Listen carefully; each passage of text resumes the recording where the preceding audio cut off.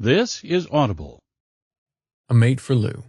Alaskan Pebble Gifters, Book 4. Written by Amy Bellows. Narrated by Zachary Zaba. Chapter 1. Lou. Sam stands at my doorstep with the same warm smile that caught me off guard the day we met. My stomach flips, just like it did back then. Normally, I'm drawn to bikers or hockey players, alphas who want nothing more than a good time, even though I always end up wanting more. I never expected to be attracted to a man in a crisp suit with a clean-shaven face. I never expected to be attracted to a penguin shifter either. 3 young kids barrel through my front door. Like me, Sam is a single father. He brings his children to our meetings. We're both relieved to forego the cost of childcare when we work together. Jesse, Morgan, and Parker are all older than my daughter, Mary, but she loves playing with them. She squeals from the couch, where she's looking through her board books. Jessie, who is almost 13, sits on the couch next to her and picks up one of her books. "Want me to read this?" Mary claps with delight. Jessie's wonderful with her. Morgan and Parker get out the basket of toys in the corner of the room and dig for the dinosaurs they like to play with when they come. "She's so cute," Sam says, walking toward the table. Despite all of the penguin shifter stereotypes, Sam is as big as a polar bear shifter alpha. He just carries his weight a little differently. Cy once called him stocky. I like to think of him as solid, and not only his body. He's a good dad to his kids. He's a successful businessman who makes enough to provide for his family, even though he's a freelance writer. And before his Omega died 4 years ago, I imagine he was a good mate as well. I don't actually know. We've only been working together for a year. All I know is that penguin shifters mate for life, even when their mate dies. And Sam has been very careful to be true to his mate, even after all these years. Sometimes it makes me wonder how it would feel to be loved that deeply. I hug my body as Sam walks across the living room to the kitchen where my latest drawings are laid out for him. A year ago, Sam was looking for someone to work on a children's book with him. His kids were still struggling with the loss of their Omega father, and so he wrote a book about grief for them. These illustrations are the last ones in the book. On the one hand, I'm terrified he won't like them. I worked so hard to get them perfect for him. But on the other hand, if he likes them, I'll never have an excuse to see him again. He sits down at the table in front of the watercolor portrait of a child going through their Omega father's closet and smelling the clothes. The colors are mellow, and the line work is soft. Sam and I agreed that everything about the book should be soothing, including the artwork. "These are beautiful, Lou." He picks up the second illustration where the child is grabbing the sleeve of their Omega father's shirt. "You should be doing this professionally." "That's what this is, right?" I say, jamming my hands into my back pockets. I never know how to react to Sam's praise. "No, not freelance. You should be working for a publishing company. You're really good." I look away from him and shake my head. "It's okay. Freelance is fine." I tried submitting my work to several publishing companies when I was pregnant with Mary. None of them were interested. He scans the illustration carefully. When we first started working together, he had a lot of feedback to give me. He told me he wanted the picture book to be high quality, that grieving children deserved something beautiful. I can't help but feel proud that my work is finally living up to his expectations. "Well, these are perfect. I'll get them scanned and sent to our agent. I have some good news related to that, actually." He sets down his briefcase and pulls out the protective sleeves he puts all of my artwork in. "An imprint of HarperCollins is interested in the book." "Sam, that's amazing!" I want to hug him, but I check myself. Penguin shifters don't touch anyone but their mates and immediate families. He smiles. "Yes, they were particularly interested in your illustrations." I bite my lip. Maybe someday I won't have to do graphic design for less than minimum wage to put food on the table. I probably shouldn't get my hopes up. I made some lunch, since it's noon." I like to cook for Sam, but I know it makes him uncomfortable. In penguin shifter culture, mated alphas won't eat food cooked by an Omega who isn't their mate unless they're at a restaurant or party. They consider it to be a type of infidelity. Sam stares at me for a few minutes in indecision. It's just a little salmon and greens, I say as casually as possible, even though the cost of the collard greens for all 6 of us was something that took me weeks to save for. Mary and I rarely eat fresh vegetables in the winter. It's too expensive. You're very kind, but we shouldn't. He turns to watch his children playing in my living room. Every time he accepts food from me, he always looks at them first, as if he's worried what they'll think of him. He sighs. We should be going, anyway. I'm sorry. It's just that this is the last time we'll be meeting, and I thought it might be nice. I'm such a fool. What did I expect would happen? That Sam would magically fall in love with me when he's clearly never going to date again? I always want men who don't want me back. I walk over to the oven. It's set to warm. The food I made for Sam and his children is waiting inside, on the off chance he'd be willing to join us for lunch. I turn it off. Lou, you don't have to apologize. I'm the one who should be sorry. Of course, we'll eat with you. I always forget things like that are different in your culture. I hate the way my heart races at the idea of him joining us for lunch. Maybe it's good that we won't see each other anymore. Then I can start mooning over a different man I can't have. But it was nice to moon over a good man for a change. Not a bad boy in a motorcycle jacket or a factory welder who drinks away his money, but the kind of man who loved his mate so much he's worried about accepting lunch from another Omega, even though he's been a widower for over 4 years. Thank you, Sam, I say. It means a lot to me. He swallows hard and scans me the way he scanned my illustration, taking in every detail. I know Sam is just an observant guy. It's why he's been so successful as a writer, but I still love it when he observes me. He drags his eyes away. Kids, come help Lou set the table. We're going to eat lunch here. The 2 youngest jump up and rush for the table, talking animatedly to each other. Mary sits contentedly next to Jessie with a book in her lap. She's going to miss these meetings too. I'm not the only one who's grown attached to this sweet family. I guess all good things come to an end, eventually. Chapter 2. Sam. Lou pulls out a fully cooked meal from his oven. Baked salmon, collard greens, and mashed potatoes.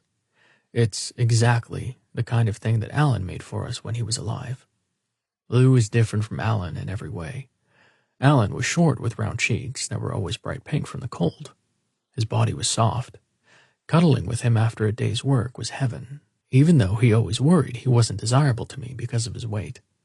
It's ironic. Far too often, I comfort myself with food when I miss him, and now I'm the one carrying around a few extra pounds. Lou is tall and thin with a neck like a swan's, and a walk that's both precise and graceful. Where Alan's clothes were always bright and fit tightly against his body, Lou wears cream sweaters that swallow his slender frame and baggy jeans that must require a belt to keep up. Alan was friendly and warm. Lou is guarded and skittish. He reminds me of a wild bird sometimes. And yet my children rush around Lou's kitchen like it's our own, laughing and talking to him. Sweet Mary, who has hair as white as her father's, toddles after them. I've never asked where her alpha father is. All I know is that Lou had to take our project slowly because he's barely making ends meet as a graphic designer on Fiverr.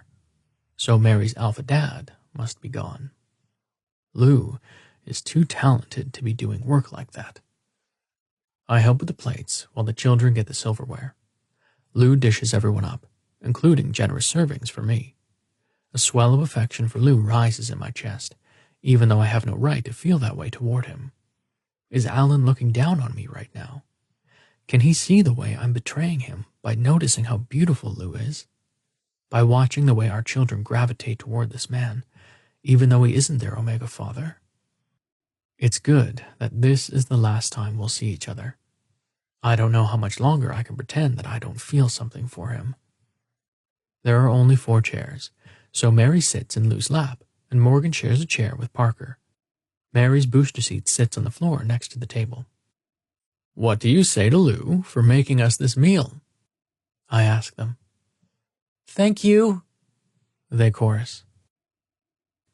Lou smiles at them. You're very welcome. I love how polite all of you are. And thank you, Jessie, for watching Mary. You're so good with her.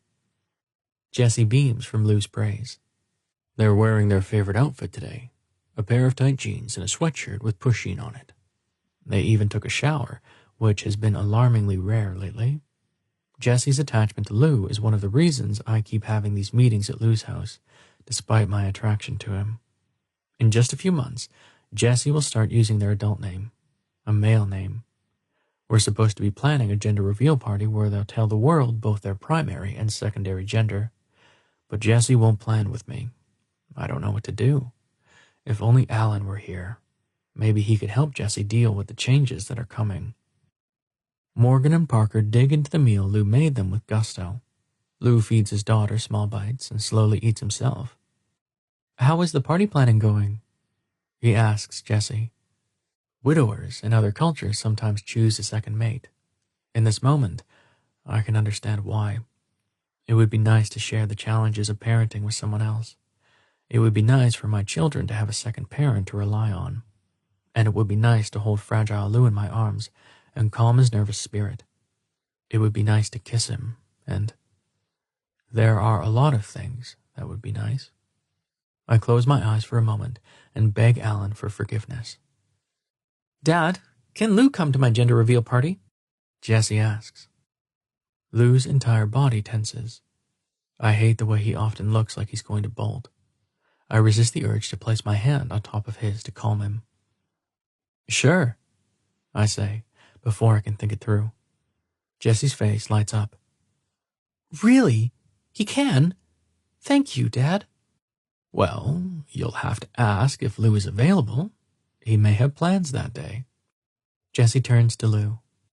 Do you want to come to my gender reveal party the first weekend of March? I'd love to be there, if your father doesn't mind. Maybe we could hang out again, Jessie suggests. You know, just for fun. Lou's body tenses again. Thank you, Jessie, but I'm not sure your father would want that. Jessie looks at me and waits. Lou is my business partner, Jess, and after today, our business together is over. It's fine if he comes to your party, but after that, we need to go our separate ways.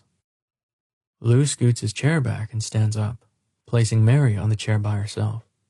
I can't tell if he's upset or simply needs to do something. I made brownies for you. His fingers tremble as he opens a cabinet and takes a plate of brownies out. I'm sorry about lunch. You were right. I shouldn't have asked you to eat here.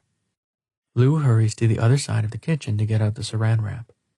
It was my mistake. I should have just sent you the illustrations via the mail. I'm sorry. He pulls out a strip of saran wrap and starts putting brownies on it with lightning speed. Without thinking, I stand and walk over to him, placing a hand on his shoulder. He looks up at me with glassy eyes. Have I somehow hurt him? Does he want us to be friends? Does he want something different than friendship? Thank you for all of the food, Lou. I release his shoulder and step back. My hand tingles from where I touched him. This is the last time I can have this kind of professional interaction with someone like Lou. After Jessie's gender reveal party, I need to cut off all contact with him, whether I want to or not. Chapter 3. Lou. Sam leaves in a hurry, like he's worried I'm going to pounce on him. And why shouldn't he be worried? I practically forced him to eat lunch with me. When he's gone, I know that's it. Jessie never told me where their gender reveal party was. Other than a polite email or phone call, I'll never talk to Sam again. I try to keep cheerful for Mary's sake. We spend the afternoon in our bear forms, cuddling on the couch and playing with the chew toys Axel brought her last time he was in town. Cubs need something to chew on when they're in their bear form, so I was grateful he got them for her. He spends almost all of his money on us. I'm a drain to everyone in my life. After dinner, we go through her bedtime routine, and it's everything I can do to hold back the tears. Sam is never going to look at me again. He's never going to compliment my work. It's over. Whatever it was, he never even had feelings for me. After I put Mary to bed, I pull out the sketchbook I keep under my mattress. It's full of drawings I don't want Mary to see. There are a few of her alpha father, back when I still missed him, but the notebook mostly has sketches I've done for Sam. In the beginning, I drew his face from different angles, then his entire person, completely clothed. But at a certain point, it was too tempting to imagine what he looked like without them, and I drew him nude.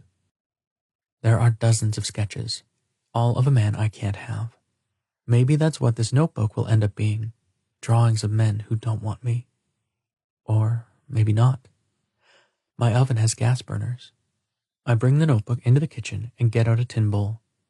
The click-click hiss of the burner calms me the way drawing Sam used to.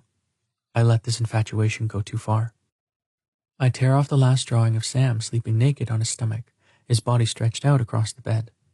I used to imagine what it might be like to wake up next to him, to feel his kiss on my neck. Why did I allow myself that kind of fantasy? The paper catches fire, and I watch the flame turn it to nothing but black ash.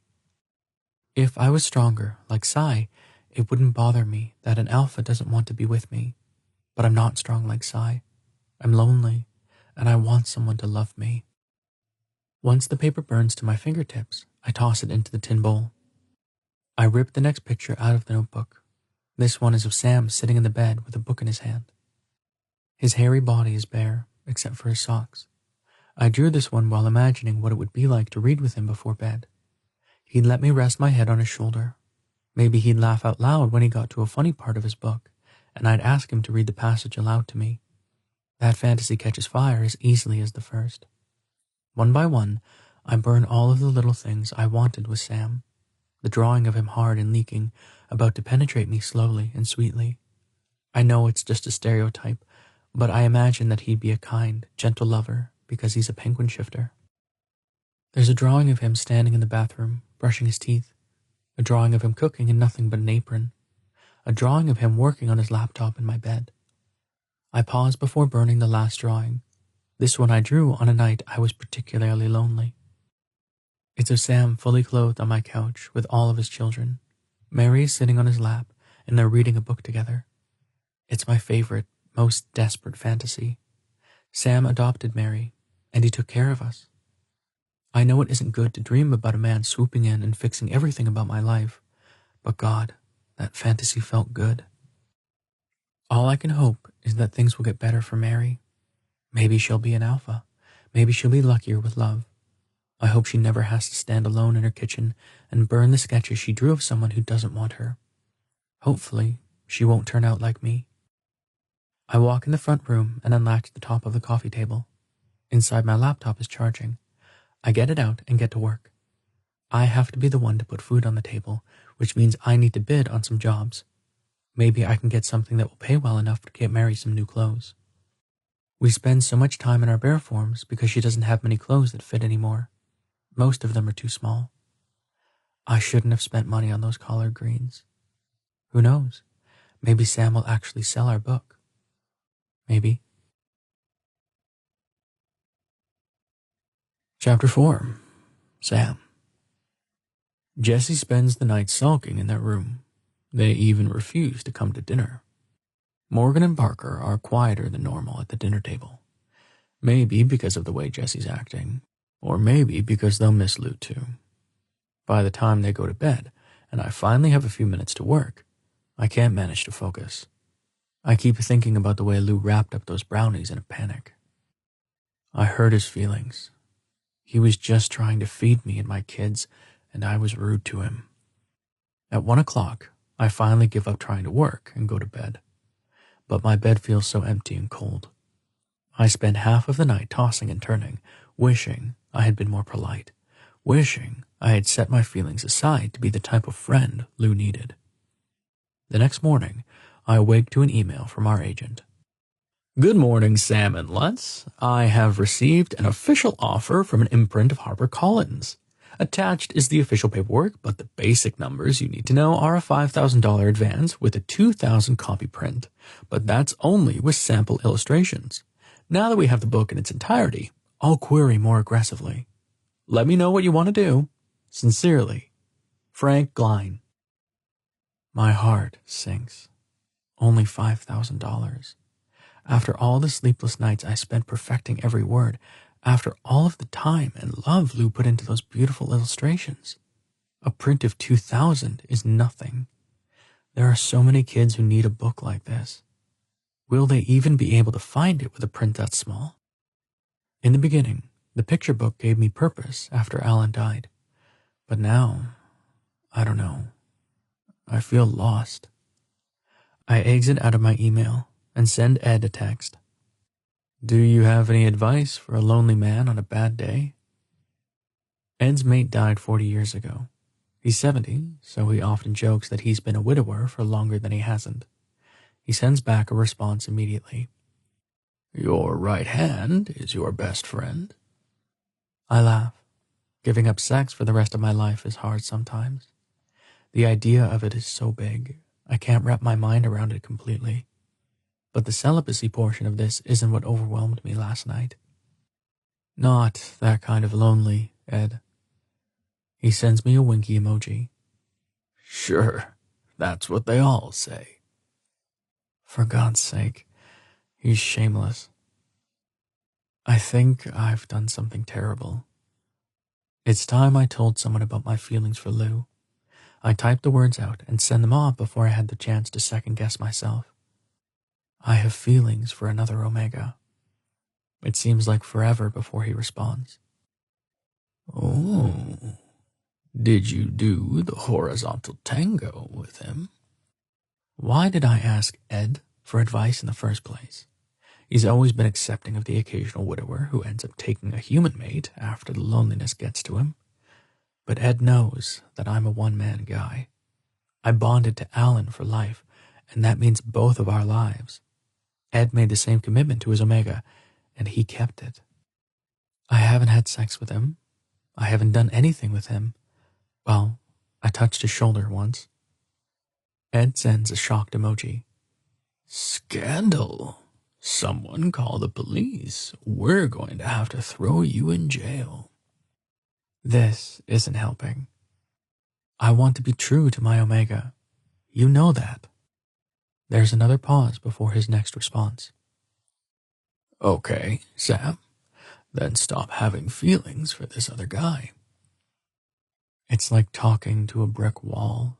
A snarky, vulgar brick wall. I can't. That's why I'm texting you about it. I've tried to not think about him that way, but I can't help it. He sends a rolling eyes emoji. If you can't help it, then you haven't done anything wrong, have you? Why do I even bother with him? I get a message from someone else. Lou. I'm okay with 5K. He can't be serious. After my cut and the agent's cut, he'll only be getting a little over $2,000 for those gorgeous illustrations. We can get more. I think we should hold out. His response breaks my heart. Mary needs new clothes. 5K is fine with me. You can take a bigger cut if you want. He cooked us a nice meal yesterday. At the time, that made me uncomfortable for completely different reasons. But now I feel sick. How much did those collard greens cost him? Send me her size. I'll buy you some. I promised myself I wouldn't see Lou again, but if he's desperate enough to sell our book just so he'll have money for Mary's clothes, I can't abandon him. No, I don't want your charity. It wouldn't be charity. He's been working with me for no pay for a year now. He could have been spending that time on jobs that would have brought him income. It's almost 8 o'clock. I'm surprised the kids haven't woken up yet. I'll have to get them out of bed so we can make a trip to Target. I'll just buy Mary clothing in 3 different sizes. One of the sizes is bound to fit. This isn't cheating. It's just helping out a friend when he's down on his luck. After all, I can't stop having feelings for Lou. I've tried. And if I can't help it, I haven't done anything wrong. Have I? I can't believe I'm using Ed's justification to make myself feel better. I walk out into the hallway and open the door to Jesse's room. They're not in there. Morgan and Parker aren't in their rooms either. I jog into the dining room to find all 3 of them eating cereal. Did you try to wake me up? I ask. Jessie shakes their head. You were up late last night, so I thought you'd want to sleep. Did I keep you up? No, I just heard your door shutting, that's all. Jessie seems so much older sometimes, even though Morgan and Parker are only 2 and 4 years younger. Sometimes I worry that Jessie had to help out too much when their father died. We're going to Target after breakfast, I tell them, then send Lou one last message. Tell me her size, or I'll guess.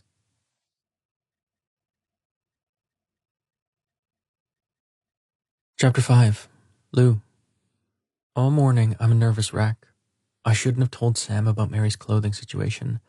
I don't know what I was thinking. I could ask Axe for a little extra money, or maybe one of the jobs I bid on last night will pan out. I beg him not to buy any clothes. I even tell him that I won't answer the door, but he says he'll leave them on the doorstep. That shouldn't feel nice. He's doing it because he feels sorry for me, but a horrible part of me can't wait to see him again. A horrible part of me loves that he cares. I spend all morning cleaning, even though I've cleaned the whole house yesterday. Mary follows me around with her empty squirt bottle and rag, cleaning with me. Noon comes and goes, so I feed her lunch. At 1 o'clock, I put her down for a nap. I'm just about to get out my laptop again when I hear a knock. I told him I wouldn't answer, but I practically leap off of the couch and rush toward the door.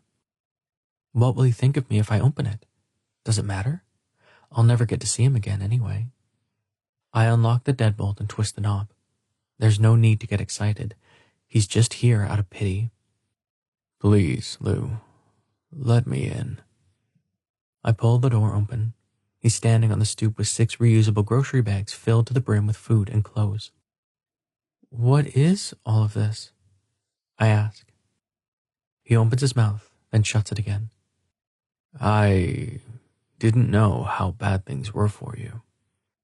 I'm fine. He pushes inside and sets the bags on the table, unloading one that appears to be all frozen meat and vegetables. That will feed us for weeks. One of the bags has milk, eggs, and butter. I could bake cookies with Mary, but the third bag leaves me speechless. He bought me paper and paint, the kind I requested when we started our project together. He agreed to pay for the supplies because I couldn't afford them at the time. He even bought me brushes. Oh, Sam, you didn't have to. He keeps unloading the groceries in a rush. He probably wants to get out of my house, get away from me. One bag is full of little outfits for Mary. There's an adult sweater in there too. It's wonderfully soft and light blue. It's exactly the kind of thing I'd pick out for myself if I had money to spend on my own clothes. When Sam pulls it out, his face flushes pink. I'm sorry, I thought you might like it. I know it's not my place. I step closer to him, even though I shouldn't. You're so kind. Thank you. You have no idea what this means to us. I expect him to move away. We're standing less than 2 feet from each other, but he stays perfectly still. He drags his eyes along my body, the way he always does. Penguin shifters are supposed to stay true to their mates, even if they die, he says, as if I don't know. Okay? I shouldn't be here. I was just going to drop the stuff off. The kids are with my in-laws. Okay. He moves closer to me, not by much, but the space between us has its own energy now. I love my mate. I nod. There's never been any doubt. His devotion to his mate is one of the things I respect about him. He leans forward until our lips are only inches away from each other. But it's just... He may love his mate, but I don't have a mate, and this is my last chance. I close the gap between our lips and press mine against his. It's like flipping a switch. Suddenly, his arms are around me, and he opens his lips, thrusting his tongue inside my mouth. My knees buckle. All I can do is open for him. All I can do is hold my breath as he moans. You're beautiful, Lou. He whispers, planting kisses on my cheek and jaw. I squeeze my eyes shut. His lips are so soft, and his stubble rubs against me in the best way. Do you ever think about me like this? He asks, his arms tightening around me, until our bodies are pressed against each other and I'm encased in the warmth of his embrace. Yes, I whisper. Oh, yes. He's kissing my mouth again, gently this time, exactly like all of my fantasies. We savor each other, our tongues and lips moving with an achingly wonderful slowness. Polar bear shifter alphas can be so demanding, but Sam kisses me the way you'd kiss someone who is special to you. He pulls away ever so slightly, just far enough so he can trace my face with his fingers. I close my eyes as he touches my nose, my cheeks, my forehead. If I wasn't taken. He's telling me why he can't offer me anything. He doesn't understand that no alpha has ever offered me much. If I could just have his body, just once, that would be enough. I grasp his fingers that are following the line of my jaw and take in a deep breath.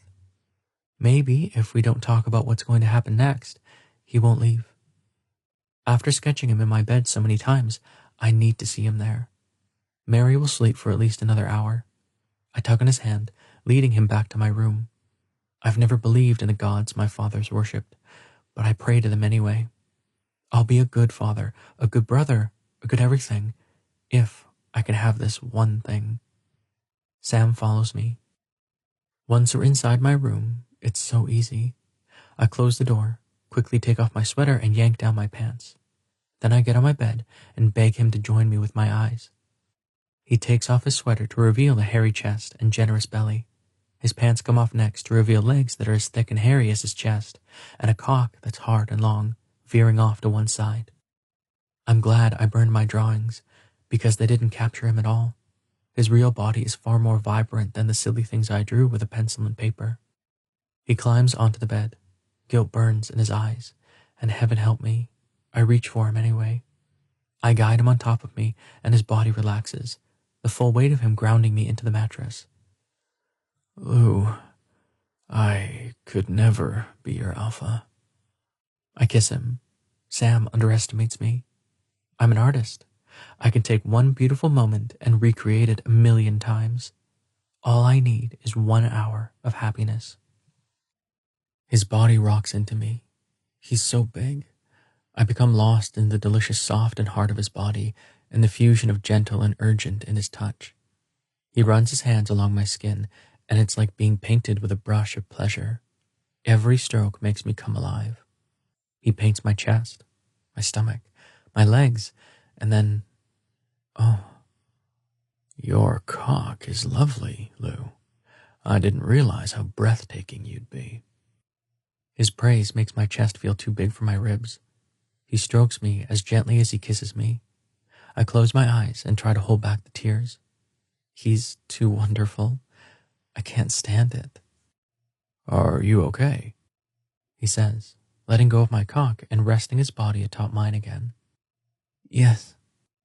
I won't tell him that I've had sex with dozens of men, and none of them have touched me like this. He already feels sorry for me, and he doesn't even know me. I've been tested since my last partner, and I can't get pregnant outside my heat. Will you take me bare? When I'm with him, I don't want there to be anything between us. Are you sure? He asks. I nod and pull my knees up. Unlike Cinderella, I don't know when this spell will be over. At some point, Sam is going to wake up from his lust and leave. I want to feel him inside of me before that happens. He locks eyes with me as his hand reaches between us and caresses my cock, my balls, and lower where I'm wet for him. Sam is touching me. He doesn't look away for even a moment as he traces my entrance the way he traced my face. So slow, so tender. When he presses a finger inside, I suck in a deep breath. I shouldn't, he says, pulling away. I grab his shoulders with a desperation I wish he couldn't see. I'm embarrassing myself. Please, Sam, I'll do anything. He searches my face. But we could never. I know. Please. I'll stretch myself if you want. I don't mind. He kisses me and starts massaging my entrance again. No. This time, his fingers press all the way inside me. His fingers are like his body, big. It takes me a moment to adjust. It's been so long, since before Mary. I wonder if I feel the same. Maybe I'm not as tight as I used to be. I hope he isn't disappointed. I want this to feel good for him. Is it, I mean, am I? He nuzzles the crook of my neck as he withdraws and pushes in 2 fingers. Perfect. You're perfect. His fingers aren't moving in and out, but around. He presses against my prostate, and I arch against him. Oh, Lou. God help me. The desperation in his voice tears into my heart. He wishes he didn't want me so badly. A part of me wants to apologize, to tell him that he can pretend I'm whoever he wants. But a more selfish part of me doesn't want to share this moment with his dead mate. I want him to be mine for just a few minutes. I want you, I say. Once his cock is inside of me, he'll get caught up in the moment again. Sam shakes his head. I haven't prepped you enough. Yes, you have. I'll be fine. Please. He seems unsure, but suddenly his fingers are gone, and I feel him at my entrance. I'm going to have Sam inside of me. Sam, who bought my daughter clothes and got us food. Sam, who loves my artwork and is a wonderful father to his children. Sam, who is handsome and kind. My brother Axel is always telling me that I picked the wrong men. I didn't this time. Sam fills me inch by inch. Whatever rumors I've heard before about alpha penguin shifters having smaller dicks are completely wrong. It's been so long since I had sex, I can barely take him. Are you okay? Yes, don't stop. He can't leave now, right? Not until he comes. We can wait just a minute. I roll my hips. He lets out a shaky breath. Please, Sam. And then he's lost. His cock moves within me, his body rocking against me, his lips latching onto mine. It's my own special moment. Every part of him is consumed with me. I get to have Sam completely, and it's everything I ever hoped for. His hips are picking up speed. He grabs for my cock as his thrusts get more erratic and desperate. We're at the top of a cliff, and when he touches me, we jump off together. My ass clamps down on him, and his cock gets bigger. I want to knot you, he says. Yes, oh please, yes. But his knot is shocking. A polar bear shifter's cock knots at the base. This is a little uncomfortable, but it's manageable.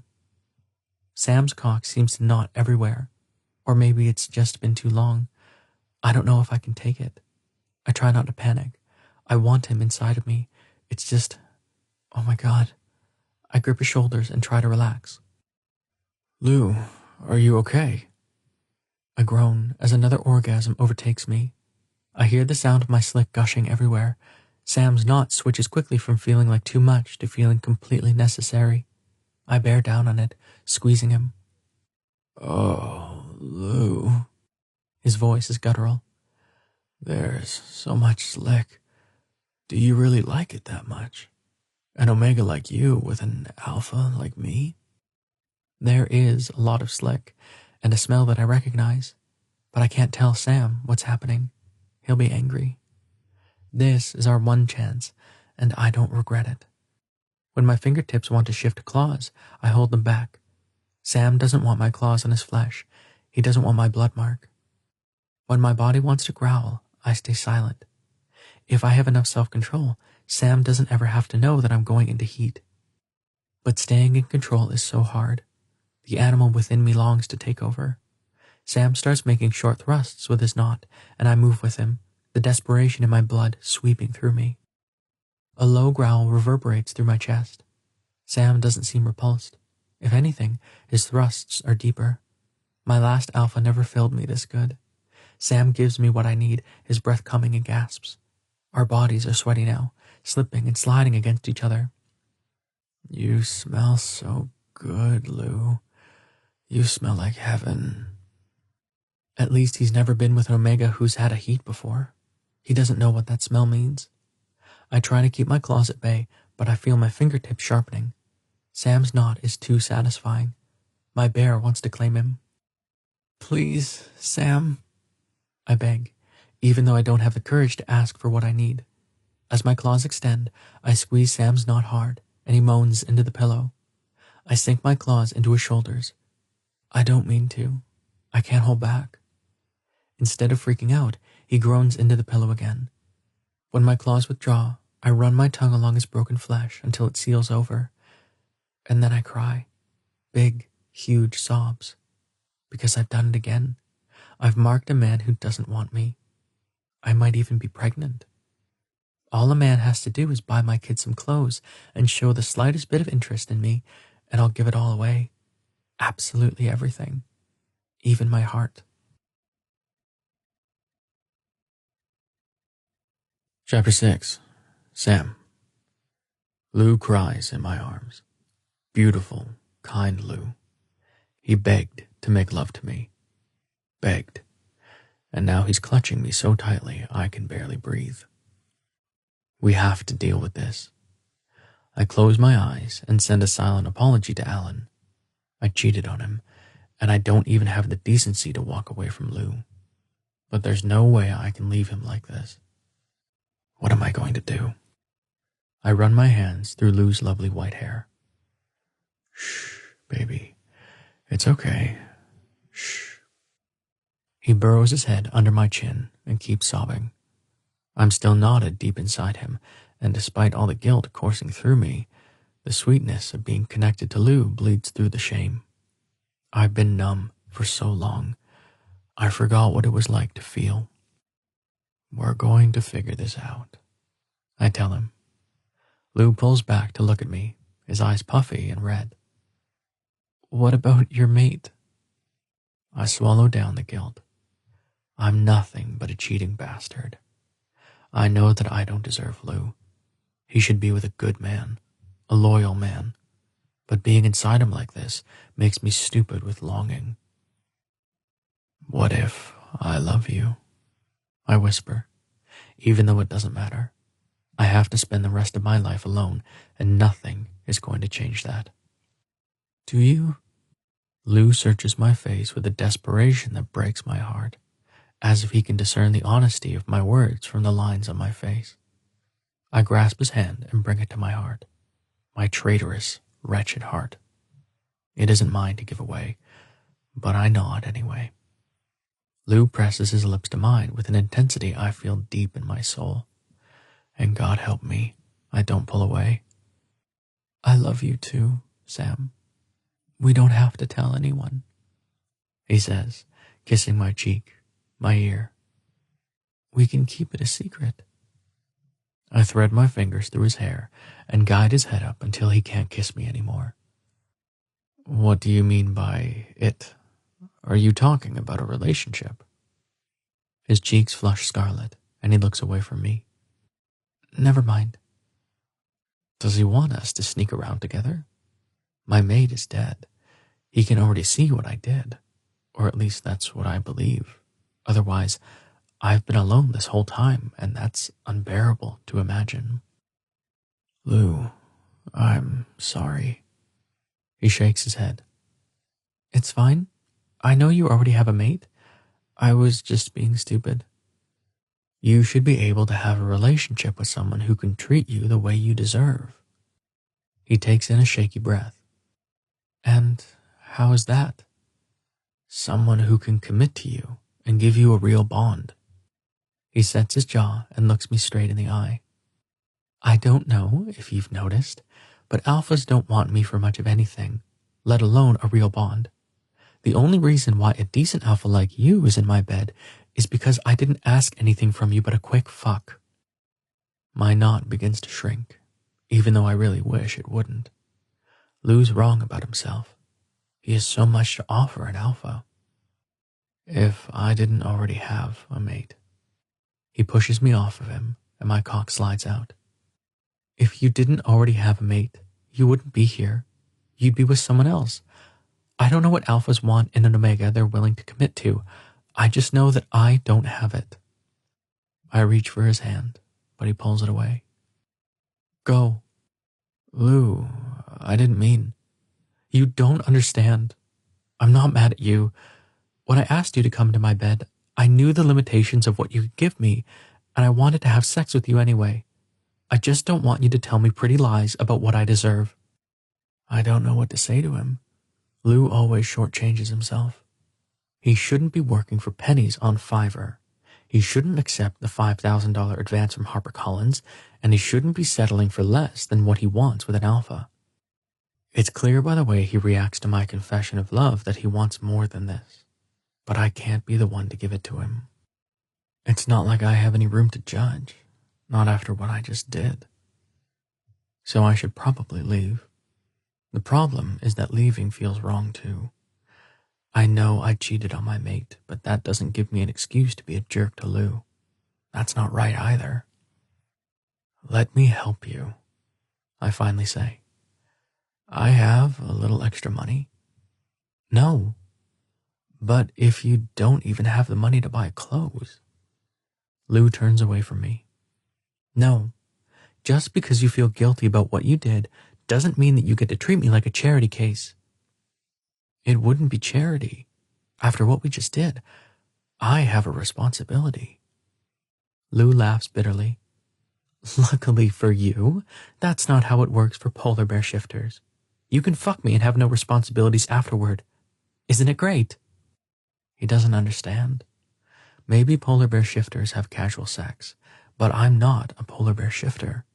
I wrote an article about polar bear shifter mating rituals for the New Yorker about a year ago. I'm familiar with all of the intricate differences between daytime sexual partners, sleepovers, and their 3 different types of mates. I just can't wrap my head around the idea of having sex with a man and walking away. That's not how I look at it. Casual sex isn't something I do. Lou walks over to his closet and pulls out a threadbare cotton robe, throwing it over his shoulders and tying it at the waist. I'm well aware of how penguin shifters view casual sex. No, that isn't. It's just Alan and I never did anything physical before we were bonded. I'm completely new to this, Lou. He grabs my jeans and throws them at me, hard. Alan was a good little Omega, wasn't he? Didn't ever touch anyone before his pebble gifting season. Sorry to disappoint you, but I'm not like that. That isn't what I meant. He balls up my shirt and lobs it at me. Are you trying to say that you don't judge Omegas who sleep with alphas who aren't their mates? That's bullshit. Of course you do. Penguin shifters don't understand how dating or sex works for us, and they don't want to. I'm just making this worse. I should leave. I tried. I did a lot of research for an article I wrote about polar bear shifter dating culture. I'll send it to you, I say, throwing my shirt over my head and pushing my arms through the armholes as fast as I can. Lou doesn't respond. I suppose that's for the best. After I put on my clothes, I stand awkwardly at the foot of his bed. What do I do now? Leave? Tell him I'm sorry again? Is there a delicate way for this to end? If Alan is truly watching, he must be disgusted with me. I hope Mary likes the clothes, I say. Lou stiffens and opens his bedroom door. I leave without another word.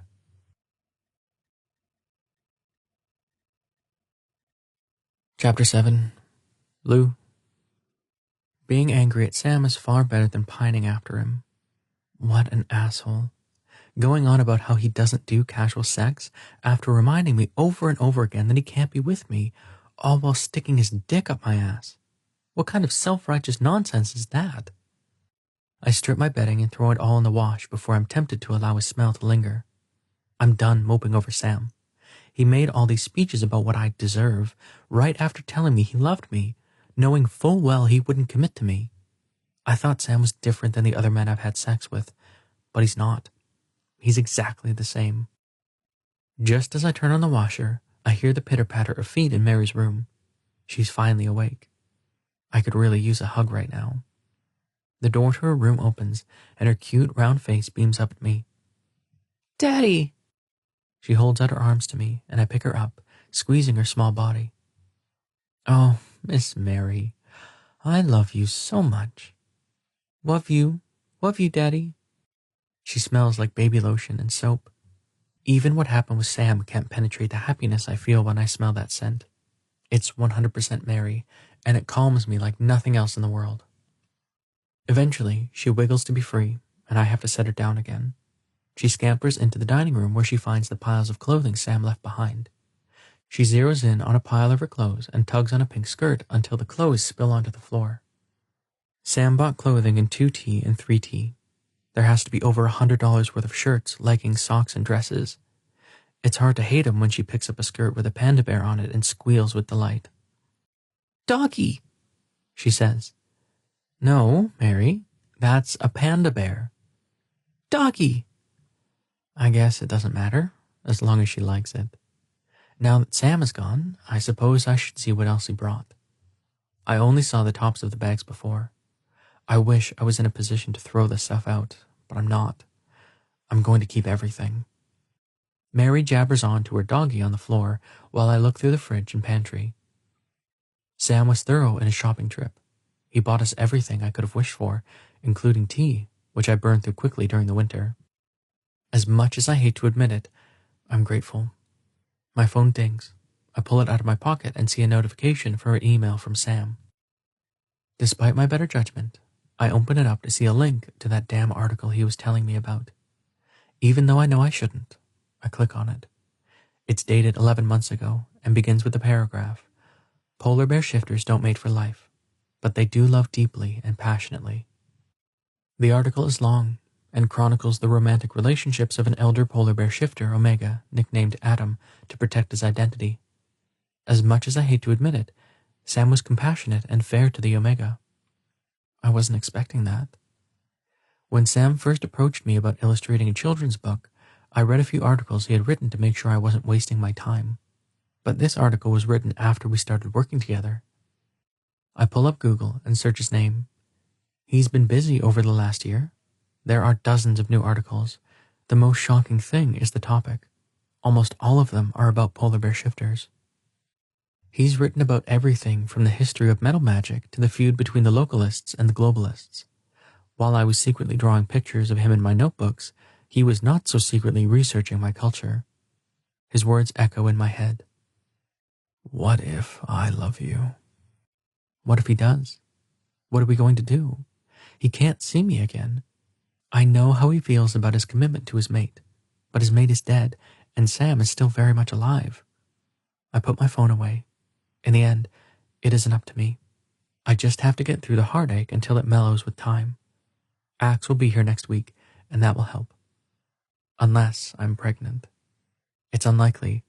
It took over a year of trying every heat before I got pregnant with Mary. Then her placenta didn't detach properly and left scarring in my womb. The doctor warned me it would be even more difficult for me to get pregnant again. I need to forget about Sam and hope for the best. That's all I can do. Do you want to make cookies, Mary? I ask as I put the butter in the fridge. She grins at me. Cookie? Yes, that's right. Cookie. Baking should calm me down enough to stop me from replying to Sam's email. At least for now. Chapter 8. Sam. I should go get my kids. Or at the very least, I should go to the cemetery and apologize to Alan. Instead, I go to Ed's bowling alley. Anywhere else in the world, a place called Fairy Bowling might have glitter or pictures of tiny winged creatures with pointy ears. But Ed's a fairy penguin shifter, a small species of penguin from Australia with blue feathers. We used to call them Little Blues in the Alpha locker rooms back in high school. Little Blues are the only penguin shifters who go into heat.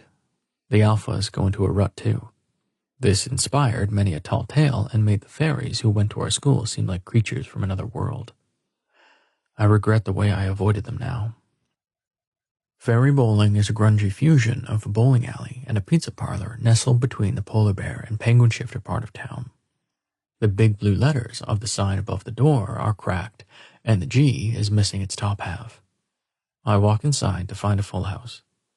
On the right side of the alley are the blue-haired fairies who bowl with leather gloves and shoes they didn't rent from Ed. The other half of the alley is crowded with white-haired polar bear shifters who look huge in comparison. Fairy Bowling is one of the few establishments I've seen with both kinds of shifters as clientele. I guess we've alienated the fairies so bad the polar bear shifters feel an affinity for them. Ed is at the front counter. Despite being 70 years old, he won't retire or sell his bowling alley. I once asked him why, and he said, "I don't see how talking to people I like about bowling, which I also like, is work. Nah, it's just a bit of fun that pays the bills, that's all." Ed's hair isn't blue anymore. In fact, he doesn't have much hair left at all, but he's combed over what silver hair he has left across the top of his bald head. His bowling uniform swallows his bony frame. On the right side of his chest is a pin that says, "Ask me about buying my balls." "Well, isn't this a nice surprise?" he says, ducking below the counter and popping back up with a pair of shoes that say 11 on the heel. My size. "I don't have time to bowl." "That's a bunch of hogwash if I've ever heard it. If you don't have time to bowl, you don't have time to live. Come on, give me your shoes. It's part of the rental." I don't know what I was expecting. He always forces me to bowl when I come here. I take off my loafers and hand them over. "That's more like it. Hold on, I'm going to get one of the kids to man the desk." One of the kids turns out to be an adult female alpha with short, spiky blue hair and the same pin on her uniform as Ed. I wonder if he makes all of the employees wear one. "I'll be back in a few," he tells her, and leads me toward the only empty lane on the far end of the room. I know the drill. I'm supposed to pick out a ball while he gets the game set up. Then, I'm supposed to play both sides of the game because the arthritis in his fingers is too severe for him to bowl. I select the large green ball from the display case by our lane and then sit down on a black plastic seat next to him. "I really need to talk," I say. His crooked, bony finger selects a few buttons. Then he looks up at me. "What's stopping you? I'm right here." What should I say? Do I come right out and tell him what happened with Lou? "Well, if you're not going to talk, you might as well bowl. Go on now." I stand up, because the idea of bowling poorly is less embarrassing than telling him I had sex with someone who isn't my mate. "Now remember, go for the pocket," he calls out, whatever that means. I bring the ball up to my chest, because I've seen other bowlers do that, and swing it behind me before flinging it down the alley. It goes wide and ends up rolling in the gutter. "You're releasing too late. You gotta let go of it. Let it do its thing." Let it do its thing? What's its thing? I ask, returning to the chairs. "Let it roll. You're robbing it of its power." I sigh. I didn't come here for bowling advice. It's time to come clean. "You know that Omega I told you about?" He raises his eyebrows. "Yeah?" "Well, I slept with him." He leans back in his chair and smiles. "Well, how was it?" That's not the reaction I was expecting. "Ed, I cheated on my mate." "Your mate is dead." He knows what I mean by cheating. I shouldn't have to explain this to him. My bowling ball pops up through the return machine. Ed looks at it pointedly. I return to the lane. "Remember, release it just as your hand swings down." I wish I would have gone to get my kids instead of coming here. The ball goes wide again, plopping onto the lane and rolling toward the gutter. "Anyone ever tell you that you're terrible at bowling?" Ed asks. "Just you, every time I come here." I sit back down and rest my head in my hands. I don't know what I expected. Ed can't fix what I've done. No one can. "Let me tell you something you're not terrible at. You're not terrible at being a dad. Your kids know they can depend on you, and they love you. Also, you're not terrible at being a mate. You're just lonely. Ain't nothing wrong with that after being alone for 4 years." He should tell that to Lou, who spent the better part of 30 minutes crying in my arms because of what I did to him. "You've been a widower for far longer than 4 years," I say. He shrugs. Bill was it for me. Alan should be it for me too. That was the agreement we made. Mates for life. Ed reaches forward and squeezes my knee. I don't think you understand what I'm saying. Bill was the only person I've ever felt attracted to. Some of the younger folks call it gray sexual, I suppose. Why did Ed never tell me this before? I thought he made it through all these years on willpower alone. This time, when my ball rolls back up, I stand and grab it without prompting. I'm not angry with him, but I am jealous. This would be so much easier if Alan was the only person I'd ever been attracted to. Without thinking too much, I go through the motions of stretching my arm back and use the momentum to launch the ball forward. Ed whoops as the ball sails down the lane, curving toward the center at the last moment, knocking all of the pins down. I will never understand bowling. One second I'm in the gutter, and the next I land a strike. I return to the chairs, but I don't sit. What am I supposed to do now? He acts like this isn't a big deal, but I know it is. I broke a promise, and everyone besides Ed will see it that way, including Alan. You want to know what you did right? Ed asks. What? He smiles at me. You let go at the right time. It's an important lesson to learn, if you ask me. Ugh, is Ed really trying to teach me some kind of object lesson through bowling? Bonds are not like bowling, Ed. He stands up and brushes off his ragged jeans. I don't know. I think sometimes bonds are exactly like bowling. But what do I know? I'm just an old man. His eyes twinkle during that last line. What should I do? I ask. I think I've broken the Omega's heart, and if anyone found out. Ed holds up his hand. You're asking the wrong question. This isn't about what you should or shouldn't do. It's about the kind of life you want. If you take another mate, the other penguin shifters may never forgive you for it. They may never forgive your kids either. Your life as you know it could be over. Can you make a different life with this man? Would you rather live your life with him than with your community? I can't ask my kids to go through that. They've already been through too much. And besides, this isn't just about me or the kids. Alan, I committed myself to Alan. Ed nods. I know, but I want to ask you a question, and I need you to really think about it. Your oldest, Jesse, right? What if they grew up and found a wonderful mate? And what if that mate died when they were 35? Would you want them to spend the rest of their life alone? The idea of Jesse losing their mate at a young age makes me sick to my stomach. I would never want them to feel this degree of loneliness. The thing about traditions is that if people never challenge them, they never change. 20 years from now, penguin shifters will still be losing their mates. What do you want that to look like? Ed asks. So now Ed wants me to be some kind of example for future widowers? But Alan isn't like that ball. He's never coming back. This is it, Sam. This is your life. What are you going to do with it? Chapter 9. Lou.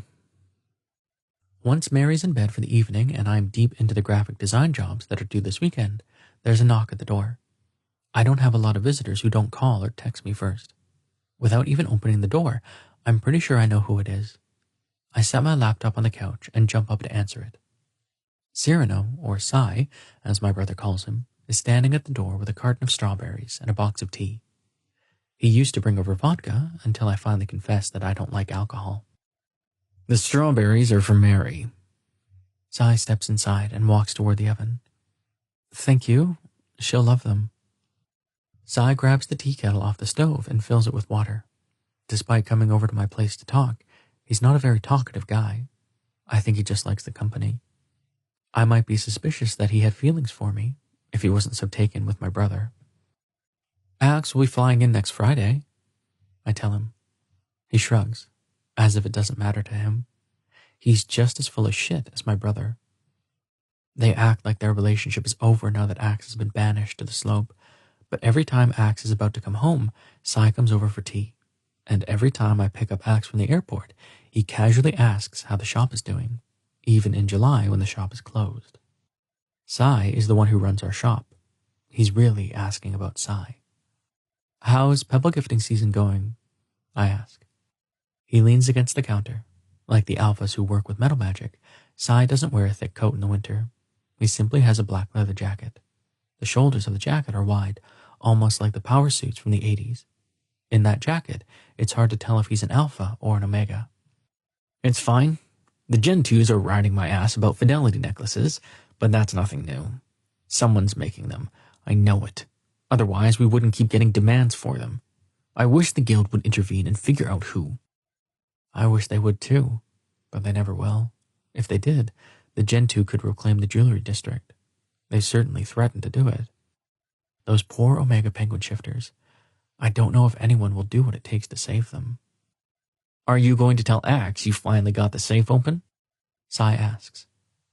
There's a safe under the bed that my father never gave me the combination to before he died. This house has been in my family for 4 generations. I finally figured out the code was Axe's birthday a few years ago. No, I think it's best if no one else knows. My father used to make fidelity necklaces. Just like the chains for the standard bonding necklaces, he made them in bulk during the off-season. The safe is full of the extras. They can't be destroyed. It's a part of their power. Anyone who tries will die.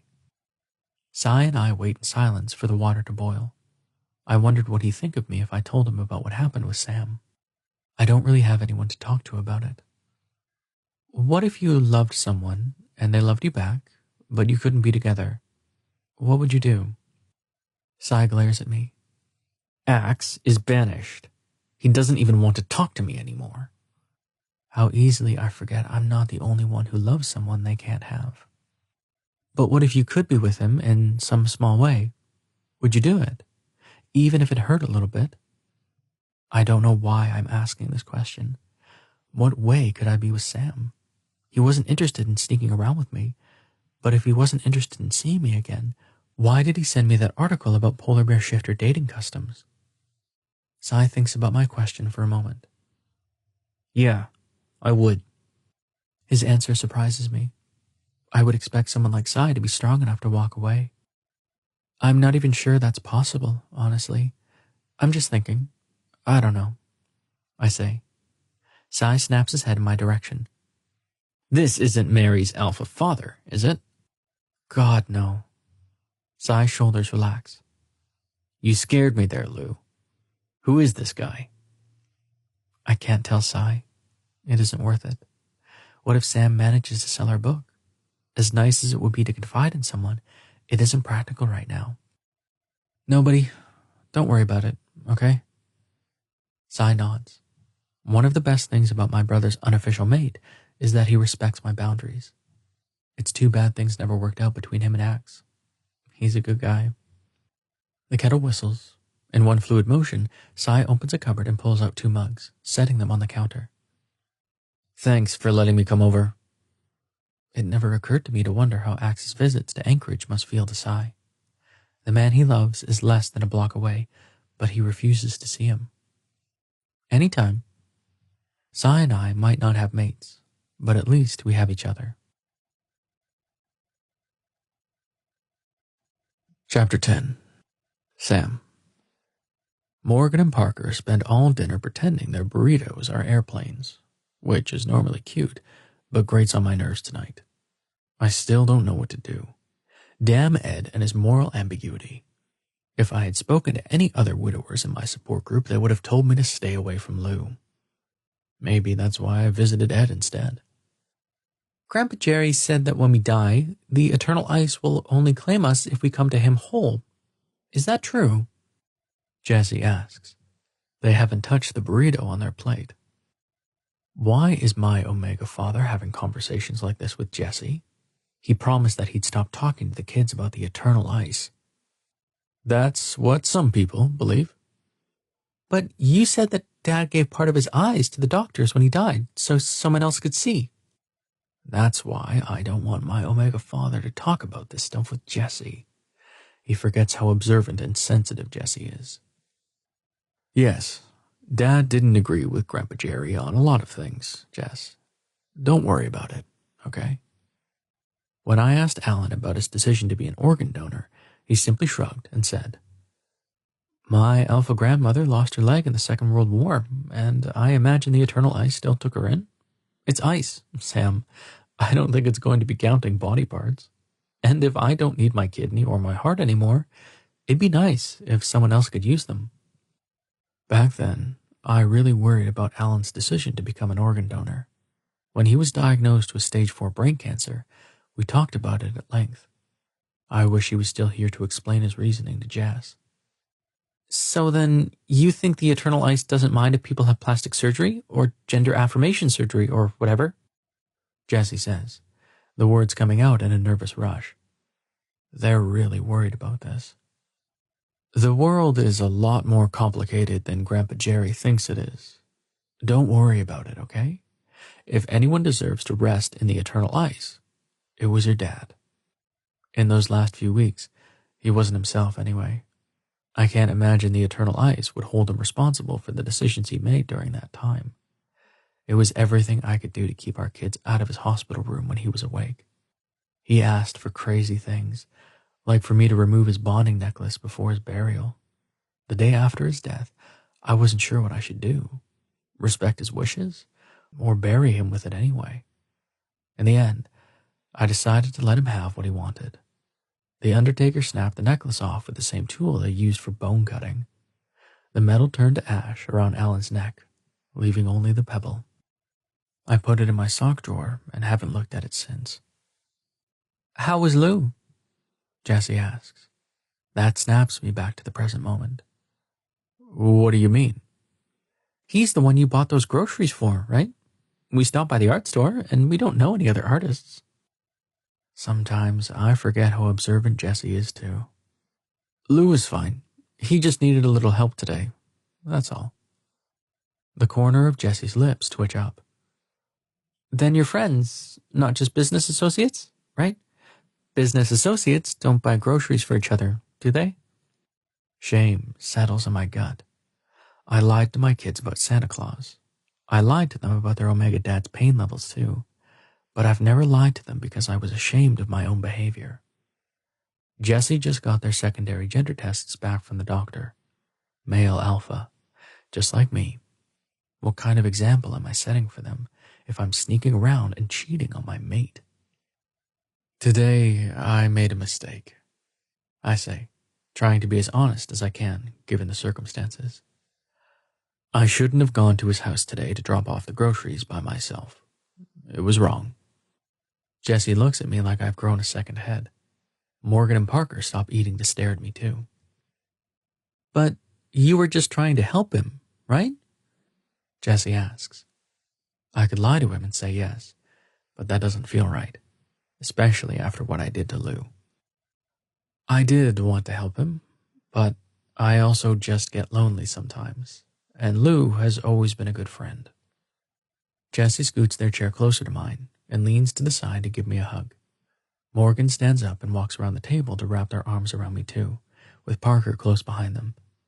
It reminds me of when they were little, and they asked me to shift into my penguin form to cuddle with them. Penguin cuddles sound pretty good right now. I slowly disentangle myself from Jessie and Morgan. Come on, I say, leaving our dinners behind to walk into the next room and sit on the big couch. I do a family shift, which means I leave my clothes on while I shrink into my penguin form and climb out of the neck of my shirt. Jessie sits next to me and starts shifting too. It's been too long since I've seen their penguin form. Almost all of their fuzzy gray chick feathers are gone, replaced by smooth black and white. My little chick is going to be a man soon. Morgan tugs Parker to the couch. The two of them shift into puffy gray chicks. They waddle toward me. Morgan tries to duck their beak into the pouch between my feet where I used to warm them as a baby. I gently pack them away. They're too big now. Jessie waddles to Parker, pressing their wings together for a huddle. Morgan gets the hint and joins the huddle on the other side of Jessie. I waddle to the center of the huddle, and all of my children tuck their beaks into my feathers. Jessie cheeps contentedly. I cuddled with them like this a lot when Alan first died. The intimacy of a family huddle is normally reserved for holidays and times of mourning, but mourning is only supposed to last for a year. It's such a strange rule. I still miss Alan every day. I'm not sure how much longer I can be the kind of man I'm expected to be. I'm not allowed to grieve anymore, but I'm not allowed to move on either.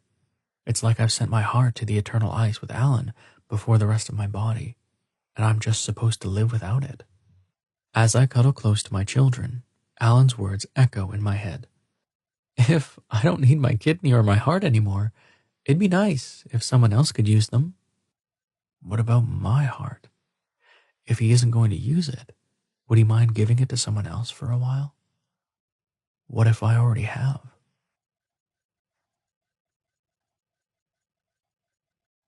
Chapter 11. Lou. Once we have our tea, we move the conversation to the couch. Cy asks to see pictures of Mary, and I show him all of the new photos I have stored on my phone. Every time he comes over, we always talk about her, Axe, or the jewelry shop. How's your mother doing? I ask. He mentioned her once a long time ago. I know she's a companion on the slope, but I don't know much else about her. He considers me for a moment, then pulls out his phone and shows me a photo of an older Omega woman with the same pale eyes and strong jaw. She's holding up a big handkerchief that's been intricately embroidered with flowers of white thread. That's the gift her alpha bought her for the winter solstice. Handkerchiefs are a big deal on the slope. The Rangers aren't allowed to have official mates, but if their hired companion becomes special to them, they buy matching handkerchiefs to wrap around their right arms in the place of a metal band. That's very romantic. I wonder if Axe will ever buy a handkerchief for anyone. He won't even take a companion at this point. It's beautiful, I say. Yeah, it is. I'm happy for her. There's another knock on the door. I glance down at the clock on Cy's phone. It's almost 9. Who could it be? Cy sets his tea down on the coffee table and heads for the door, opening it wide. Sam stands on the porch with a bouquet of small blue flowers. My heart drops down to my stomach. What is he doing here? Sam flushes when he sees Cy in his wide-shouldered jacket that makes it difficult to know if he's an alpha or an omega. Before Sam gets the wrong idea, I jump up and give him a nervous smile. Hi, Sam. This is my friend, Cy. Cy, this is my business colleague, Sam. Cy's eyes dart back and forth between us before settling on the bouquet in Sam's hands. I grab the flowers. Thank you. These will help me get that illustration the publisher wanted me to repaint right. They're the perfect color. The last thing I need is for Cy to guess that there's something going on between Sam and me. Right. But I actually need to discuss something with you. I mean, if this is a good time. It's about the book, Sam says, playing along. Cy slips off his jacket before stepping outside, exposing the scars on his arms. Heaven forbid that he should interact with anyone without trying to intimidate them. I stop myself from rolling my eyes. It was nice talking to you, Lou. I'm right next door if you need anything. That comment wasn't for me. I know where he lives. It was for Sam. Cy's just as bad as my brother. Sam watches Cy walk away with his arms bare, even though it's late at night in the heart of winter. What are those scars? Did he... I sigh. No, when a polar bear shifter omega is satisfied with the sex during their heat, they claw their partner. Cy has satisfied a lot of omegas. Sam's eyes widen. There must have been at least 20 scars. On his arms. He has scars all over his body. Sam's eyes return to me. Does that mean he... Did the two of you? Not that it's any of my business. No, he's in love with my brother. But you're right. It's none of your business. The words come out harsher than I mean them to. I know that I have no right to ask you who you've slept with, or to even show up on your doorstep like this. But I'd like to discuss something with you that we can't talk about over the phone. I step back, gesturing for Sam to come inside. If he brought flowers, maybe he's going to ask me to do something for him, Like go to Jesse's gender reveal party, or maybe one of the illustrations needs work. Whatever it is, I don't have the heart to turn him away. I sit on the couch, and he joins me on the other end. He reaches into his jacket and pulls out something small and round. I can't quite see it properly, but the shine at the top is strangely alluring. What is that? I ask. Sam closes his fist around it. My mate's name was Alan. He died of brain cancer. In the last few weeks of his life, he asked me to remove his bonding necklace before they buried him. So I did. But I never understood why he wanted me to do that. He just kept on saying, "You only get one pebble." The cancer had taken too much of his brain at that point. But now, I don't know. I think he might have wanted me to keep it safe for someone else. What does he mean by that? Sam takes in a deep breath and lets it out slowly. Alpha penguin shifters search for their pebble for years. I spent every weekend during my teens hiking mountain after mountain with my alpha father, looking for it. When I put it in my beak for the first time, I knew without any doubt that it was mine. I can't explain it. Alan was the same way. The moment he saw my pebble, he knew it was meant for him. I hold my breath. What does it mean if I also feel drawn to his pebble, and I haven't even seen it properly yet? It probably doesn't matter. Sam already has a mate. Do you think a penguin shifter's pebble can be meant for more than one man? He asks. I shake my head. I don't know. He opens his fist, and I finally get a good look at it. I shouldn't think it's beautiful. It's just a small rock, and not even a smooth small rock. It has tiny divots on one side and a black discoloration on the other, but I ache to hold it with every fiber of my being. My vision becomes cloudy as I realize that I can't. That pebble belongs to someone else. Do you like it? He asks, his voice trembling. I close my eyes and nod. The warmth of Sam's hand slides against my jaw. My pebble speaks to you, doesn't it? I nod again. The tears roll down my cheeks, and I don't try to hold them back, because it doesn't matter. I still don't get to be with him. I can't do this anymore, Lou. I open my eyes. Do what? Stay in this limbo. It's like I'm not allowed to live, even though I'm not dead yet. And to watch you slip through my fingers, even though I love you, even though we're meant to be. But how will people react? You have kids, and your parents, Alan's parents. Sam leans in and kisses my forehead. Thank you for caring about them. You're right. It's going to be hard for people. That's why I think it would be best if we keep it a secret, just until Morgan's pebble gifting season is over. Morgan is 8 years old. Their pebble gifting season won't happen until they're 23. That's when I understand. Sam isn't offering to be my mate. He's offering to sneak around with me. Of course. I knew it was too good to be true. So then, you just want sex? Just like every other alpha I've ever been with. Lou, no, that isn't what I meant. It's fine. I liked sex with Sam, didn't I? And at least I'd know he was being honest with me. Sometimes guys promise me more than they're actually going to give, like Mary's alpha father. He promised to take care of me, but he didn't do it. I want to give you my pebble, he says, holding it out to me. When I touch it for the first time, the sense of rightness is overwhelming. Sam is my fated mate. How cruel is it that I have a fated mate and I have to be his dirty little secret? We could move away, I suggest, even though I know it will never happen. If we lived in another state, no one would have to know. We could sleep next to each other every night and raise our children together. I'd do my best to make you happy. He looks away from me. But my children, they've already lost so much.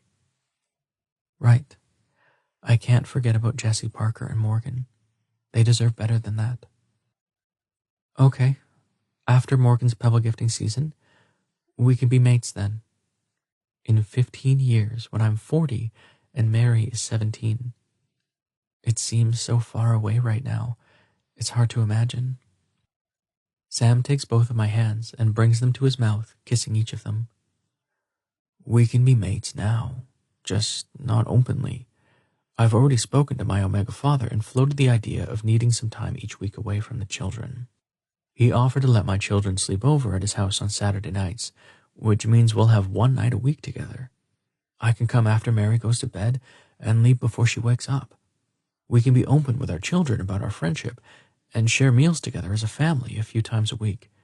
Sometimes I have to go out of town for work. I could take you with me. We can stay connected through phone calls, text messages, and Skype. Once my children are done with their winter break, I can come over during Mary's naps, too. We can also merge our finances without telling anyone. I'm not a rich man, but I have enough to keep us both comfortable. That does sound nice. Like a real relationship. Okay. He leans forward and presses his forehead to mine. I promise to give you everything I can right now. I know it's not ideal, but if we love each other, don't you think we can make it work? I don't know. So I kiss him. There are so many things that could go wrong. Mary could sneak into my room when Sam is in my bed. His children could suspect something from all of the family dinners. Someone could overhear one of our Skype calls. But I want the kind of relationship he's offering, and I'm willing to take the risk if he is. What other choice do we have? We're fated. We have to do something. He kisses me back gently, and everything but the warmth of his lips fades away. It feels so good to kiss him with his pebble in my hands. He's my alpha, the man of my dreams, and he wants to be with me. But he pulls away. I'm sorry, I can't stay. I left my kids at the neighbor's house. They have kids around the same age, but it's getting late, and I need to get back. I just had to let you know what this afternoon meant to me, and ask you if you'd be mine. Tomorrow night my children will be going to their grandpa's house. I can come around 8, bring takeout. What's your favorite? Tomorrow night isn't so far away, and I get to have Sam all night long. I get to sleep next to him. Sushi? Well, if you like sushi. He grins. I haven't met a penguin shifter who didn't love sushi. Maybe you'd consider eating fish from my fish sharing tray? It's a Pebble gifting season thing. A tradition. Sam and his traditions. Of course, I'd love to. He gives me a quick kiss and stands. Tomorrow, then. I jump up and follow him to the door. Tomorrow. He pulls me close and gives me a hug so tight I can't breathe. Oh, Lou, you have no idea how happy I am right now. I never thought I'd feel this good again. Again, because he already had a mate, one that he got to be with. But that's fine. I don't care. Even if it's just in secret, Sam is mine. I never thought I'd get to have this either. I tell him honestly. At that point, he has to leave me, but his pebble doesn't. I clutch it to my chest when I sleep that night, where it would go if I could proudly wear it on a necklace for all to see. It feels good there. Chapter 12. Lou. The next morning, I wake to a text message from Sam. Eagerly awaiting tonight. I love you. My stomach flips. I've never been with a man who sent me a text message just to tell me he loved me. I almost float through the morning, taking extra time to make pancakes for Mary to eat with the strawberries Cy left for her. I cuddle with her in bear form for a little longer than normal, too. I feel happy, excited even. When I finally open my laptop to bid on more projects, I stop and think about what HarperCollins said about our book. They were interested in my art specifically.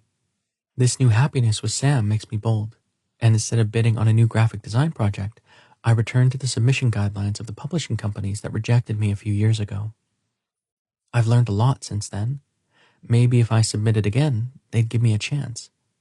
It takes me all morning, but I carefully compile a new portfolio using my illustrations from Sam's book and a few other things I painted with the supplies he bought me a year ago. My style has changed since I had Mary. I used to work with oil paint, but switched to watercolors to avoid exposing her to the chemicals. The result is softer, gentler lines, but it's more than just the lines. The art itself is less sad and more whimsical. I may be lonely sometimes, but I'm much happier now that Mary's in my life. At noon, I take a break to feed her lunch, and I get an idea. A silly idea, really, but once it takes hold, I can't shake it. I take out my phone and text an old friend who owes me a favor. Is it too late to take you up on your offer? I always feel nervous when I text Ansel, even though he's been nothing but nice to me. We went to school together. He was more popular than me, but we both took all the art classes our high school had to offer, so we became casual friends by default. I heard that he bonded to a penguin shifter who's absolutely crazy about him. He's really beautiful and confident, so I guess that makes sense. My phone buzzes. It's Ansel. It's never too late. I'm working today if you want to drop by. When Mary's nap approaches, I load her into the car instead of putting her to bed. Once she's nodded off, she'll sleep through almost anything. I drive through the city, keeping an eye on the rearview mirror. It doesn't take long for our eyes to droop, then close as we head for the center of town where people walk along the sidewalks, carrying bags from the fancy clothing shops and art galleries I can't afford to shop at. I park behind a tiny white boutique at the center of everything. Nothing but the best for Ansel. I'm sure that his mothers used all their political power to ensure his shop got premium real estate. Mary stays asleep as I unlock her seatbelt and lift her into my arms. I carry her to the front door of the shop where the floor-to-ceiling windows display a variety of mannequins, all wearing pale blue lace. One is a full-lace bodysuit with pretty satin buttons down the back. One is wearing a peekaboo bra and crotchless panties, and one has nothing but lacy stockings and a matching pair of elbow-length gloves on. Several of them are sporting different corsets. The mannequins are both male and female alphas and omegas of various sizes, along with several NB variations. Ansel makes lingerie for anyone who can afford his prices, regardless of their body shape or gender. A sign next to the door says, "Make your something blue memorable." The white letters, whisper in lace, curl around each other above the front door. When I step inside, the store's packed. Several employees mill about the different displays, writing down orders and swiping credit cards. Ansel is near the back, next to the satin underwear. Yes, that particular style comes in both red and pale pink. Although I personally love it in plum, such a flirty color for the winter. The customer eyes the G-string and shakes their head. When they move on to the next display, I take a hesitant step toward Ansel. His lips spread into a smile. How is my favorite model? A year after I had Mary, he asked me if I wanted to model his new spring line of lingerie. I politely reminded him that I had a C-section scar. He smiled and said, "So what? My mate's stretch marks are my favorite part of his body. Well, one of my favorite parts." The homepage of his website features me holding a lacy pinafore with a matching mask and pair of panties. The lighting hits the white line on my lower belly directly, not hiding it, but emphasizing it. When I first saw the photo, I was mortified, but Ansel reminded me that the mask completely covered my face. It's our little secret. I'm an underwear model, and no one knows. How is business? I ask, even though we're surrounded by a sea of people enthusiastically placing orders for his lingerie. It's wild. I need a break. Want to go to my office? I nod. It is a bit overwhelming in here. Ansel leads me down a narrow hall. Like his lingerie, his clothes are all white. His filmy sweater is almost translucent and leaves a slit of his stomach exposed. His white jeans are tight and his boots have a spiky heel. If I had the courage to dress however I wanted, I would dress like him. The walls of his office are covered in black and white photos of different models I recognize from his website. But here they aren't wearing lingerie. They're holding up different kinds of fruit in front of their crotches or breasts to cover them. Ansel is pictured in the corner with nothing but blueberries covering part of his ass. What would it be like to have business meetings in a room where a picture of your naked body was on display? Ansel sits at his glass desk and gestures to the couch across from him. I relax into the deep cushions. Mary stays asleep, which is a relief. So, I have to know, why the change of heart? Is there a new man in your life? Ansel asks. My cheeks grow hot. It's not like that. We're just, Ansel gives me a mischievous smile. Fucking good for you. Back when I modeled for Ansel, he offered me free merchandise. Or, in his words, all the lingerie your sexy self desires. But I felt bad taking it. He was just getting started, and it wasn't like I had anyone to show it off to anyway. The only problem is that this guy is sort of vanilla, so I don't know if he'll be into it. I tell him. Mary's alpha father was definitely not into lace. He wanted me to wear his leather riding jacket and nothing else when we were having sex. And when we weren't, he hated any clothing that he considered too femme. He made it clear that he wasn't into omegas who were like that. But the blue sweater Sam gave me was pretty. There's no other way to describe it. Maybe he'd be open-minded to lace. Well, I think you should have lots of different options, just in case you have to convert him, Ansel says, that smile still firmly in place. He's loving this. What colors are you thinking? Red, black, white? Maybe I should just ask him for whatever isn't selling well. I don't want to be a bother. But Ansel's shop is clearly popular. Maybe just this once I could ask for what I really want. Do you have any light blue? I know your new stuff is light blue. I'm not asking for that. Just whatever you have left over. Ansel shakes his head. You're not getting the leftovers.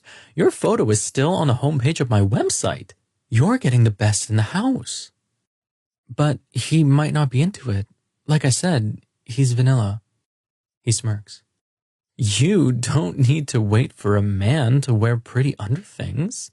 If he's not into it, wear it for yourself. And don't try to tell me you don't want anything for yourself. You felt like $1 million in those photos. I could tell. That's why I put them on my website. I hold back a smile. I did, even in front of the cameras. It was like I was a different person, someone more confident and sexy, someone like Ansel. Come with me to my back room of goodies. Ansel stands and saunters to the door with a giddy sort of glee that reminds me of why I always liked him, even when I felt a little jealous. I follow him to a room where lacy underwear and robes hang on many bars mounted on the wall. Ansel grabs a white and silver gift bag with whispers and lace printed on the side and starts filling it with flirty garters, silk stockings, and satin underwear. When the first bag is full, he grabs a second and fills that too. There must be thousands of dollars of lingerie in those bags. That's too much, I say. I only modeled the one pair of underwear. He rolls his eyes. Which you wouldn't allow me to give to you, even though I couldn't sell it anymore. I just modeled for you as a favor to a friend. He scans my body, then puts a light blue corset in the second bag. Then think of this as a favor to a friend too. My store is doing great. I can afford to give some merchandise away. He holds up both bags. Now, take me to your car. Your arms are full of toddler, and I need the exercise. Thank you, Ansel. You're like my lingerie fairy godmother or something. He laughs.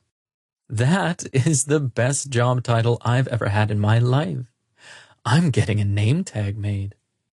Accepting the bags of lingerie feels a little like accepting that I could have this brand new life blossoming before me, with the perfect mate, the perfect job, and the confidence to wear whatever I want. And why not? I have a lingerie fairy godmother in fabulous white heels. Anything is possible. Chapter 13. Sam. Lou is mine. It seems impossible and inevitable at the same time. He reacted to my pebble in all the right ways, but I can't believe the eternal ice gave me a second mate. My father's always told me the eternal ice didn't have mercy for people who couldn't follow the rules. The entire morning I'm distracted. Every chore I do reminds me of Lou. When I do the dishes, I think of the food he made for me and my children. When I clean the mirror in the bathroom, I inspect myself and wonder if he'd prefer me to let my facial hair grow. A lot of polar bear shifters have beards. When I help Jessie with her homework, we end up solving a word problem involving bananas, and that leads me down a mental tangent that is completely inappropriate while sitting at a dining room table with my kid. But I can't help it. The first time I was with Lou, the guilt consumed the joy and pleasure of our connection. This time, I'll get to make love to him without any regrets. I'll get to run my hands all over his body and kiss him until both our mouths are raw. I'll get to show him just how lucky I feel to be with him. I spend half of the day on cloud nine until I pull up the article about polar bear shifter mating rituals that I sent to Lou. I simply wanted to double check what I wrote, but the article reminds me of how different sex is perceived by polar bear shifters. They are notoriously experimental in the bedroom. Kink is common. Experience is considered an asset. Sex isn't just a way to become emotionally intimate with someone, it's a way to explore pleasure. I have no experience with anything but the most vanilla sex, and my new mate will probably want more than that. The rest of the day, I furtively Google topics I've never researched before on my phone, while helping the kids pack for their grandpa's house. Every question I ask just leads to more questions. It's an endless rabbit hole.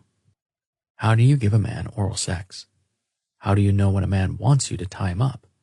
Are sex swings safe for men over 200 pounds? What do I do if my partner wants to call me daddy, and I lose my erection because my children call me that? And then I find out about golden showers, and Googling seems pointless. I can do all of the research I want, but unless I sit down with Lou and talk about what he wants and expects, I'm just going to freak myself out. He isn't going to ask to pee on me, is he? And if he really wants that, could I tolerate it? I'm not sure I could. By the time I drop off the kids at my father's house around 7, I'm more anxious than excited. What do I have to offer Lou anyway? We can't be open about our relationship. We can't live together. And even though I thought my sex life with Alan was satisfying, my knowledge of sex is extremely limited.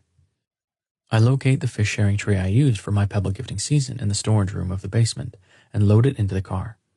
I don't know why I'm even bringing it. The idea of fish sharing with Lou seemed comforting before, a way to bring tradition into our non-traditional union.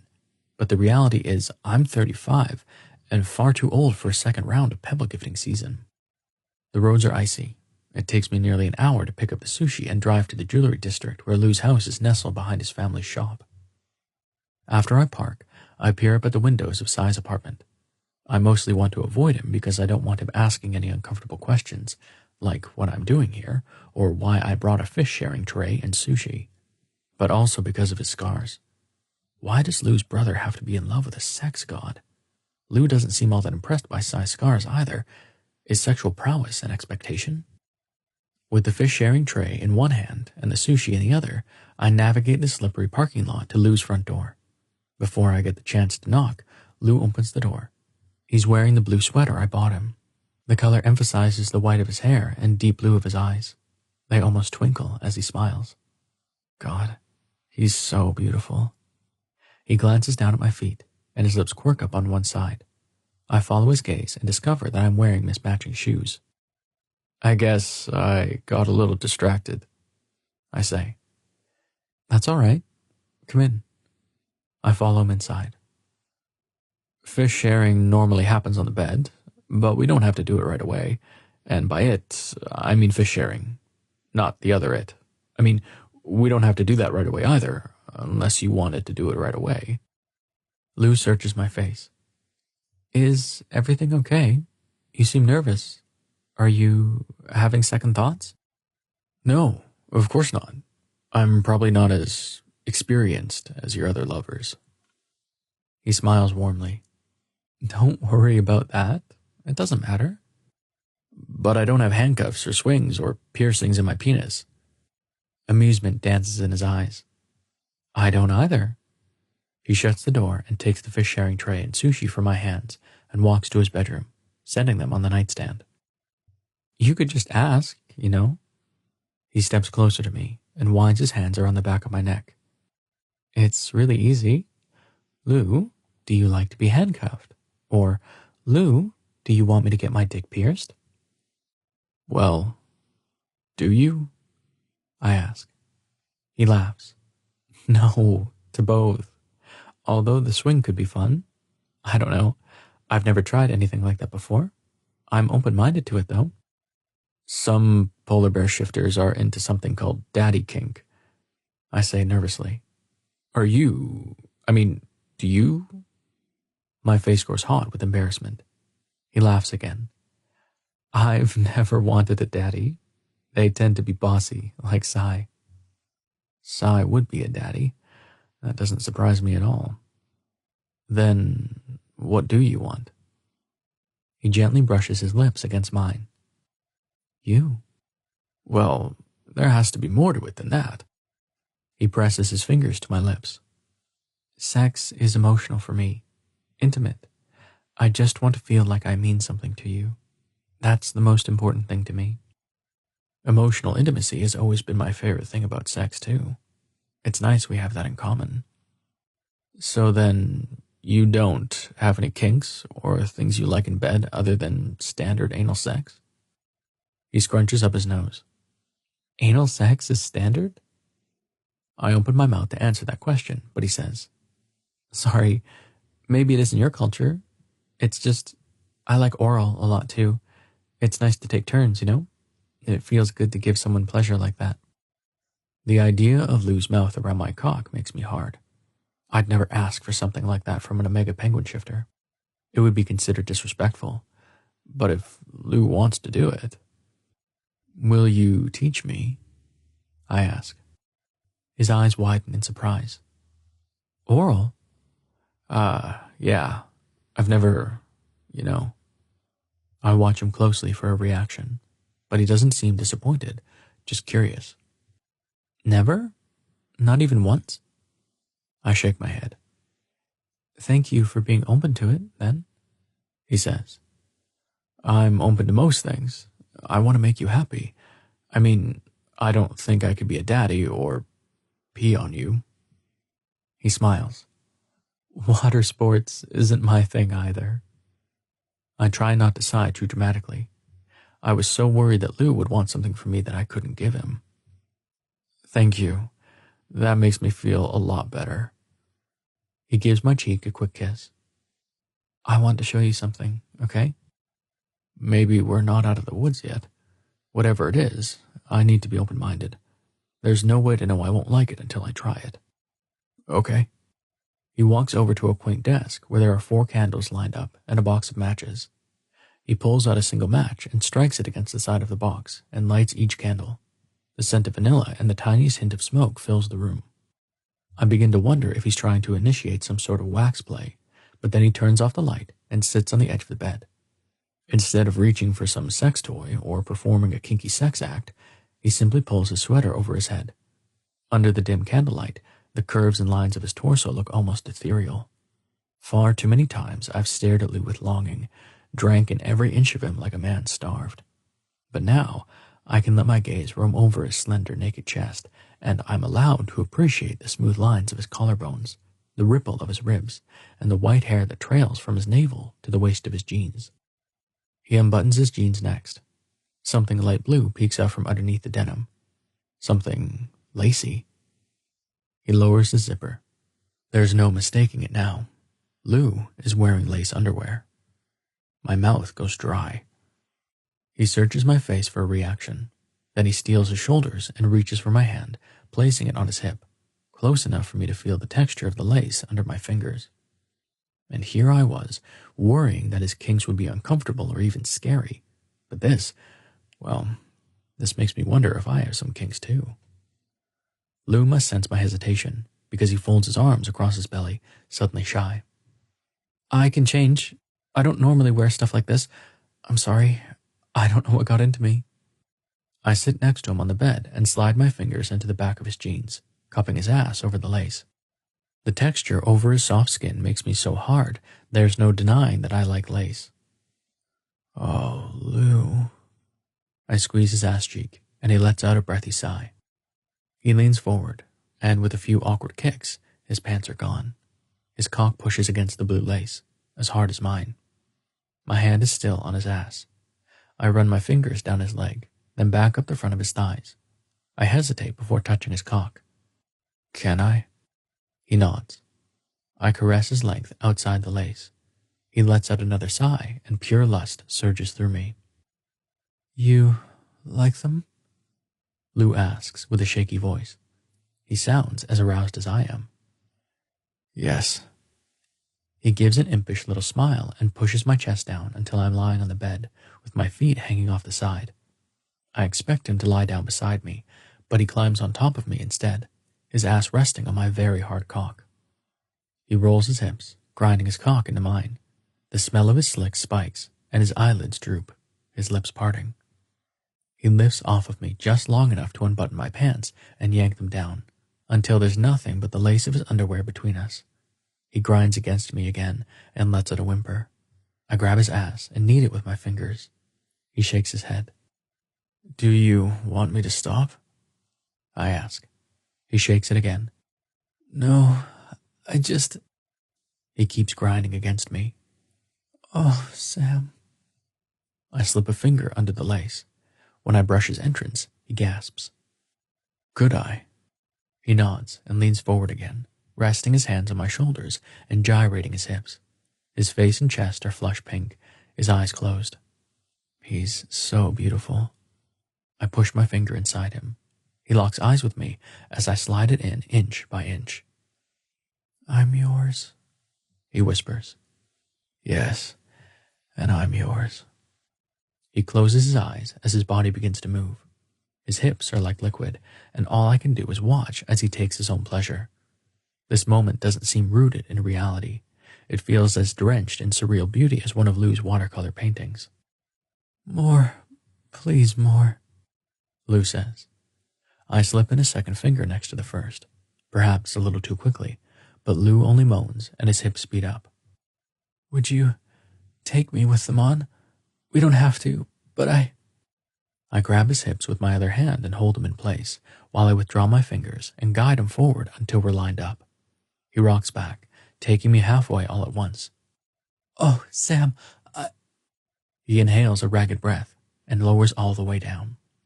Last time the pleasure was so laced with guilt, I couldn't enjoy it. But this time I close my eyes and savor the tight heat of Lou. "I love you." I wanted to say those words so badly last time. Keeping them inside required a Herculean effort, but now I don't have to pretend anymore. When I open my eyes, Lou is hovering over me with a peaceful smile. "I love you too." I slide my fingers underneath the lace to grip his bare skin and snap my hips up. His head leans back and his full lips open. I thrust up again, and he leans over me, grasping for my shoulders, his nails sinking into my skin. "Yes. Oh, don't stop." The chafe of the lace between us as our bodies collide only makes it better. Lou's scent is thick in the air as his cheeks pinken, and he starts riding me with the desperation that's going to take me over the edge. I reach for his cock over the lace. His ass clamps down on me, and he lets out a strangled cry. It's all too much. It's been less than 24 hours since I knotted him, but my cock grows anyway. Lou's walls becoming tighter around me as my knot swells. He shakes his head back and forth, his cock pulsing between my fingers. "So big." The instinct to thrust my knot in deeper is impossible to ignore. Lou's little moans just make it worse. "I need to... please." Last time I held back. I didn't want to completely lose control. "Give it to me," Lou begs. I dig my fingers into his hips and fuck up into him in short, hard thrusts. I start slow, but as I give into my urges, I rail into him with an almost feral intensity. He takes it with his head lolled to one side like a rag doll. I thrust one last time, my orgasm turning me into a growling, shaky mess. I feel like an animal, needing to claim, needing Lou to be mine forever. "The pebble," I rasp. Lou reaches underneath his pillow and holds it out to me, instinctively knowing what I need. If it was around his neck, like it should be, when I brought it to my chest, I'd bring him too. But I settle for pressing the stone to my heart, then pressing it to his. He sighs. The rock says more than words ever could. It represents a bond deeper than any verbal promise. All of my worries from earlier are completely gone as I stare into his eyes. "You're not as... wow," he says, wiggling his hips back and forth. "Penguin shifter anatomy is a little different." I try not to sound too smug. I'm glad he's enjoying it. Lou keeps grinding into me. How long do we get before it goes down?" "As long as you keep doing that, I can keep you filled up all night." He stares down at me. "Is that a challenge?" "Maybe." He laughs and keeps rolling his hips. Chapter 14. Lou. I'm so greedy for Sam's nod. He makes me come again, and my cock is just as hard after I'm done. So I keep riding him. I keep squeezing my ass down on him, keep giving into my primal need to grind into him until I can't see. I don't know how many times I've come before the exhaustion sets in and I slump over, my body completely coated in sweat. I'm sorry, I just can't get enough. He wraps his arms around me. Baby, it's supposed to be like that. My knot, just like my pebble, belongs to you. Please, take your pleasure. That makes a wonderful kind of sense. I relax into Sam as his knot softens inside of me. I'm not quite ready for him to leave me yet, and he seems to sense that, because he doesn't move. He just strokes my back slowly. We may have ruined your underwear, Sam says. It's okay. I have others. His hand stops in the middle of my back. You do? Maybe? Wow. Maybe you could show them to me over Skype this week? I smile against his chest. This is a real relationship, a real bond. Sam is truly mine. That sounds fun. Sam kisses the top of my head. How would you feel about fish sharing with me? During pebble gifting season, fish sharing is when the couple shows each other their animal form. I read quite a bit about it this afternoon. Penguin shifters consider a connection in their animal forms to be important, which is why I'm a little nervous.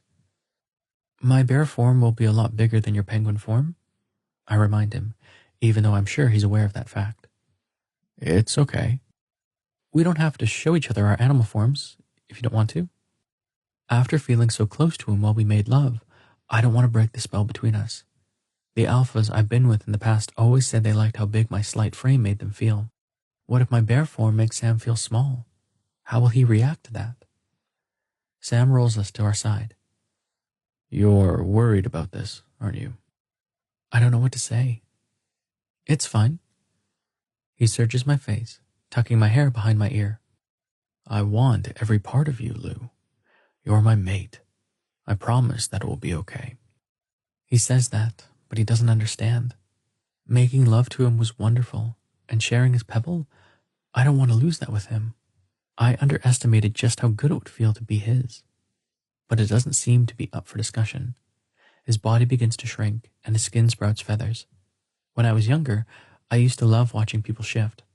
As an artist, the process was visually fascinating. Sam's shift is no exception. His legs seem to disappear under his solid white stomach, and his fingers flatten and fuse together into wings. I'm not sure what I expected Sam's penguin form to look like. I guess I pictured penguins as these cute, awkward creatures, but Sam is almost regal with shocks of yellow on his cheeks and a black beak as elegant as a swan's.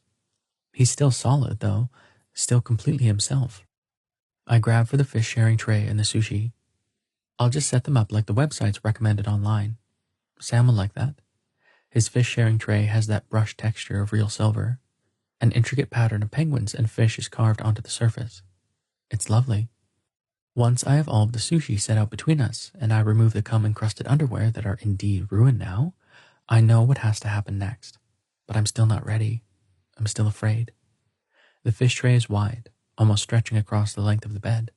Sam walks along the outside of the tray, his body rocking from side to side with every step. When he gets to the edge, his body is too thick to squeeze into the space between the tray and the wall, so he does this awkward hop paired with an aggressive flap of his wings to try to get across. Only he doesn't quite make it, and ends up making a nosedive for my lap. I can't help it. I laugh. He scurries up to standing again and holds out his wing to me, almost as if he's offering me a hug. My body aches to hold him. The connection between us feels as deep and as pure as the moment when he pressed his pebble to my chest. I wind my arm around him and bring him into my lap. Sam tucks his beak into my chest and lets out a little sigh. Like this, I'm already bigger than he is, and it doesn't seem to matter. Maybe it will be okay. My shift comes before I realize what's happening. I've never done it involuntarily before, but it's almost as if my body can't hold back from being with Sam. I get bigger and bigger, but Sam doesn't pull away. As my fur grows, he nibbles at it affectionately and burrows his beak deeper into my chest. In my bear form, all of the anxiety and fear fades. A deep peace settles into my heart. I sniff at Sam. His scent is missing something. I run my tongue along the black feathers of his head and sniff again. Our scents are mixed now. A satisfied deep growl rumbles in my chest. Sam is mine. I imagine part of fish sharing is sharing fish, so I grab for a piece of sushi with my claws. Polar bear shifters have opposable thumbs, but our claws are not ideal for eating unless we need to tear through meat. Some of the rice falls onto the tray. Sam leans forward, pecking at the center of the sushi with his beak. His little wings stretch out for balance. It's adorable. After he's done pecking at it, I put the rest in my mouth. His beak nods in approval as if to say, the fish sharing has been accomplished. He looks so formal like this. I grab the tray and set it back on the nightstand. It isn't long before we fall asleep. Chapter 15. Sam. The next morning, I wake before Lou. He's lying on his back, clutching me to his chest. I twist in his embrace to see his bare form in the morning light. His lovely white fur makes him look like a big, puffy cloud. He's thinner than I expected a polar bear would be, with a long, slender neck and a narrow snout. But he is still a bear, with massive paws and a body at least 8 times the size of my penguin form. Lou always seemed like a scared wild bird, but he's not a bird at all. He's big and powerful. He opens his big, black eyes. For a moment, he just lies there, staring back at me. Then he swipes his wet, warm tongue on my head. He sniffs at me experimentally before exhaling with what I can only assume is satisfaction. He's so much calmer in his bear form. I wish I could stay with him and simply laze the morning away. But Mary is sleeping in the next room, and she's eventually going to wake up. Reluctantly, I shift back into my human form and sit up in the bed. Lou lifts one of his paws and places it on my heart. He doesn't have to say a word. I know exactly what he means. This isn't right. We're supposed to spend our lives together, not keep our bond a secret. I thread my fingers through his fur. Yesterday, I was so excited to be able to be with Lou at all, and so nervous that I might not be enough for him, that it didn't occur to me how difficult this would be. We won't be able to spend the night together for another week. That seems so far away right now. And this isn't temporary. If everything goes according to plan, we'll have to do this for 15 more years. I disentangle my hand and roll out of bed. This was what I signed up for when I brought Lou my pebble. I knew we couldn't be open about our relationship, and I was honest with him about what I could offer. Why do I feel like a jerk for leaving? Lou shrinks back to his human form. He watches me yank on my clothing with a sadness in his eyes. Maybe you could bring the kids over for brunch. I could make pancakes. He says it quietly, like he doesn't expect me to say yes. He's afraid to hope I'll want to have breakfast with him. I sit down next to him and slide my hand along his jaw. I want to, baby. I do. But Jesse and I have an appointment with a few party venues this morning. Their gender reveal party is in only 2 months, and we haven't picked a place yet. I remember when I went venue shopping with my alpha father. He took me out to lunch, just the 2 of us, and made the day special. Back then, I wanted nothing more than to be exactly like him when I grew up. As much as I want to have breakfast with Lou, I need to be a good dad for Jesse too. Today needs to be special. I understand. His eyes light up. Maybe dinner? We have that food you brought. I could cook for you, as your mate. We always have dinner with Alan's mothers on Sunday night. Lou nods and looks away from me. I'm sorry. I wish things could be different. It's fine, he mutters. But it isn't fine. I need to make some changes to make more space for Lou in my life. Let's Skype together tonight. How about 8 o'clock? After Mary goes to bed? We could sext, or whatever it's called. Lou smiles. That's when you talk about sex over text message. If we do it over Skype, it's something different. We can do it over text if you like. I just would love to see you. He leans in and kisses my cheek. All right. You have fun with Jesse. We can chat again tonight. 8 o'clock it is. You said you had more of... I gesture to the ruined pair of underwear on the floor. His smile widens. I do. Well then, I'll be counting down the hours. I wrap my arm around his naked body. Next Sunday we'll do brunch, okay? I promise. Okay. I leave him smiling. At least there's that. Next week, we'll have a better plan. Next week, I won't feel like I'm leaving my heart behind as I sneak out of his house before his daughter wakes up. Or, that's what I tell myself. Chapter 16. Lou. There are lots of different kinds of art. Sometimes a drawing is an expression of an idea. Sometimes it's the embodiment of pain that can't be held inside any longer. And sometimes art is nothing but a wish. When Sam leaves me, I want to cry, or at the very least, draw the pain that's white hot and throbbing in my chest. But I know he's doing his best, and I have to be strong. So I spend the morning painting wishes. After a breakfast of oatmeal and strawberries, I get out the watercolors, brushes, and paper from my paint box. Mary's jumbo crayons and cheap paper go on one side of the table, and the new paints and the thick paper Sam bought for me go on the other. It's a routine Mary's familiar with. I help her into her booster seat, and she picks up a green crayon with an eagerness that soothes my raw heart. There are some days the lines and colors move through me like magic. I paint our dining room table full of the family I wish we could have. Morgan and Parker are eating waffles, while Sam and I cook. Jessie holds Mary in their lap. As I work, I hum the simple tunes my father hummed when I was little. Mary joins in now and again with her high-pitched, choppy voice. As I add in details and smooth out the rougher lines, flashes of last night haunt me. Sharing Sam's pebble, holding him in my bare arms, the lust in his eyes when he saw my lacy underwear for the first time. I don't think I've ever been truly happy, not until last night. But like my relationship with Sam, it's a happiness that can only exist in the darkness. It's almost worse than never being happy at all. Halfway through the morning, my phone buzzes. I pull it out of my pocket to see a text from Sam. Wish you were here. Along with the message is a photo of Jessie sitting in front of a plate of pancakes, peering up at the camera uncertainly. I snap a photo of Mary, who has managed to get crayon all over the table. She grins up at me with an innocence that won't last forever. At some point, she'll figure out Sam and I were sneaking around without telling her. I don't know how she'll feel then. Will she be angry about the siblings she could have had? Will she be painting wishes someday too? Am I teaching her to be complacent about her dreams by capturing mine on paper instead of expecting them to come true? I send Sam the photo of Mary with the words, "She misses you too." Maybe I shouldn't say that. It's almost like a guilt trip. Sam said things would be different next week. He promised. But my Omega father once told me that alpha promises are like fire, bright and beautiful in the moment, but without a little nudging and kindling, they flicker out.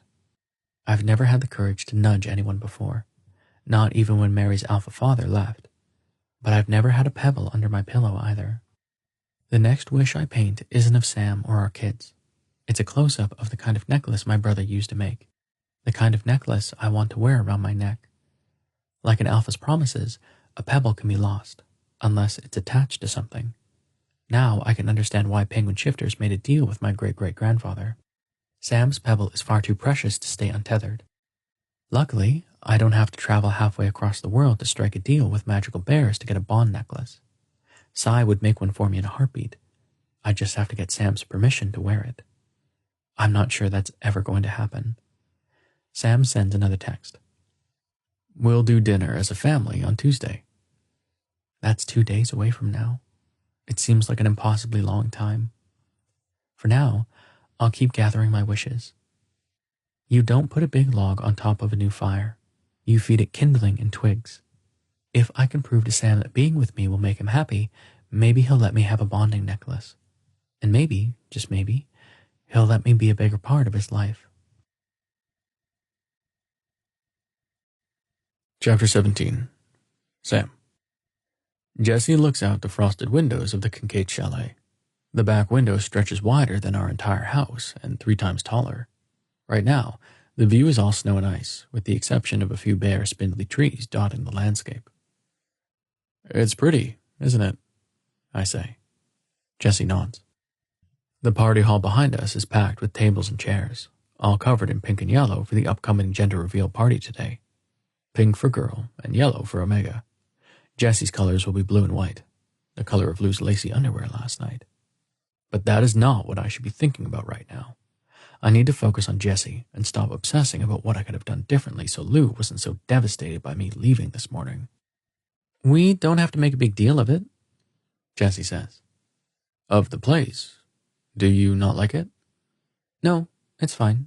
I meant the gender reveal. We should just do the party at our house like the Thompsons. The Thompsons are Gentoos. It's not uncommon for Gentoos to host their gender reveal parties at home.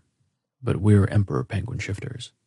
A big party with lots of presents and formal attire is the norm, and most kids want that. I know I did.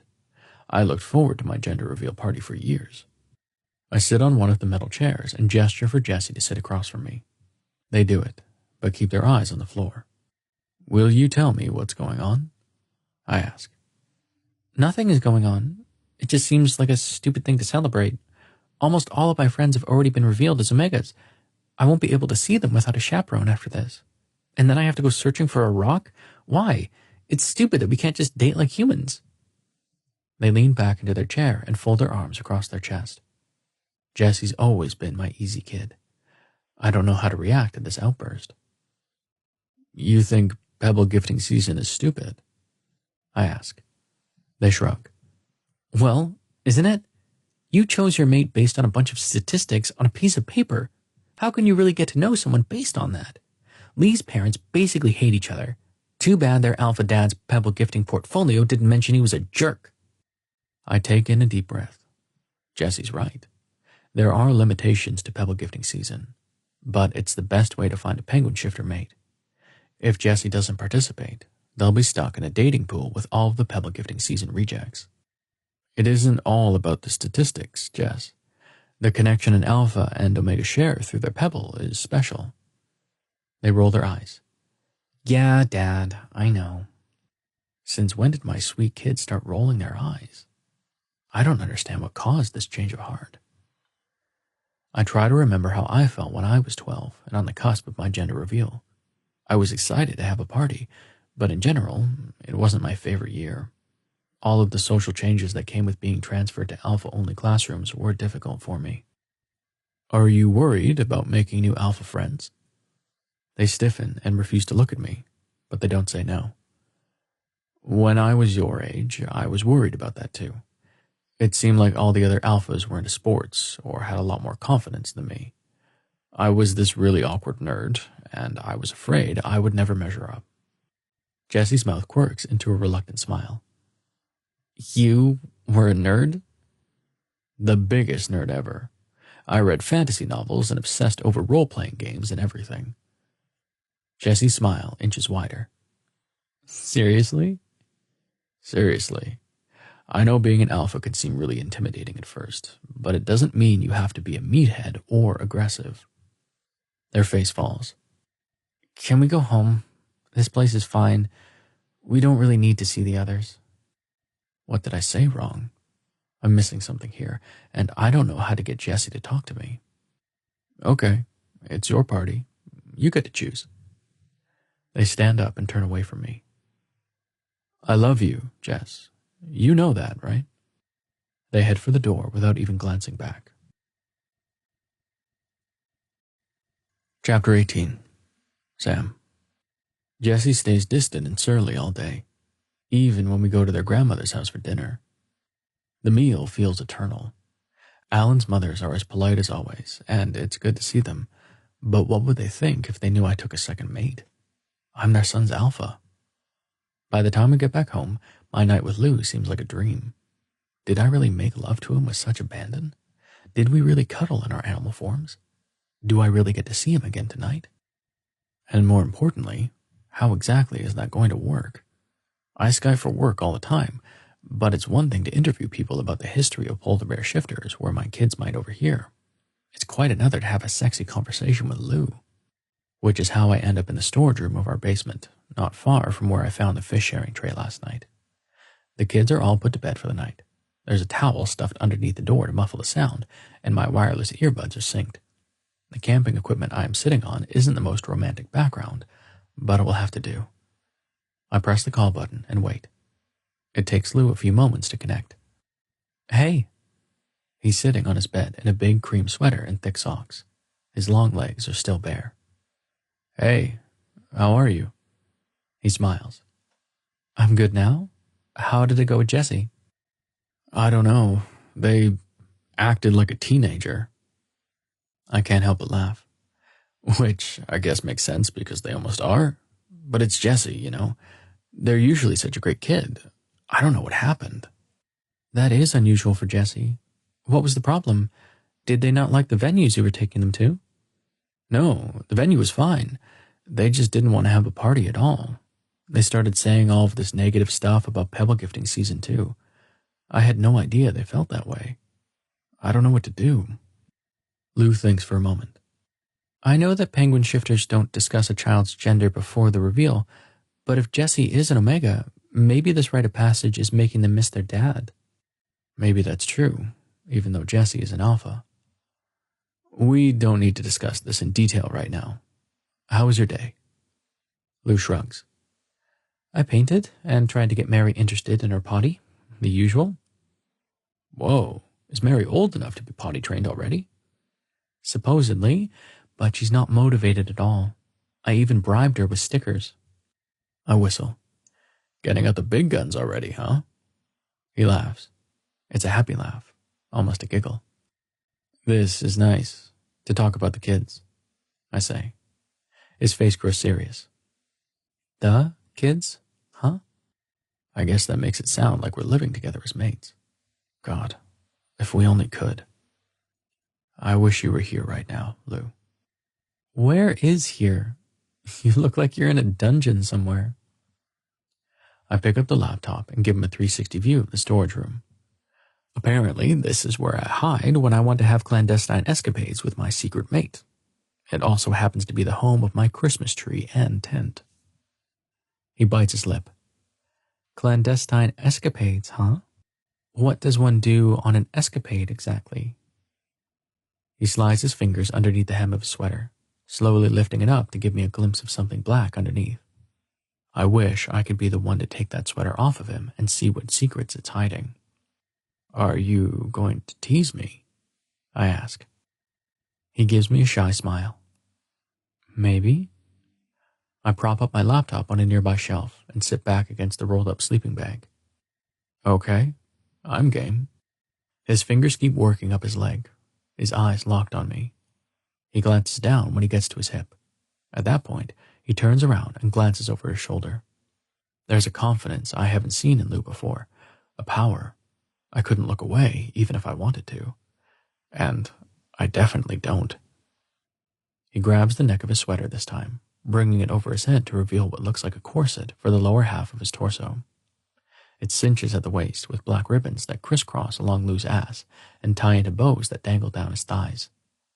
He sways his hips back and forth, almost like a dance, and lowers his chest to the bed, raising his ass to give me a better look. God, I'd give anything to touch him right now, to claim him, this pure, sweet torture. Oh, Lou, would it be weird if I asked you to? He twists his body, maintaining eye contact with me while he reaches back and presses one of his fingers to his entrance. I hold my breath as he slowly pushes it inside. Do you want to touch yourself? He's moving his finger around. I want to drive over there and replace his finger with my cock. Jesse's 12 and the other kids are asleep. It would be fine, wouldn't it? But what would I say to Jesse? I need to go fuck my second mate I haven't told you about? I can't do that. Is it all right if I touch myself? I ask. He nods. Maybe you could take off your shirt. Do you want me to? I have a big, hairy belly, and I don't have anything sexy or fun to dress it up either. Yes, I'd love to see you, he says. You're my mate. This sounds like our conversation last night about his bear form. I guess when it comes to size, we're both more self-conscious than we need to be. When I pull off my shirt, Lou's eyes glaze over with lust. He withdraws his finger and slides two inside himself this time. Touch yourself, Sam. I want to see it. I unzip my jeans and pull my underwear down. It feels a little awkward to tilt the laptop down so he can see my hard cock, but Lou whispers, Yes, please touch yourself. He pushes his fingers deeper, and a glistening drop of slick rolls down his hands. I want to lick it. Maybe it was the conversation about oral, or maybe it's because I feel this wonderful freedom with Lou. If I was there, I start, not sure if I can say it out loud. Lou goes still, waiting for me to continue. Would you like me to taste you? His eyes close. Oh, yes. He widens his hips, stretching the ribbons. His other hand grabs for his cock. You look so beautiful. Tell me what you want to do to me, Sam. You're a writer. He begins to rock his hips. How can I speak while he does that? How can I even think? I want to untie the ribbons, I say. He yanks at the bows, and the entire contraption goes loose. I want to be inside you, Lou. All in one thrust, all at once. He moans and withdraws his fingers, only to slam 3 of them inside. I grab my cock and give it a good pull, but I'm careful. After so many years of celibacy, Lou always gets me too hot too fast. I'd grab the ribbons and pull them tight. Once the words start coming, I can't stop them. Like reins, then I'd drive my cock into you hard. Lou's fingers are moving frantically, his body tensing. But thrusting into you wouldn't be enough. I'd expand inside you, Lou. I'd fill you, breed you. Lou's breath is coming in gasps now. My knot would stretch you so wide you'd panic at first. But you can take me. I know you can take me. His body trembles. I can see his ass spasm around his fingers. Slick leaks out. Go on, Sam. Pretend it's me squeezing you tight. I need to see you come, please. Once I have permission, all it takes is a few strokes, and I'm coming in front of him. His eyes hungry for the spurts of cum that spill all over my hand. God knows I've gotten off with my right hand plenty of times in the last 4 years. But this is different. This is a surge of pleasure that I don't ever feel by myself. Because I'm not by myself. Lou lies down contentedly on his bed, closing his eyes. If only I could hold him in my arms. I miss you, I say. He fishes for something underneath his pillow, holding it up so I can see it. My pebble. He presses it to his chest. I miss you too. The pull to press it to my chest is too unbearable. How are we going to continue on like this? Sam? Lou says quietly. Yeah? I want a necklace for the pebble. It can be a long chain so no one will know. My children would know. They've grown up seeing those necklaces. We can't, Lou. I'm sorry. He curls in on himself. The worst part is, I don't think Alan would have ever tolerated this. He would have demanded that I would be with him properly, or not at all. The only reason why any of this is working is because Lou is settling for less than what he really wants. I'll make some changes this week. I'll bring the kids over for meals and get the joint bank account set up. Maybe after we get our schedule figured out and Lou feels more stable, this won't be as hard. I love you, I say. The words are a poor substitute for what Lou deserves. I love you too. He reaches forward, and the screen goes blank.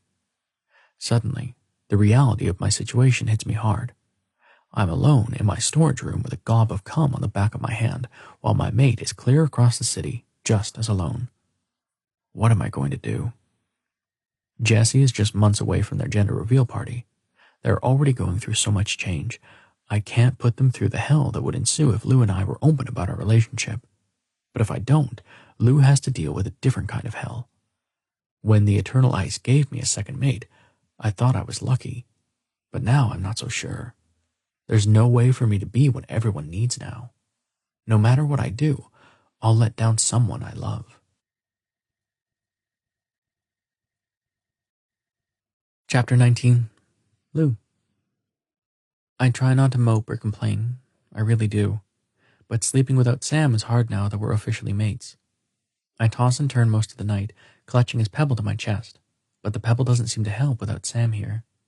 By the time morning comes, I'm exhausted, and I still have a 2-year-old who needs a diaper change and breakfast. I can't keep on obsessing about Sam and all of the things I can't have with him. This isn't healthy. My phone rings just after Mary finishes her breakfast and goes toddling toward her stack of board books in the living room. I expect it to be Sam, but instead it's Frank Glynn, our agent. Hello? Hi, Lutz. I contacted Sam about the offer from HarperCollins last weekend, but I haven't gotten a response from him. Have you two had a chance to look over the numbers I sent you? What do you think? Last weekend, I just wanted to sign the contract and get it over with. In some ways, I still do. Sam offered to help pay my bills, but I hate the idea of that. I'm already living in my family's house and taking handouts from my brother. But HarperCollins said they were interested in my art. I plan on sending off my portfolio to a few publishing companies this week anyway. Why not them? I think Sam wants to hold out for more with our book. But I have a portfolio, if they're looking for an illustrator. There's silence on the other end. Did he only say they liked my artwork to make me feel better? Email it to me, and I'll contact the editor today. The acquisition process for illustrators is different, so I don't know if I can help you out with this, but I will if I can. That's a start. Even if it doesn't go anywhere, at least I'll know I tried. Thank you, Frank. I appreciate it. No problem. Can I give you a bit of advice? Yeah. Send your portfolio to other publishing companies too. Your style is something editors are actively looking for right now. Timing is important with this sort of thing. Don't wait, okay? My stomach fills with knots. Frank thinks I have a chance. Okay, thanks. Talk to you soon. Take care of yourself. The knots in my stomach don't go away when Frank ends the call. If anything, it's worse. When I reorganized my portfolio last Saturday, resubmitting it felt so hypothetical. I was drunk on my new relationship with Sam and full of hope. What if that hope was rational? My stomach continues to churn all morning as I sort out my submissions. I'll hit the big 5 first, then I can target the smaller publishing houses. It isn't until I stand up to make lunch that the knots in my stomach make me feel lightheaded, even dizzy. I dash toward the bathroom, barely reaching the toilet before my breakfast comes up. I tell myself it's because I'm nervous. A lot has happened in the last 48 hours. My body may need some time to adjust. But I haven't thrown up since I was pregnant with Mary. If I'm pregnant again, what will Sam do? Ask me to get an abortion? Keep me at a distance? He was clear about the limitations of our relationship. Hopefully, I won't ever have to find out. Chapter 20. Sam. The next night, I'm back in my storage room by 8 o'clock. This time, I set up a camping chair and grab a box of tissues before we get started. It all feels a little depressing, like I'm secretly jacking off to porn or something. When Lou's face pops up, the stress that's been mounting on my shoulders all day evaporates. He's in another one of his oversized sweaters. The neck of this sweater is wide and hangs over his right shoulder. I see my relief reflected in his eyes. Being apart like this is hard for him too. Hey, I say. He smiles. Hey, I missed you. I missed you too. We sit there for a few moments, just staring at one another. I submitted my portfolio to a few publishing companies today, he says, finally breaking the silence. That's great, Lou. Did you send it to HarperCollins? Yeah, through Frank. He called me today. Damn it. I forgot to get back to Frank about the contract. Sorry, I should have called him, but today has been stressful. Jessie fainted at school.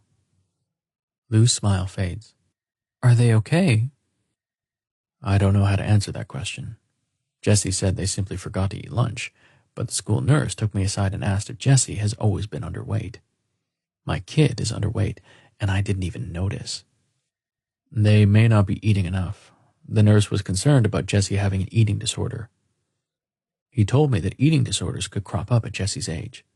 All of the social changes that come with their gender reveal combined with the onset of puberty makes kids want to assert some kind of control over their life. Some kids do that with food. I wish I could give you a hug. You look so worried, Lou says.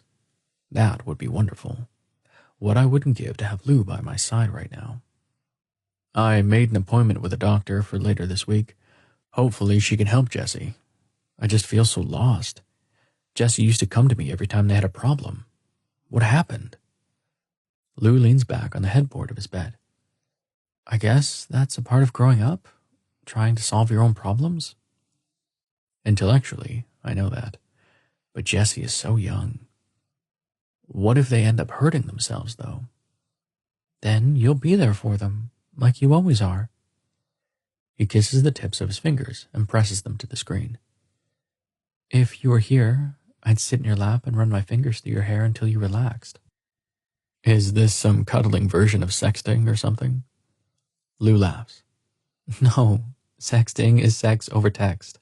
This is cuddling over Skype. Video chat snuggles. I kiss my fingertips and press them to the camera of my laptop. I will gladly accept your video chat snuggles anytime you offer them. We can call it VCS in front of the kids. We're still invited for dinner tomorrow night, right? I don't know if I can survive another day without loose touch, and I have a meeting tomorrow afternoon, so I won't be able to drop by during Mary's nap. Yeah, I was thinking of making halibut with rice and green beans. Would your kids like that? He asks. That should be great, thank you. On Thursday, you could come over to our place for dinner. I'll cook. Polar bear shifter alphas and omegas have more egalitarian roles in regards to housework. I don't want Lou to think that I expect him to cook and clean for me. I'd like that. I've never been to your house before. The only room I've seen so far is your storage room. I can't help but laugh. We'll have to change that. It's nice to imagine Lou in my dining room or bedroom.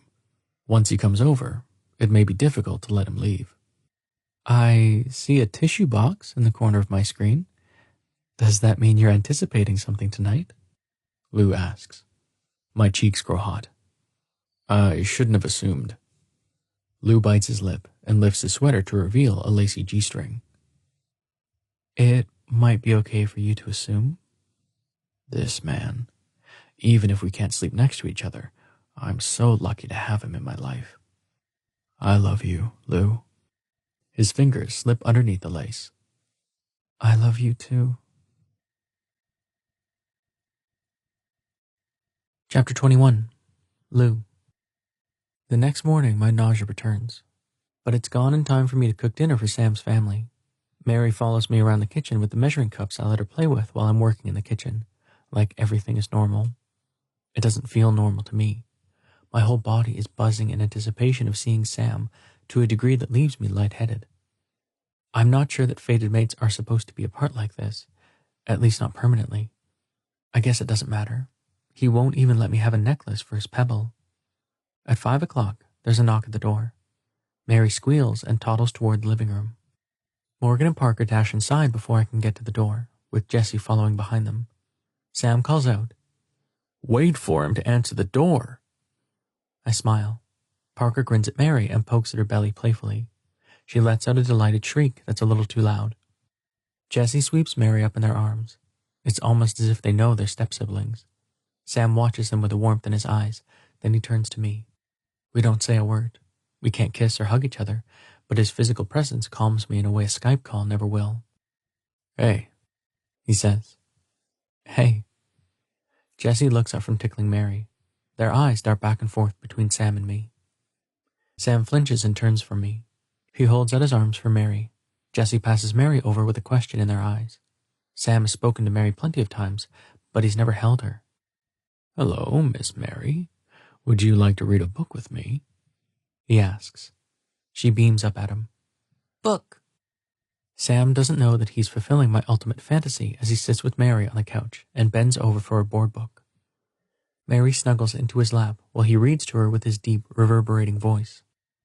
I watch a little too closely until I realize Jessie's eyes are still on me. "Do you want to help me dish up dinner?" I ask. "Okay." Jessie follows me into the kitchen.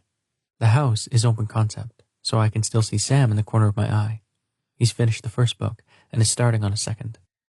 "I'm glad that you're friends with my dad," Jessie says quietly.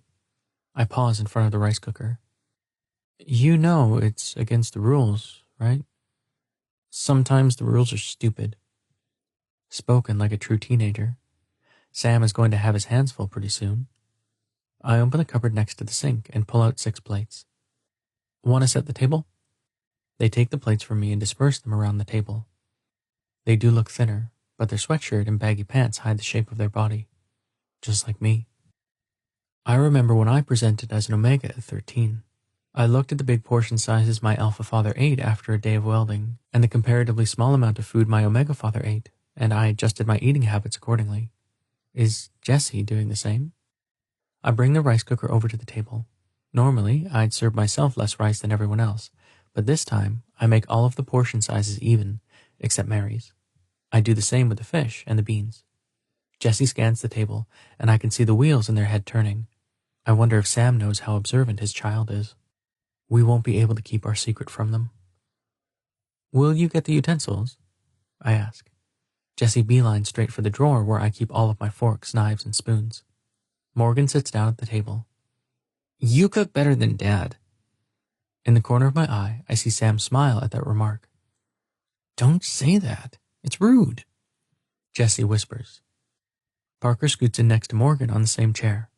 I need to get a bigger table. Sam carries Mary to the table. Normally, she sits on my lap, but he sets her on his knee and reaches for the plate with the toddler-sized portions. It's fine. You're right. I'm not a very good cook. Maybe Lou could give me a few pointers. Jessie watches us both closely. They're not sure if there's something going on between us yet. Underneath the table, I feel something press against my shoe. Sam smiles at me while he cuts up Mary's food. I glance down to see his foot against mine. He's playing footsie with me. For a moment, everything is perfect. Morgan makes up a silly song about halibut, Parker complains about how annoying it is, and Jessie eats. Really eats. Mary tries to give her food to Sam, who eats it from her small spoon while offering her pieces of fish from his plate. My heart feels so full I can barely breathe. It's almost like we're a family. Is it true that we're going to eat dinner with you 3 times a week? Jessie asks me. I turn to Sam. When Jessie says it like that, it sounds very suspicious. We thought that would be nice. What do you think? Sam says. Jessie pushes the rice around their plate with her fork. I think it's a good idea. If you're friends, there's no point in pretending you aren't, right?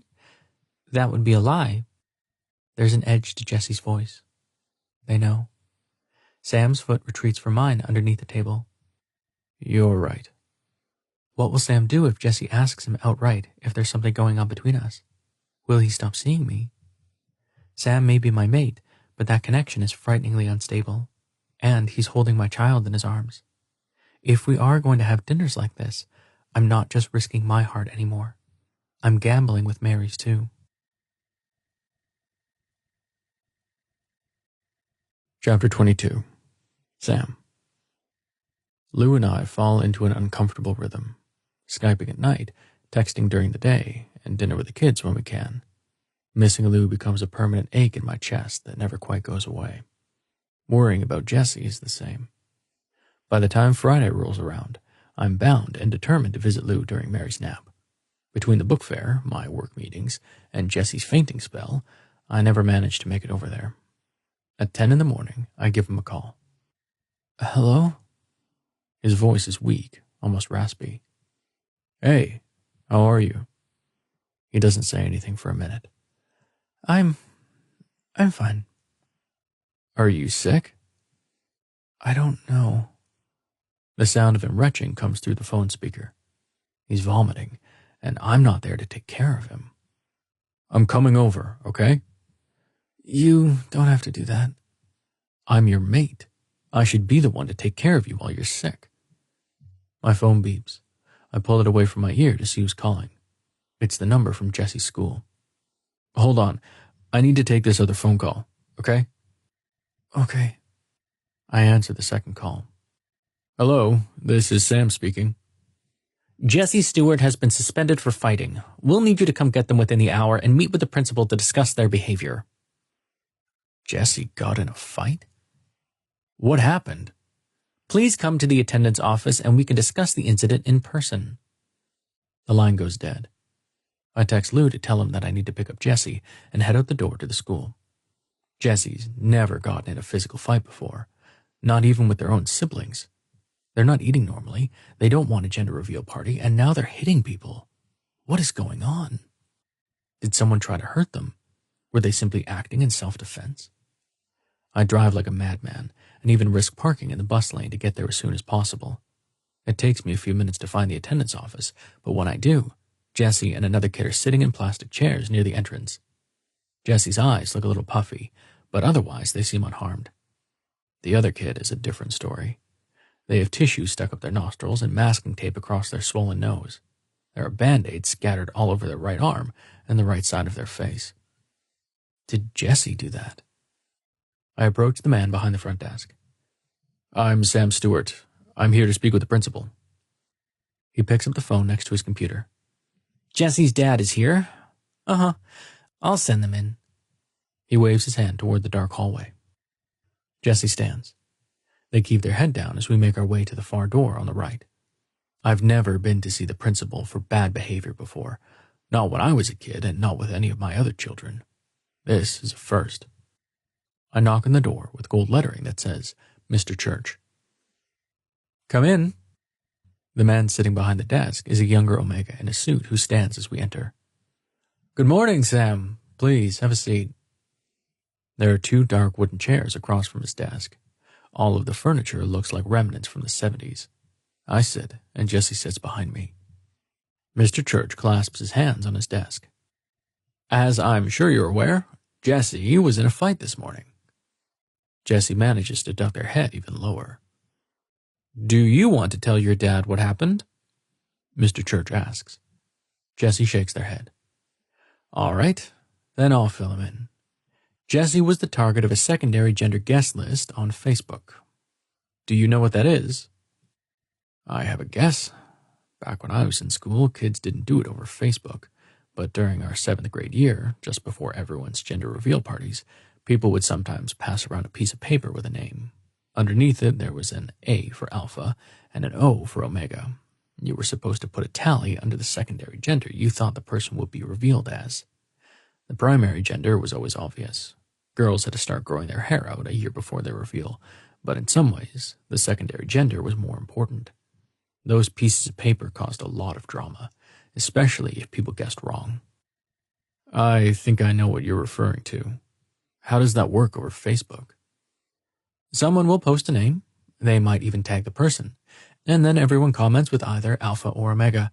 Secondary gender guest lists are against the rules at this school, even over social media. But they still happen sometimes. I look over at Jesse. They're still hunched over in shame. Did people think they were an Omega? Is that what this is about? How did this turn into a fight? I ask. I think it would be best if Jesse told you why they hit Jacob. Mr. Church says. Silence fills the room as we wait. And wait. Jesse? Their shoulders tense. He said I had big feet. I look to Mr. Church for guidance. Surely that can't be what pushed Jesse into a rage. And? Mr. Church prompts. And that anyone who thought I was an Omega was stupid because of my feet. I still don't understand. That hardly seems like an offense worthy of a bloody nose. But Mr. Church sits back in his chair as if the mystery has been solved. The months before a child's gender reveal can be very stressful. For that reason, I'm only going to suspend Jesse for the rest of today. I've already talked to Jacob about his behavior. The list has been removed from Facebook, and he's apologized. I hope we can put this situation behind us. Lots of Omegas wear larger shoe sizes, Jesse. This isn't anything to be worried about. Mr. Church thinks Jesse is an Omega. If Jesse was, their reaction would make a lot more sense. This is something we need to talk about alone. Jesse and I will discuss more appropriate ways to handle conflict. I apologize for my child's behavior, I say. Mr. Church stands. This is an emotional time. Jesse's a great student. I don't expect to see them in my office again. Jesse keeps their head down as we exit Mr. Church's office and walk past Jacob, the instigator of the list. They follow me out to the parking lot where I have a ticket on my windshield from parking in the bus lane. Do they monitor this lot every second of the day? I was only in there for 10 minutes. Once we're inside the car, I don't start the engine. I just sit there. My alpha father once told me that a father's job was to listen twice as often as he speaks. It was stupid, they finally say. You're right. Hitting someone is stupid. It doesn't solve anything. But why did you really hit him, Jess? Are you that sensitive about your feet? Foot size is one of the biggest indicators that a kid will end up as an alpha. Jacob wasn't wrong. He shouldn't have been speculating about Jesse's secondary gender, but it's normal for alphas to have big feet. No. Jesse takes in a deep breath. It's just, everyone else put an O. I can see that. People believe a lot of stereotypes about omegas and alphas. Jesse's always been a sensitive kid. Is that what bothered you? I ask. They hug their body before whispering. No. Then what in the hell? I stop and try to calm down before I say something stupid. Clearly, something set Jesse off. I need to know what. What am I missing here? Help me understand. I want to be on your side, but it's hard when it seems like you gave someone a bloody nose for no reason. Jesse stares out the window instead of looking back at me. They're disconnecting. Whatever is going on has a bigger hold on them than I do. Jesse, look at me. They turn their head and maintain eye contact for just a second before looking away again. You can tell me whatever is going on right now. I'm your safe space. Their eyes fill with tears. It's just, I'm not an alpha, Dad. Even people at school can see it. I know the test said I was, but I'm not. I'm really, really not. That's so far from what I was expecting that I don't know what to say. Jesse covers their face with their hands, and their shoulders shake with sobs. Everything makes sense now. Their reticence to plan a gender reveal party, their disdain for pebble gifting season, even the food problems. Secondary gender characteristics are onset with puberty. Jesse's body hasn't started changing yet. Maybe they thought they could delay the change for a while. My kid is trans. Jesse's not an alpha. That will take some getting used to. I've read about transgender people on the news, but I've never known anyone who is trans. I hope I can give Jesse the support they need. If only they had told me sooner. They shouldn't have to deal with this alone. I love you, Jess. Your secondary gender doesn't impact that at all. Their sobs slow for a moment. But Dad, you don't understand. I don't want to be revealed as an alpha. Okay, I say. What is it that you want? They pause, then say, I'm an omega. Is that what you'd like to be revealed as? Won't people find out when I start changing? We'll get an appointment with a doctor and see what our options are in regards to hormone blockers, okay? I don't know much about hormone therapy, but I do know there's medication that will delay those changes until Jesse's old enough to make permanent decisions about their body. Jesse's lips tremble. The eternal ice, some people say. Those people don't matter, Jess. The eternal ice would want you to be yourself. I think that's true. It has to be. But even if it isn't, would I want to worship a deity that created my kid only to tell them that an integral part of themselves is wrong? Either way, I'm with Jesse. Let's go home, okay? Jesse smiles. Okay. This doesn't mean you're off the hook for getting in a fight, though. As I start up the car, I remember Lou. I offered to take care of him. How am I going to do that and also be the father Jesse needs right now? What if I can't do both? Chapter 23. Lou. I have to pick up Axe from the airport. Normally, I'm happy to see my brother, but the nausea I hoped was just nerves hasn't gone away. It's gotten worse. Axe nearly killed Mary's alpha father when he left me. I'm not ready to tell him that I'm pregnant again. I haven't even told Sam yet. I'm afraid of what he'll say. There are so many things that could go wrong this weekend. Axe could see me vomiting and guess it's more than the stomach flu. Sam could show up unexpectedly. At the very least, Sam is going to ask why he can't stay over on Saturday. How do I say, because my brother might literally kill you, without freaking Sam out? Somehow, I have to hide my morning sickness from my brother and hide my brother from my mate all weekend. I just haven't figured out how. Armed with a barf bag, I strap Mary into her car seat and head to Anchorage's International Airport. On the way there, Sam texts me an apology for not being able to come over to take care of me. I push down the hurl and remind myself that Sam can't come over anyway. Axe is waiting at the last station of the airport pickup area in a leather jacket and holey jeans. I can't help but feel relieved as his huge frame turns in our direction and a smile spreads across his face. When I was growing up, Axe was the gentle giant who always took care of me. When our alpha father would harp on me for my silly drawings, Axe secretly slipped me new sketchbooks. And when our omega father pressured me to go skating or running with him to maintain my figure, Axe tagged along to encourage me. He climbs into the back seat of the car and pulls down his shirt to show Mary the lamb he tattooed on his chest for her. She presses her tiny hand to the tattoo. Aki. That's right, sweet pea. You remember. He leans in to kiss her forehead. It's Axel, Mary. Axel. Axe shakes his head. Let her call me whatever she wants. Song, song, Mary chants. Axe sings a quiet version of Mary Had a Little Lamb as I drive him back to the summer quarters.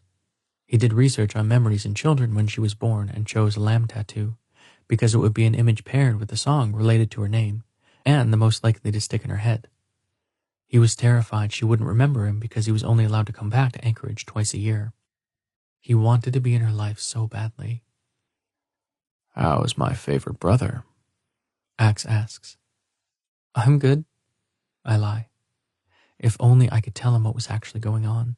It would be nice to have someone to talk to. I park next to Sai's car in the jewelry store parking lot. Axe's eyes linger on Sai's car for a moment before he unlatches Mary's car seat and lifts her into his huge arms. You and I need some snuggle time, he tells her. She grins back at him.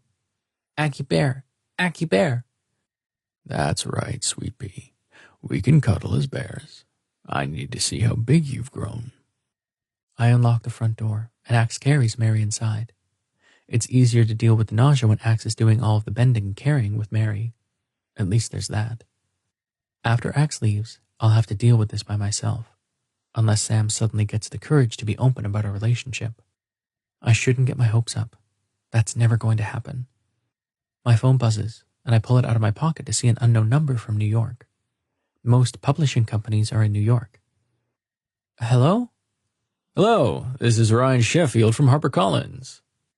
My stomach is already churning, but that takes me over the edge. I force myself to swallow instead of retch. HarperCollins is calling me? What does that mean? Axe helps Mary out of her clothes, with the exception of her diaper, so she can take her bare form. Mary's cloth diapers have elastics on the legs and waist to accommodate her when she shifts. Axe does a family shift, removing his shirt first and putting a blanket over his lower body while he takes off his jeans and expands into his bare form. Axe's bear reminds me of roaming around at the summer folly and cuddling in the snow when we hiked too far out from our campsite for our fathers to catch up. Seeing Axe's bear form feels like home. Hello, Ryan.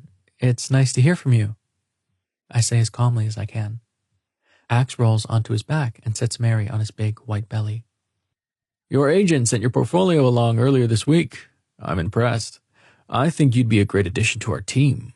I just had an illustrator drop a new counting series we want to release next year. I'm not going to lie to you, the turnaround time for this is fast and the pay is entry level, but it would be a good resume builder if you're interested. A whole series? And they want me as the illustrator? It seems too good to be true. Great. I mean, how much is the pay? Is that okay for me to ask? Ryan laughs. Yes, that's perfectly fine. I'm going to email you an official offer. I just wanted to give you a call and give it to you a little more informally first.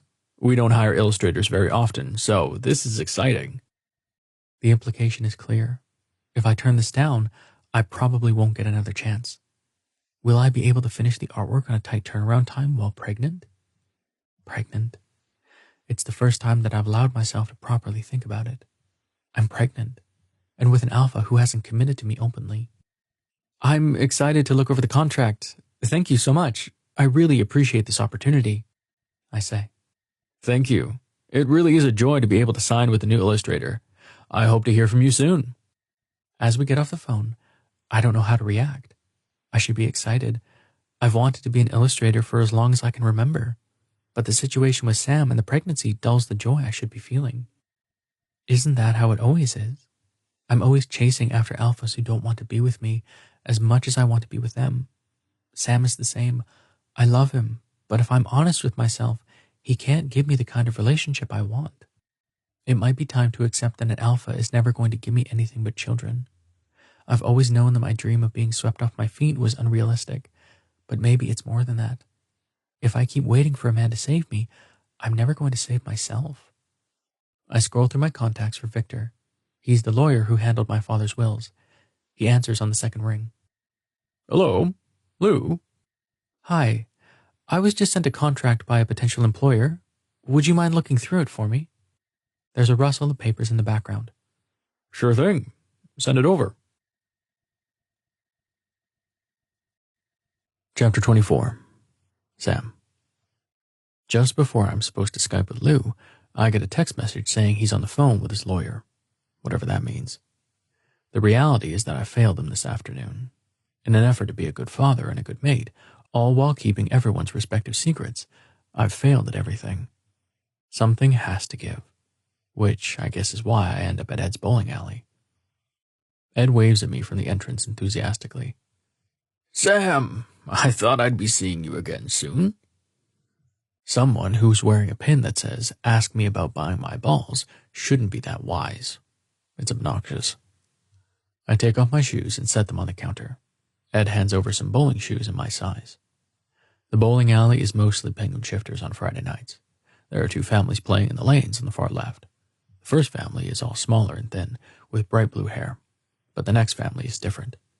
A taller alpha woman with dark brown hair holds hands with a smaller blue-haired omega woman. They have 4 children with them, half with blue hair, half with brown. They're all laughing and talking with one another. Here in this bowling alley, no one seems surprised. Don't stare, Ed says softly and walks around the counter. We settle into a lane on the opposite end. I pick out a different ball than I used last time. This one is heavier. Hopefully lobbing it down the lane will get some of my frustration out. Ed sits in front of the lane's computer, punching a few buttons to get the game started. Did you have more fun with your omega? What? No. Well, technically yes, but it's more complicated now. He gestures to the empty lane. I guess that's how this works. I bowl poorly, and Ed gives me bad advice. This is a great way to figure out what to do about Lou. Don't forget to let go of the ball this time, Ed says. I do my best, but as I try to release the ball, my thumb gets stuck, and I still end up throwing it in the gutter. A calm bowler is a good bowler. Let go of your stress and just let it flow. I sit down next to him and rest my elbows on my knees. Alan didn't want to be buried with his bonding necklace. He specifically requested I keep my pebble, so it's been in my sock drawer for the last 4 years. Ah, and you showed it to your new omega. I nod. Well, how did it go? Did he feel a connection to it? I nod again. He claps me on the back. Congratulations. That's excellent news. Is it, though? I'm a single dad, Ed. How are my friends and family going to react to this news? Jesse's gender reveal party is less than 2 months away. Is anyone going to come if I'm open about my relationship with Lou? The incident with Jesse this morning made me realize just how vulnerable my children are. Someone made an offhanded comment about Jesse's shoe size on Facebook, and Jesse got in a fight with him over it. That's nothing compared to the comments people will make if Lou and I tell people we're together. Are you saying that you've kept your bond with Lou a secret? Ed says. Well, yeah. Even your children don't know? No, they can't keep a secret. If I tell them, everyone else will find out. Ed points to my ball, which is now rolled back. I stand and grab it, only grasping with the edge of my thumb this time, and throw it down the lane with all the force of my body. It doesn't end up in the gutter, but it only clips 2 pins on the side, leaving the rest upright. I return to Ed's side to wait for my ball. You chucked that ball hard. Feel better? He asks. A little. Good, because what I'm about to say is going to make you feel like shit. You're being an asshole. I sit back on the flimsy plastic chair. Excuse me. You gave Lou your pebble. But my kids. Are you really willing to neglect your mate because you're afraid of what people will say? For I's sake, Sam, Grow a pair. Of course Ed would say something like that. He's always doling out vulgar, useless platitudes. If it was that simple, Lou and I would already be living together. But it's not. He gestures to my ball again. Why the hell not? Bowling is probably more productive than trying to explain to him why he's wrong. I walk over to the ball and pick it up. Throwing it down the lane hard didn't work, so this time I take care to swing it more gently, releasing it at exactly the right point. It rolls down the lane more slowly and knocks half of the pins down. I sit down again. You know as well as I do that my kids will bear the brunt of this. They might, but you can't keep a secret like this forever. They're going to find out sooner or later. He's right. At some point, my kids are going to wonder why I go into the storage closet every night or what I do on Saturday nights. I think Jessie already suspects something. Look at it like this. You're about to do something controversial.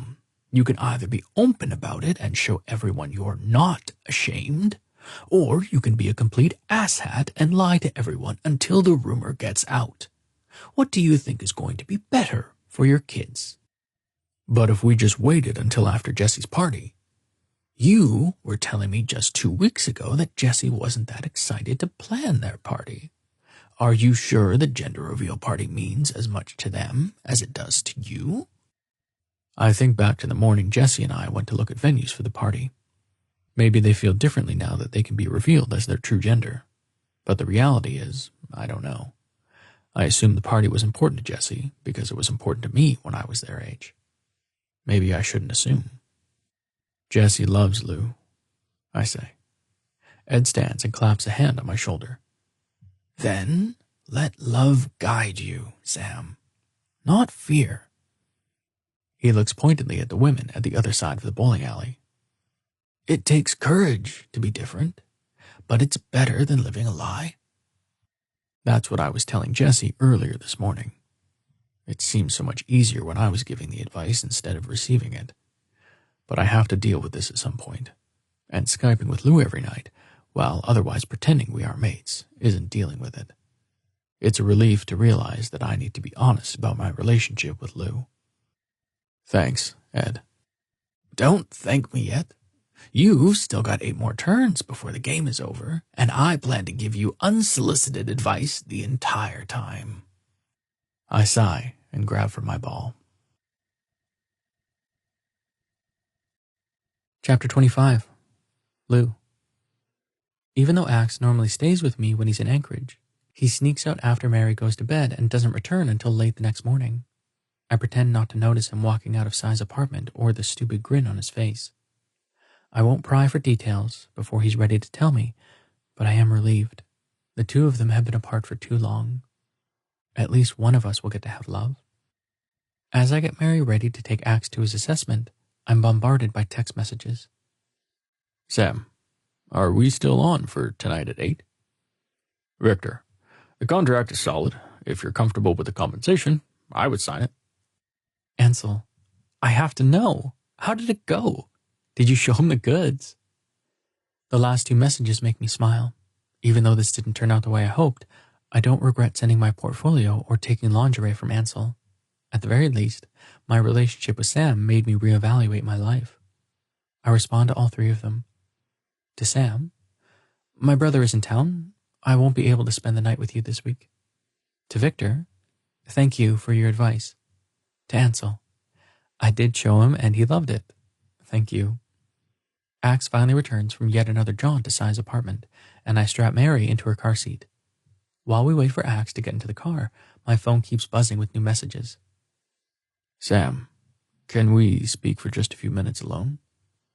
Victor, have you talked to your brother about the store's deficit yet? Ansel, anytime. I miss the hell out of you. Want to come over for dinner this week? Axe climbs into the car before I get a chance to respond. It isn't far to the academy. Every 3 years, Ragers have to meet with the guild to discuss their productivity and behavior on the slope. I want to tell Axe to ignore the shitty things the guild is probably going to say to him. The problem is, I don't think he'll ever believe me. If there's one thing our family struggles with, it's acknowledging our self-worth.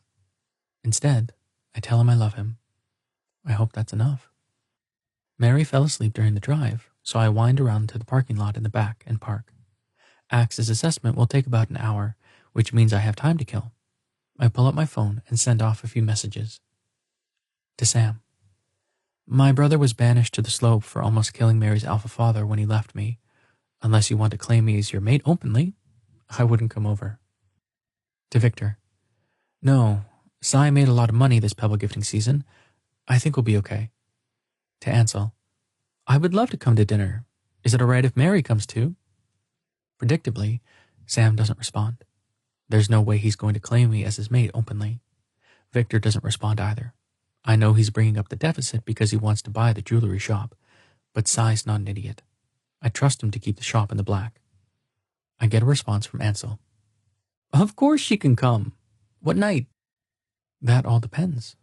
Sam and I had family dinner on Tuesday and Thursday this week. If I tell him it's over between us, those dinners would be canceled. But am I ready to do that yet? How about Wednesday? Ansel sends me a smiley emoji. Nausea overwhelms me. I open the car door and retch onto the asphalt. At this point, there's nothing for me to vomit up anymore. My body doesn't care. I dry heave again and again. Somehow Mary doesn't wake up, but the entire time I can't help but wonder how I'm going to take care of her during this pregnancy. 45 minutes after parking, I compose myself and start the car again. I get another text from Sam. Just give me 5 minutes. I'll be quick. I reread the message several times. He's going to break up with me. I just know it. Fine. I'll text you when it's safe to come over. If he's going to end things, there's no use in prolonging the inevitable. Chapter 26. Sam. My in-laws live 1 block from the church Alan grew up attending. Alan loved that church. He insisted on taking the kids there even after we moved to the other side of town. It was the church the blue-collar penguin shifters gravitated towards, the construction workers, plumbers, and mechanics. I never thought I'd end up with a mate from this part of town. My fathers are both teachers. I grew up in a house full of books and lively discussions about the classics. When I started writing, my fathers didn't tell me it was an impractical profession. They bought me books on grammar and tutored me on sentence structure. They both assumed I'd choose a mate who loved the written word as much as I did. When I met Alan during my pebble gifting season, he was so easy to talk to and had a smile that took my breath away. It was our first night roaming the streets looking for a mate, but after we made love for the first time, I knew without any doubt that he was the one for me. His reaction to my pebbles sealed our fate. His mother's house hadn't changed much since the morning I stood nervously outside the front door with my pebble gifting portfolio and Alan by my side. It's a square brick house with a wide porch and a white door. Back then, I was so worried they wouldn't accept an alpha with dreams a lot bigger than his pocketbook. Alan's mothers were only able to have 1 child. He was their pride and joy. I ring the doorbell now, as I did then, with a trembling finger. Dana, Alan's Omega mother, answers the door. She's short and round, exactly like he was, with a warm smile and gray hair that extends halfway down her back. Oh, Sam, it's so good to see you. Please, come in. Their front door is small and filled with photos of our children. The 2 of them save every cent they can to take the children on trips. Like Alan, our children are their pride and joy. After he died, I couldn't have asked for better in-laws. They've supported me every step of the way. Linda, Alan's alpha mother, is sitting in the recliner with a book in one hand. She sets it down and stands to give me a hug. What a pleasant surprise. Where are the children? They're home. I need to speak with the 2 of you alone. Linda is a tall, domineering woman with short white hair and age spots along her left arm from driving a truck. When I presented my pebble gifting portfolio to her, she didn't even open it. She just turned to Alan and said, Is this the man you choose? Alan nodded. He held me close all night, Mama. He's kind. I think he'll make me happy. That was enough for Linda. She wasn't the type to question Alan's decisions. When he decided to become an organ donor, she shrugged and said, They're your organs. I reckon you should be the one to decide what happens to them. I wonder what you'll think of the decision I made today. Linda returns to her recliner, and I sit on the couch with Dana. The 2 of them wait in silence. How do I tell the women who lost their only son that I plan to move on? How can I possibly explain that choice to them? I'm lonely, I say. Dana nods, but Linda doesn't move a muscle. Instead, her eyes become glassy. Despite alpha stereotypes, she's always been a crier. When she held Jesse for the first time, she bawled. I'd like to take another mate. An Omega I met through work. The children already love him. I believe that our lives will be better with him in it. But I wanted to ask you for your blessing first. Tears slide down Linda's cheeks. Dana walks over to her wife, crouching next to her and sliding an arm along her shoulders. I loved Alan. Linda holds up her hand and takes in a shaky breath. You'll have to forgive an old woman. It's just that I miss my son so much. I hope you never know the pain of burying a child, Sam. There's a hole in my heart that will never be filled. Never. Dana holds her wife tighter, resting her head on Linda's shoulders. She reminds me so much of Alan. He was affectionate like that. Even though I love Lou, a part of me will always miss him. What she means to say is that we've discussed this possibility. Dana tells me. We didn't want to push you, but you are very young for a widower, and we want you to be happy. It's what Alan would want too. More tears slide down Linda's cheeks. Just remember that you will always be our son. We lost one son already. We couldn't bear to lose you too. Please, don't be a stranger. We want to meet your new mate. If you love him, I think we can find a place in our hearts for him too. They say that when you choose a mate, you choose a family too. I get up to hug both Linda and Dana. We cry together, for Alan, for the pain of change, and for the loss of what our family used to be. I'm so grateful they want to meet Lou. I think they're going to love him, as impossible as that seems, and I think they're right. Alan would want me to be happy. He would want all of us to be happy. So I'm going to give myself permission to be, after 4 long years. Chapter 27. Lou. Axe emerges from the academy with a big smile on his face. He jogs over to the car and throws open the back door. You look happy. Did they give you a raise or something? He climbs into the back seat and kisses Mary on the cheek. She giggles. He closes his eyes and inhales her scent. What is going on? I ask.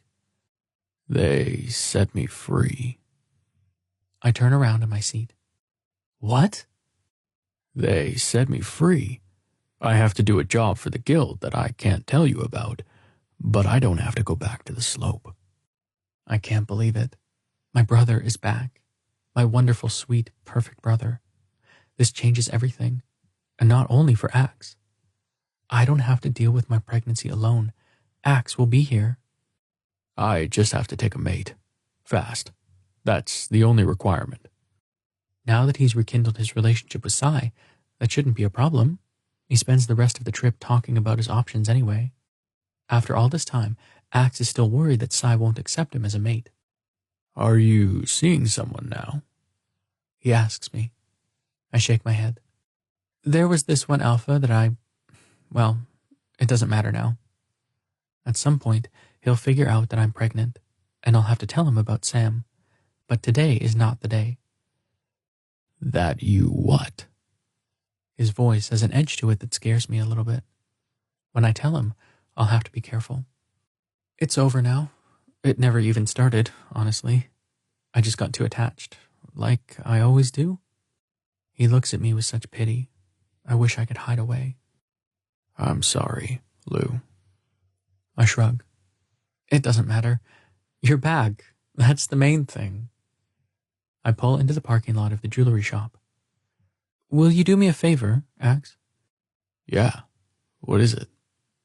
Will you tell Sai about all this before you go searching for a mate? I know he didn't want to bond with you in the past, but it's been 3 years. People change. He looks up at Sai's apartment. I'm going to talk to him right now, actually. I think he'd want to know. Axe helps Mary out of her car seat for me and disappears up the staircase to Sai's place. Mary and I watch the door shut. Aki go bye-bye, Mary says. He has to talk to his friend, but he'll be back. I should feel happy. My brother is free, and Sai is finally going to get to be with the man he loves. It's just, I want to be with the man I love too. The dizziness that's haunted me all week returns. Let's go inside. I lead her inside and to the bathroom where I sit in front of the toilet and wait to throw up again. All week, I've tried to keep my chin up. I've painted my wishes and put on a smile, but I'm so damn tired of pretending I'm okay. For the first time since all this started, I let myself cry. I shouldn't cry like this in front of Mary. She sits next to me with her board books. She's collected them in the bathroom after spending so much time in here during the week. I want to tell her that everything's going to be okay, but I can't. I don't have the energy. Off in the distance, I hear knocking. Whoever it is, they'll have to come back later. Even if I could stop crying, I'm too dizzy to walk. A familiar voice calls out. Hello? Lou? It's Axe. In the bathroom. My voice cracks. I hope I was loud enough for him to hear. The sound of the door opening and footsteps echo through the house. Axe appears in the doorway of the bathroom. What am I going to say to him? How am I going to explain? I burst into tears again. Do you have the stomach flu? Did you eat something bad? I shake my head, my body convulsing with sobs. Aki, read, Mary asks, holding out her book to him. In just a minute, sweetheart, he says, kneeling next to me. Are you... I know what he's asking. Axel was the one who took care of me last time I was pregnant. He remembers what it was like. The alpha doesn't know, okay? You don't have to beat him up. He doesn't know. Axe's shoulders soften. Okay. Can I ask why you haven't told him? I drag the back of my hand across my cheeks, wiping away the tears. He doesn't want me. Not like that. At least not enough to be open about our relationship. You don't know. I know, okay? I do. You have no idea how much I wish he did want me. He's perfect in every way. He places his hand on my shoulder. He is not perfect if he doesn't see how wonderful you are. He's an idiot. I glance over at Mary. She doesn't need to hear this.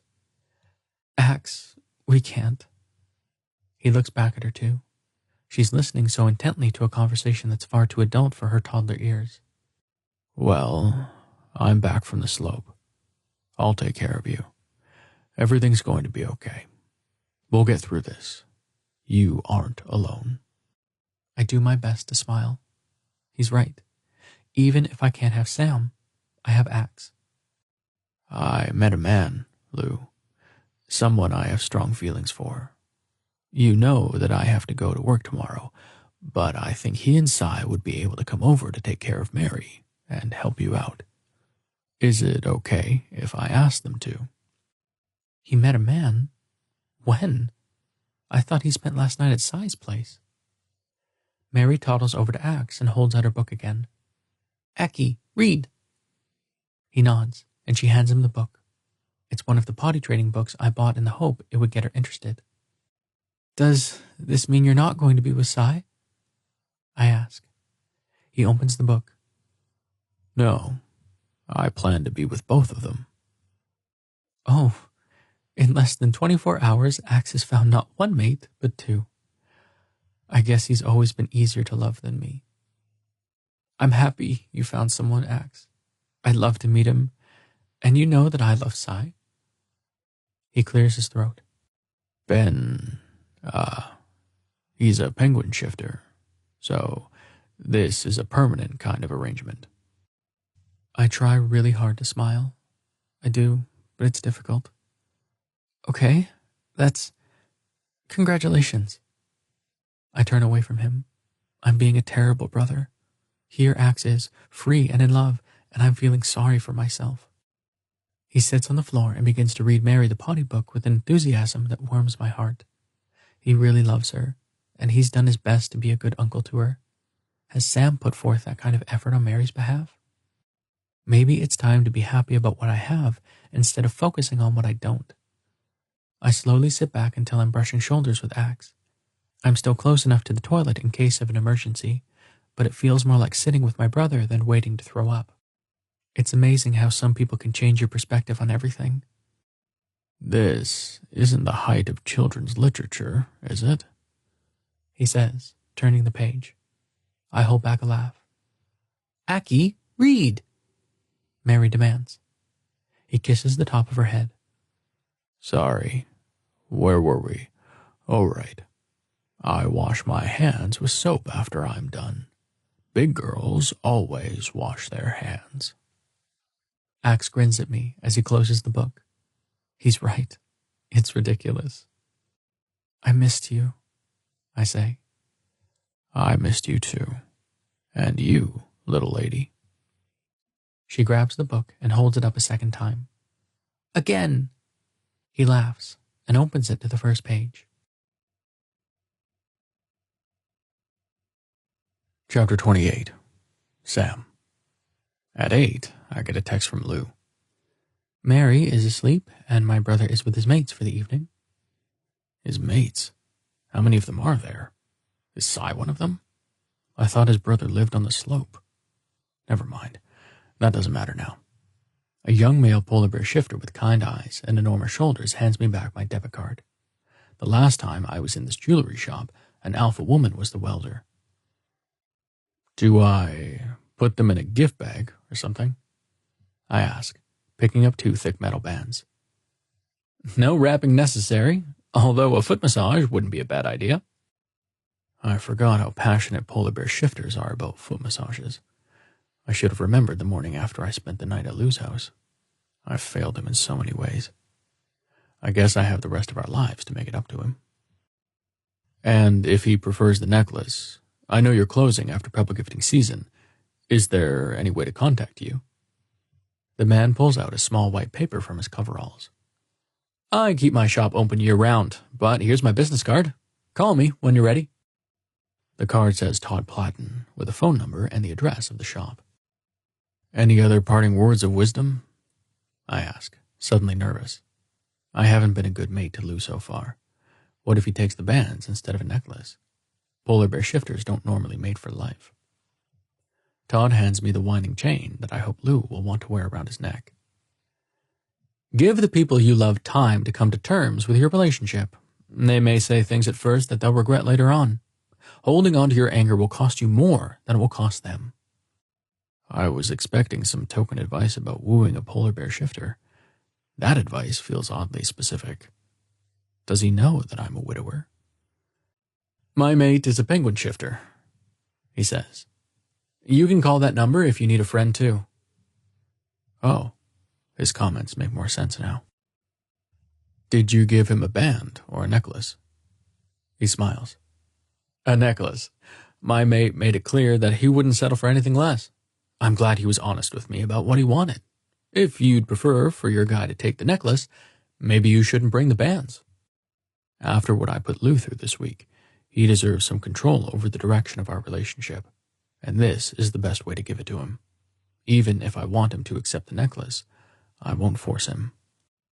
I gather up the jewelry and slide it into my pocket. Did your mate's parents struggle with your bond? I told Alan's parents already. Telling my parents will be harder. Instead, I lied and said I was going bowling with friends tonight. My father-in-law had a hard time accepting me at first, but now we're very close.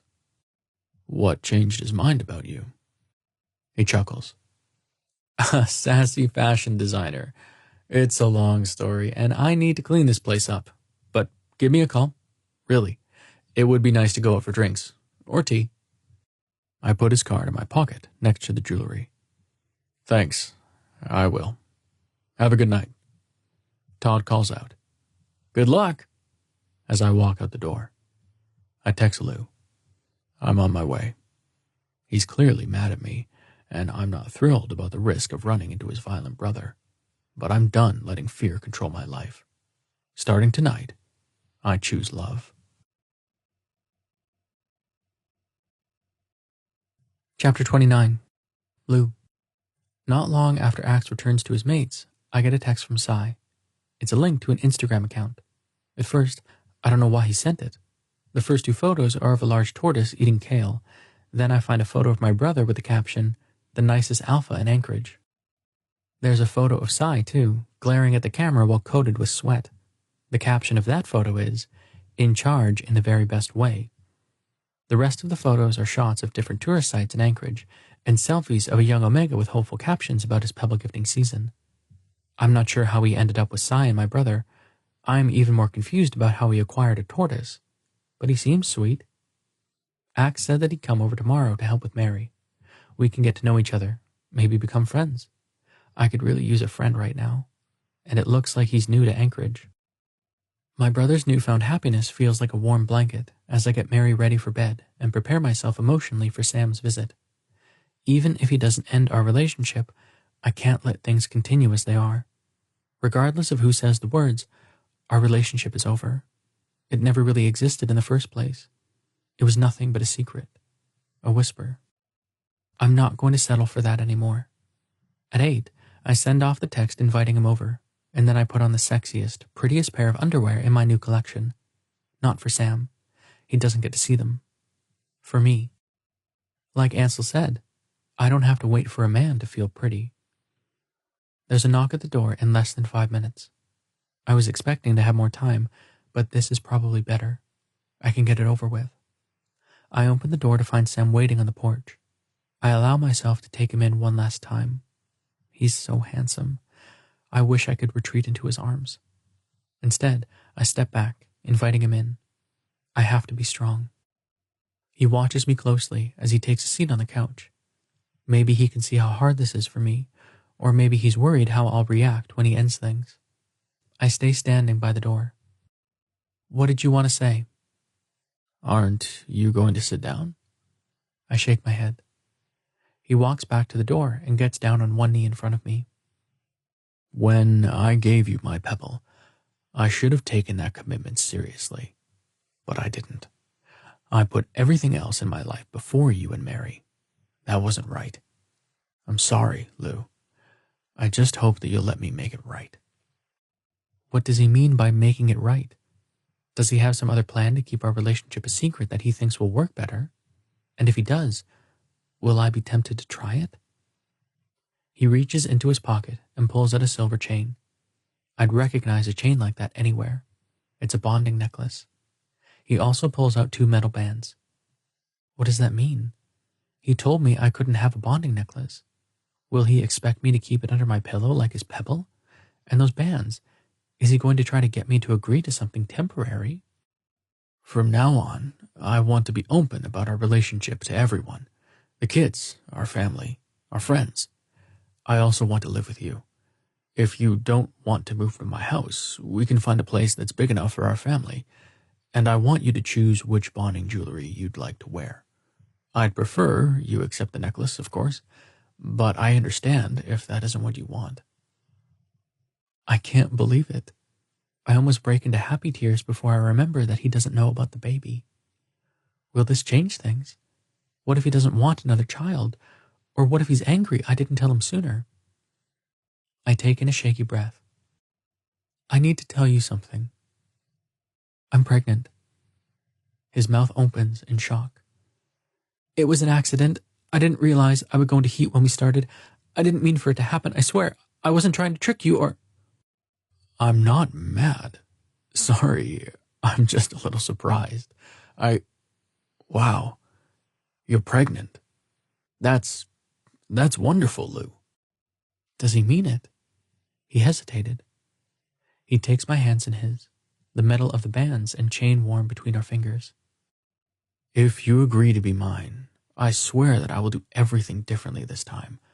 I will be there for you. I will raise Mary as my own and love her just as fiercely as my other children. I will do whatever it takes to get your friends to accept me. No more secrets, I swear. It seems too good to be true. I never dreamed that he'd react to the pregnancy this well. All of the problems we haven't discussed flashed before me. Pregnancy makes me very sick. I won't even be able to cook or clean, let alone take care of Mary. Sam kisses me, gently, the way he made love to me. I'll take care of you, I promise. Will you please accept a bonding necklace from me? So much joy builds up in my chest, I can't speak. The yes is barely a whisper, but he hears it. He kisses me again, and this time he isn't gentle. He claims my mouth with a fierceness that makes me weak. His lips travel to my cheek, my neck. Thank you, Lou. Thank you so much. I close my eyes, savoring the softness of his lips on my neck. I thought I would lose Sam tonight, and here I am, accepting a bonding necklace from him. Axe isn't the only one who gets to be loved. Chapter 30. Sam. Lou still looks a little pale, so I hook my arms under his knees and neck to carry him. We stare into one another's eyes as I walk through the kitchen. It's like one of those human romantic comedies where the alpha carries the omega over the threshold. I feel strong and solid with Lou in my arms, like I could accomplish anything. I open the door to his bedroom and set him gently on the bed.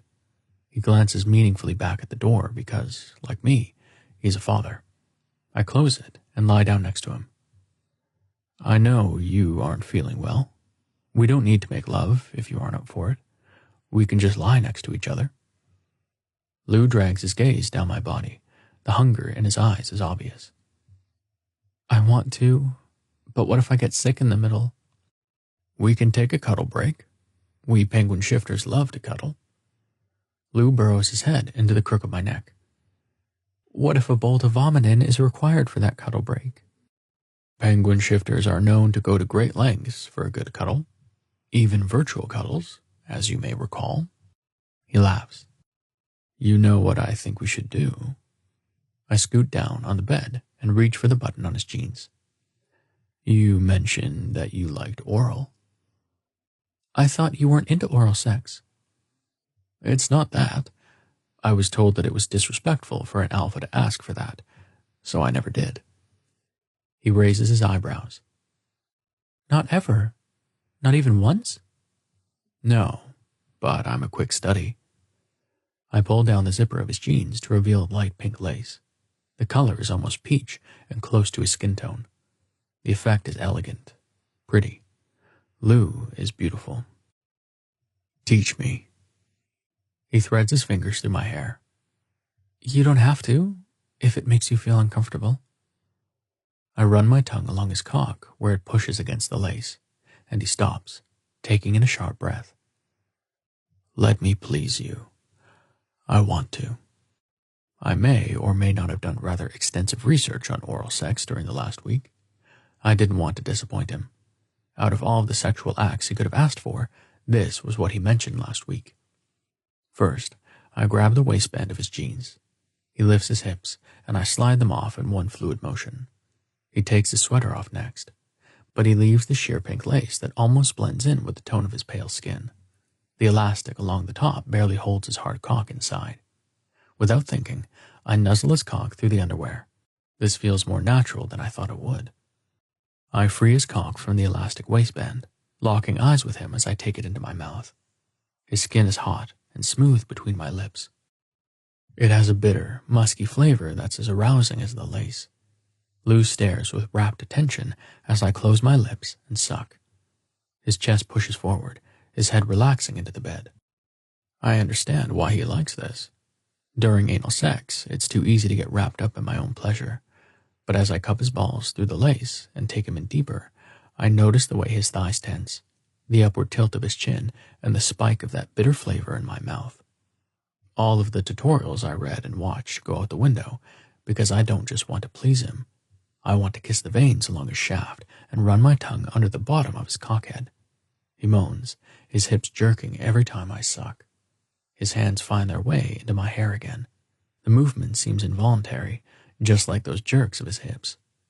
I kiss the top of his thigh and his lower abdomen. It all seems connected, and I feel frustrated that I was never allowed to have this before. I love the taste of him, love all of the textures under my tongue and teeth. The tutorials flood back just in time. Lou's grasping at the sheets now, his knuckles white. I increase the pleasure around his cock, sucking him so deep that he hits the back of my throat. His broken gasp is beautiful. He falls apart, shaking his head back and forth and arching his chest as my mouth fills with his release. I let his cock slip out of my mouth and swallow experimentally. His cum is thick and salty. I think I like it. Lou's cheeks pale. He covers his mouth, his eyes widening. Let me go get a bowl, okay? He clenches his jaw. But it's your turn. I kiss his forehead. Later. I get up and go hunting in the kitchen for a mixing bowl. By the time I return to the bedroom, Lou is as white as a sheet. I hand him the bowl just as his body does a violent lurch. I turn away to give him privacy until the retching noises stop. He lies back and wipes his mouth with the back of his hand. I'm sorry. It's okay. Not exactly the reaction I was going for, but... He smiles, even though his cheeks are still pale. I love you, Sam. I brush his curly white hair away from his sweaty forehead. Do you love me enough to give me your bowl of vomit to flush down the toilet? Is it messed up if that's the most romantic thing anyone's ever said to me? I take the bowl from him. Maybe, but I choose to interpret it as a compliment.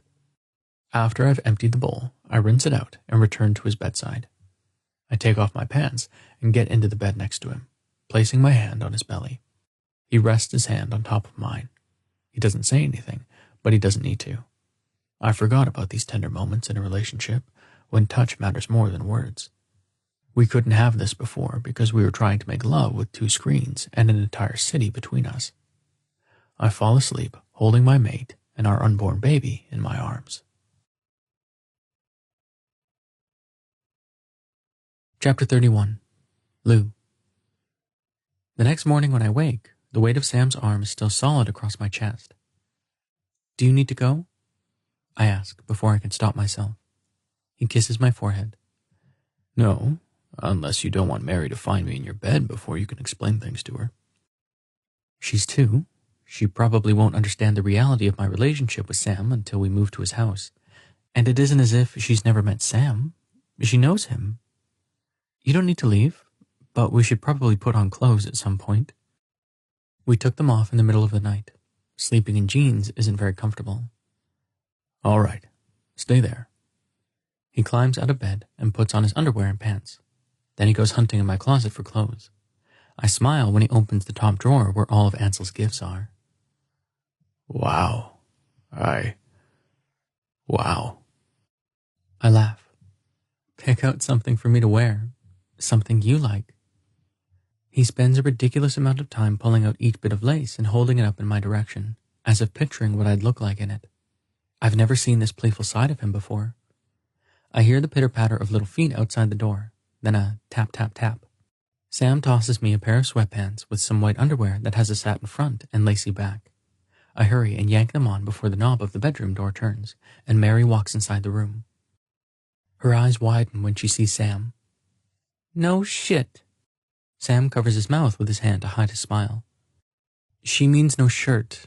It's shirt. Can you say it with me?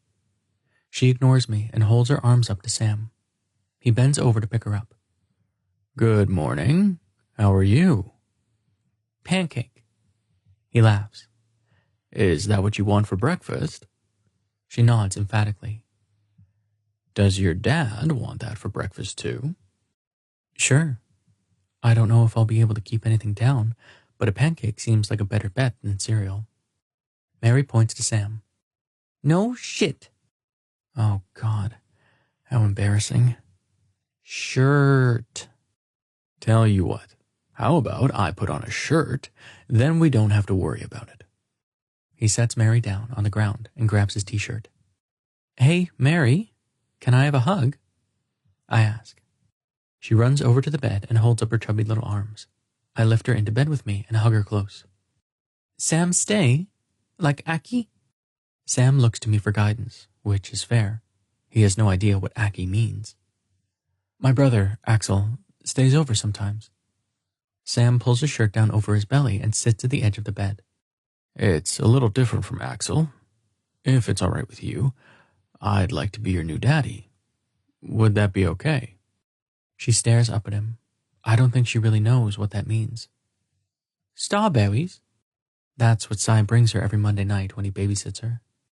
Do you like strawberries? Sam asks. She nods. Sam has strawberries.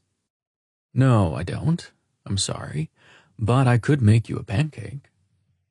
She claps and slides off the bed, jumping excitedly when she gets to the floor. She holds out her hand to Sam, waiting for him. Sam, pancake, Daddy. He chuckles and stands, leaning over to hold her small hand.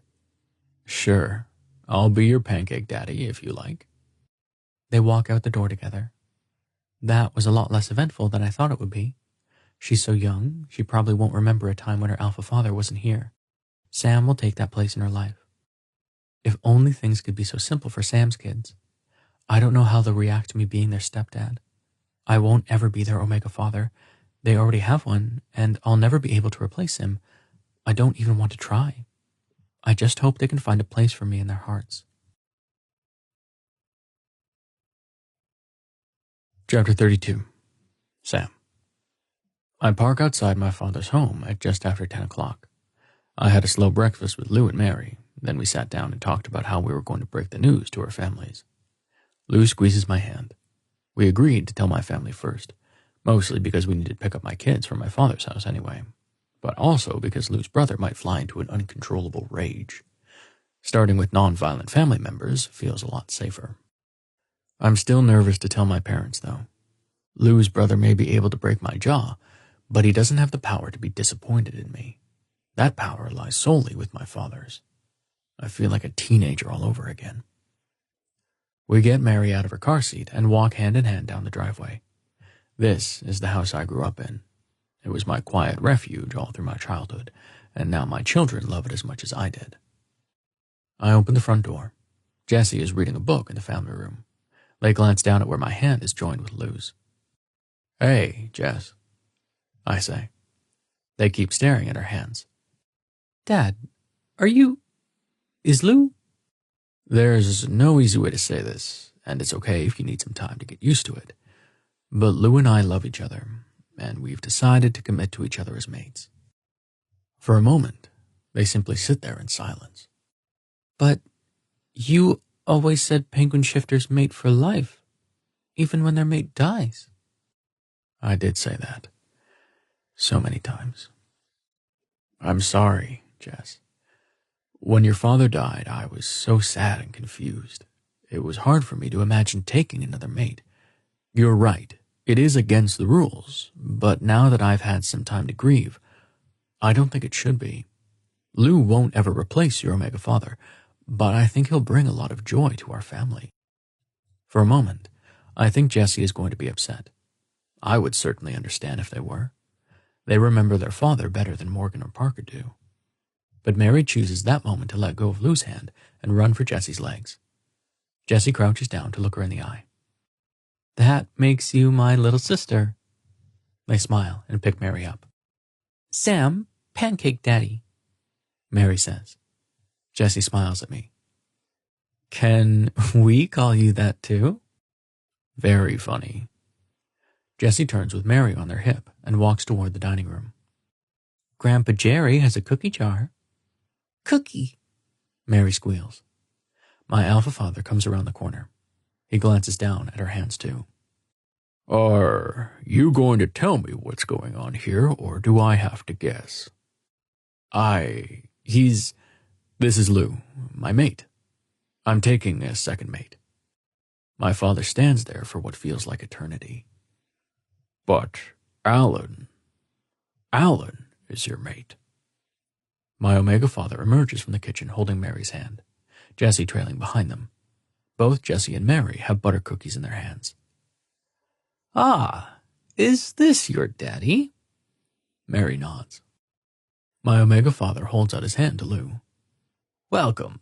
I'm assuming you're the mystery behind bowling night. He winks at me with a smile. I'm Jerry, Sam's Omega father. Before I get reprimanded for not introducing Lou again, I say, This is my new mate, Lou. The two of them shake hands. Would you like to come in and have some coffee? I just made a fresh pot. My Omega dad offers. My alpha father clenches his jaw, but he doesn't argue. Maybe we shouldn't. I know this is a lot for you to process. I just wanted to introduce you. Where are Morgan and Parker? My Omega dad elbows my Alpha father. I, for one, would love to get to know my new son-in-law and his adorable daughter.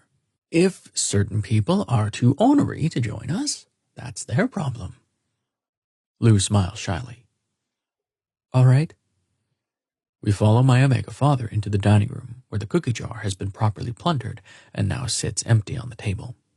My Alpha father stalks off to his study, but I take in a deep breath. Todd said it was important to give people time. I can do that. Now, first I have a question for you, Mary, my Omega dad says. Chocolate or vanilla? Chocolate or vanilla what? It's 10 in the morning, I remind him. He waves me off. It is never too early in the morning to spoil my grandchildren. I roll my eyes, but Lou is smiling. That's when I realize that Lou's parents are dead, so Mary's never had grandparents before. Vanilla, Mary answers, very matter-of-factly. All right, then. I'll be right back. My Omega father, who is nearly 60 years old, grins like a kid in a candy store and nearly skips on his way to the freezer where he produces an ice cream bar. In the middle of winter. It's so ridiculous I have to laugh. He gives me a playful push. Oh, hush. It's not every day I get a new grandchild. Let me have my fun. He unwraps the bar and hands it to Mary. We should probably set you up at the table. Let me go get one of my old phone books. I don't have a booster seat anymore. We'll have to change that, won't we? As my father heads down the hall, Lou leans in and whispers, I think he wants to get to know Mary a lot more than he wants to get to know me. I think you're right. Chapter 33. Lou. Eventually, Morgan and Parker make their way to the kitchen, and Jerry gives them each an ice cream bar. Sam tells them that we're mates, and at first they don't say anything. They look to Jessie, who gives them a hesitant smile. But you won't live with us or anything, right? Morgan says. Sam glances back at me. Actually, we're going to start moving Lou's stuff today. What about Mary? Parker asks. Mary, too. I'm going to move my office into the dining room, and that will be her bedroom. Morgan scoffs. So she gets her own room? That's not fair. Parker and Morgan currently share a room. Sam and I discussed living arrangements this morning. We thought it would be best for Mary to have her own room since she has an early bedtime. Jessie hunches over to look Mary in the eye. You can share with me. Are you sure? Sam asks. Mary takes naps in the middle of the day, and she goes to bed early at night. She also uses diapers, so the room is going to smell sometimes. Yeah, I'm sure. Mary holds out her ice cream bar to Jessie.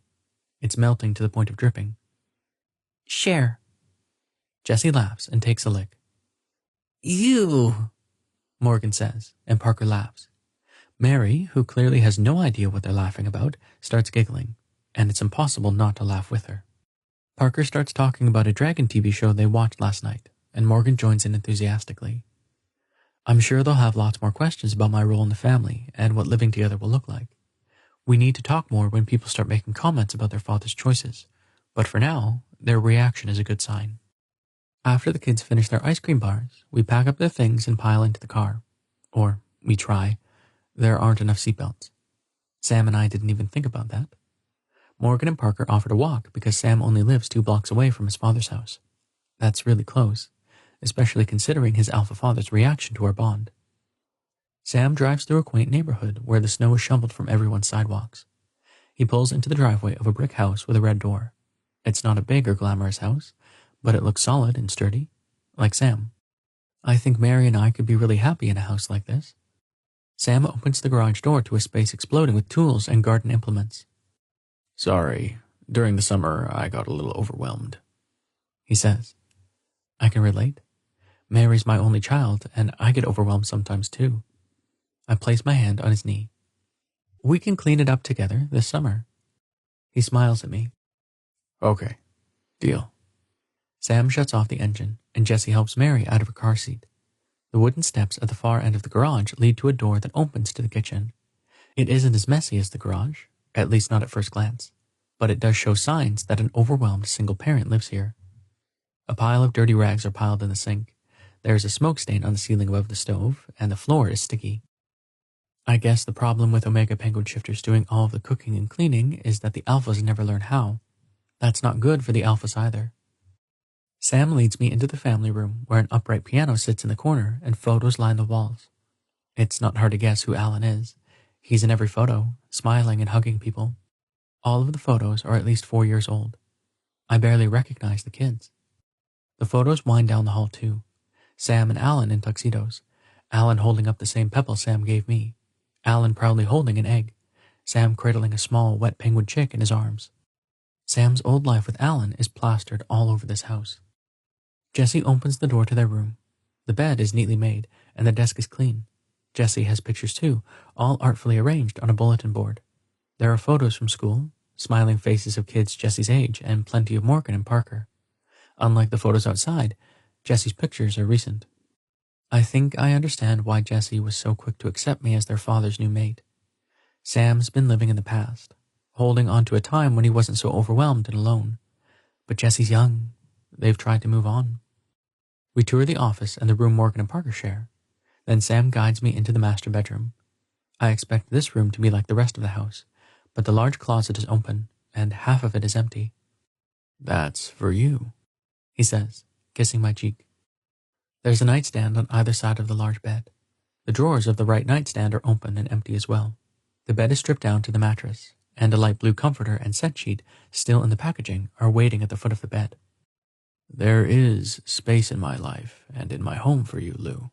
If you want, we can buy a different house, but even if we choose to stay here, I'll do whatever it takes to make you comfortable."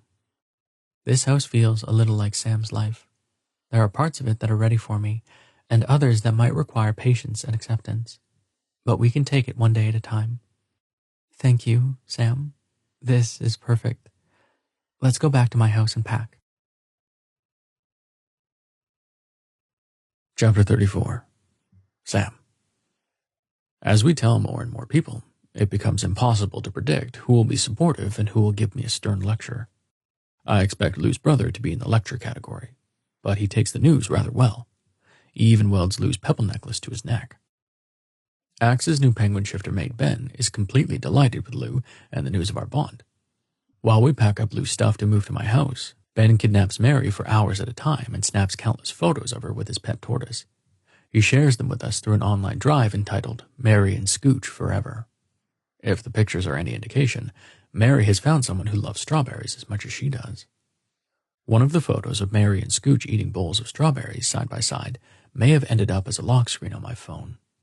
Cy, on the other hand, is less enthusiastic about our bond. One night, after spending the better part of the day helping Lou sort through his dishes, Axe walks into Lou's house without knocking. I know that technically it's their family's house, but still, Axe and his mates haven't moved in yet. He has a black binder in his enormous hands. I'm never going to get used to how huge alpha polar bear shifters are. Axe could probably rip me in half if he wanted to. He trudges over to the couch where I'm taking a quick break until Lou is ready to sort through Mary's old clothes. "You like to read, don't you?" Yeah. Why?" He sets the binder on the couch next to me. "Read that. It was made for the penguin shifter mate of my buddy Todd." The cover has the words, "Polar Bear Shifter Pregnancy Traditions," printed across the top. "Okay. Is that Todd as in Todd Platten?" "Yeah. I didn't know you two met." Axe pulls out his phone, which also has a Scooch and Mary Forever photo as the lock screen. "Have you seen Cy? He was supposed to be over here." "No, I haven't. Sorry." He heads back to the front door. "Tell him I'm looking for him. Ben wants to buy this huge terrarium, and I need help talking him down." Just as Axe closes the door, Cy walks into the dining room. "Wait, how long have you been in there?" He eyes me skeptically. "All afternoon. I packed up Mary's things." "But I thought Lou was going to sort through her old clothes to find the gender-neutral ones." "I already did." Cy takes 2 of the remaining glasses from the cupboard down. Lou left a lot of dishes for the 3 of them. They're going to move into the house after Lou's stuff is gone. Sai opens the fridge and peers inside like he already lives here. Axe was looking for you. Ben wants to buy this really big terrarium. Damn it. Sai pulls out his phone and types something before locking the screen again. Scooch and Marry Forever made it onto his lock screen too. Much to my surprise, Sai sits next to me on the couch and offers me a glass of water. When I take a sip, I discover it isn't water at all. It's alcohol. I sputter and cough. He doesn't apologize. He just smirks. Too strong for you, huh? What is this? Vodka. Why is he giving me vodka? I rarely drink wine, let alone hard liquor. Do you know what other polar bear shifters call me? Sai says, sipping at his own drink, which is as clear as mine. I'm not sure what it is, but he doesn't so much as wince after taking a generous swallow. No, I don't. The bastard from the slope. Do you want to know why? I assume he wants to tell me, so I nod. Because I grew up on the North Slope with a bunch of criminals. I literally learned how to walk in the equivalent of a jail and spent my childhood rubbing shoulders with murderers, rapists, and thieves. He downs his glass, then takes mine, and downs half of it too. Lou is the closest thing to a brother that I've ever had. He's a good man, but he tends to fall for alphas who aren't worthy of him. He drinks the rest of the vodka without so much as a hesitation. Axe was sentenced to a life on the slope for beating Lou's last alpha half to death. The guy spent weeks in the ICU. They didn't think he was going to survive. Sai stops and looks me straight in the eye. But if you hurt Lou, you won't be going to the ICU. No, if you hurt Lou, you won't survive what I'll do to you.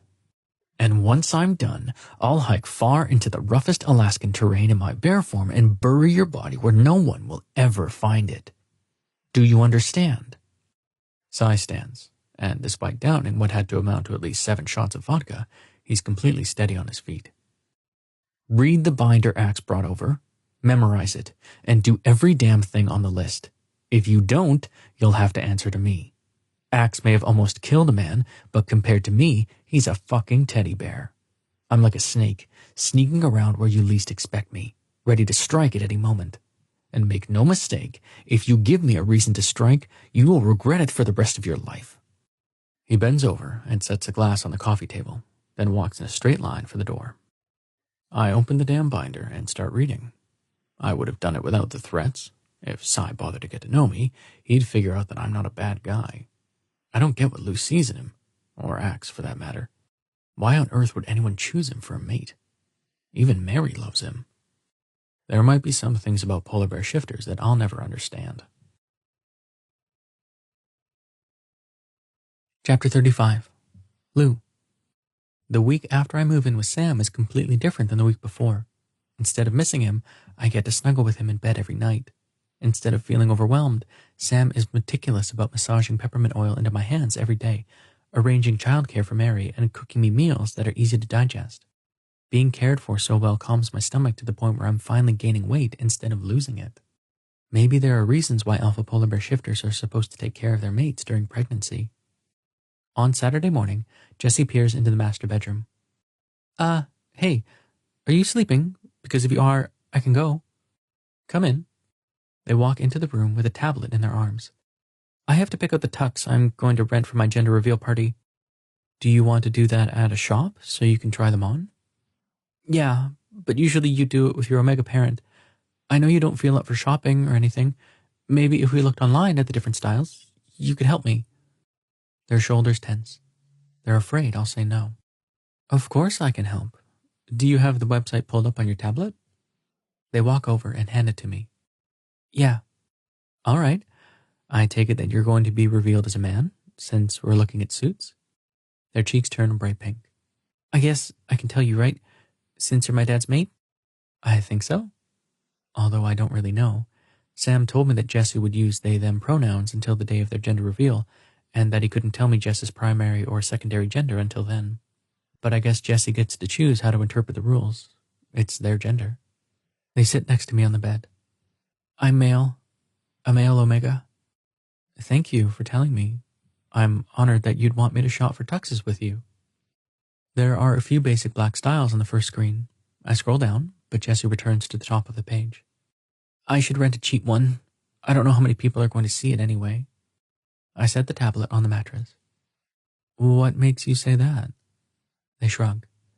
Some of my friends aren't allowed to go to my party anymore, since, Since their parents found out about me? Jessie nods. What did they say to you? I ask. They think Dad's cheating on my Omega Dad. Sam and I knew this might happen.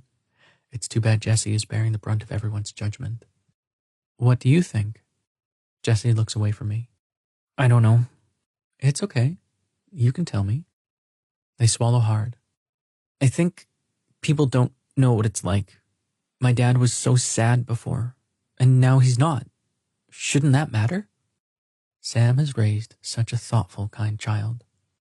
Are you disappointed that people aren't going to come to your party? I ask. For the first time in the conversation, Jessie smiles. Not really.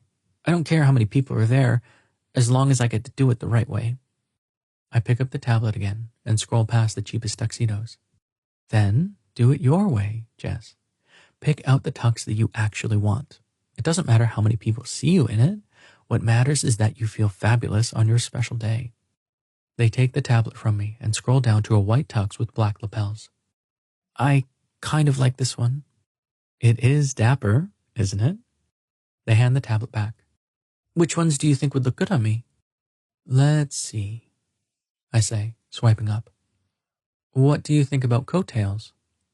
They scrunch up their nose. I laugh. Okay then, no coattails. Sam walks into the bedroom with Mary in his arms. He opens his mouth to say something, but when he sees Jessie on our bed, he backs up. Sorry, am I interrupting something? Lou was helping me pick out a tux. I discreetly wave at Sam, hoping he'll get the hint and leave us alone. I'll leave you to it, but I wanted to tell you that Mary peed in the potty. Mary grins from ear to ear with pride. I big girl. That's right, Sam says, lifting up his hand for a high five. She smacks it and giggles. I hold back the tears pooling in my eyes.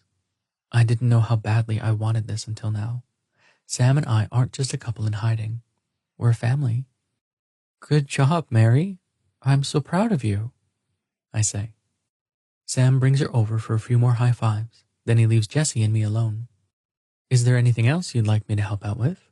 Anything else an Omega father does for a gender reveal? I ask. Jessie pulls their knees to their chest. There is one thing. A name. Usually it's the Omega parent who picks out an adult name. Dad already chose one, but I don't like it. Have you told him that? They shake their head. Okay. Are there any names you had in mind? I don't know. I just figured it was done, I open up a second tab and search for baby names. If Sam can help potty train Mary, I can help with Jessie's gender reveal party. Chapter 36. Sam. I awake to Ed's face grinning back at me in the dark. What in the... He puts a finger to his lips. Lou winds an arm around my waist and kisses the crook of my neck. Go on. They're kidnapping you. His voice is calm.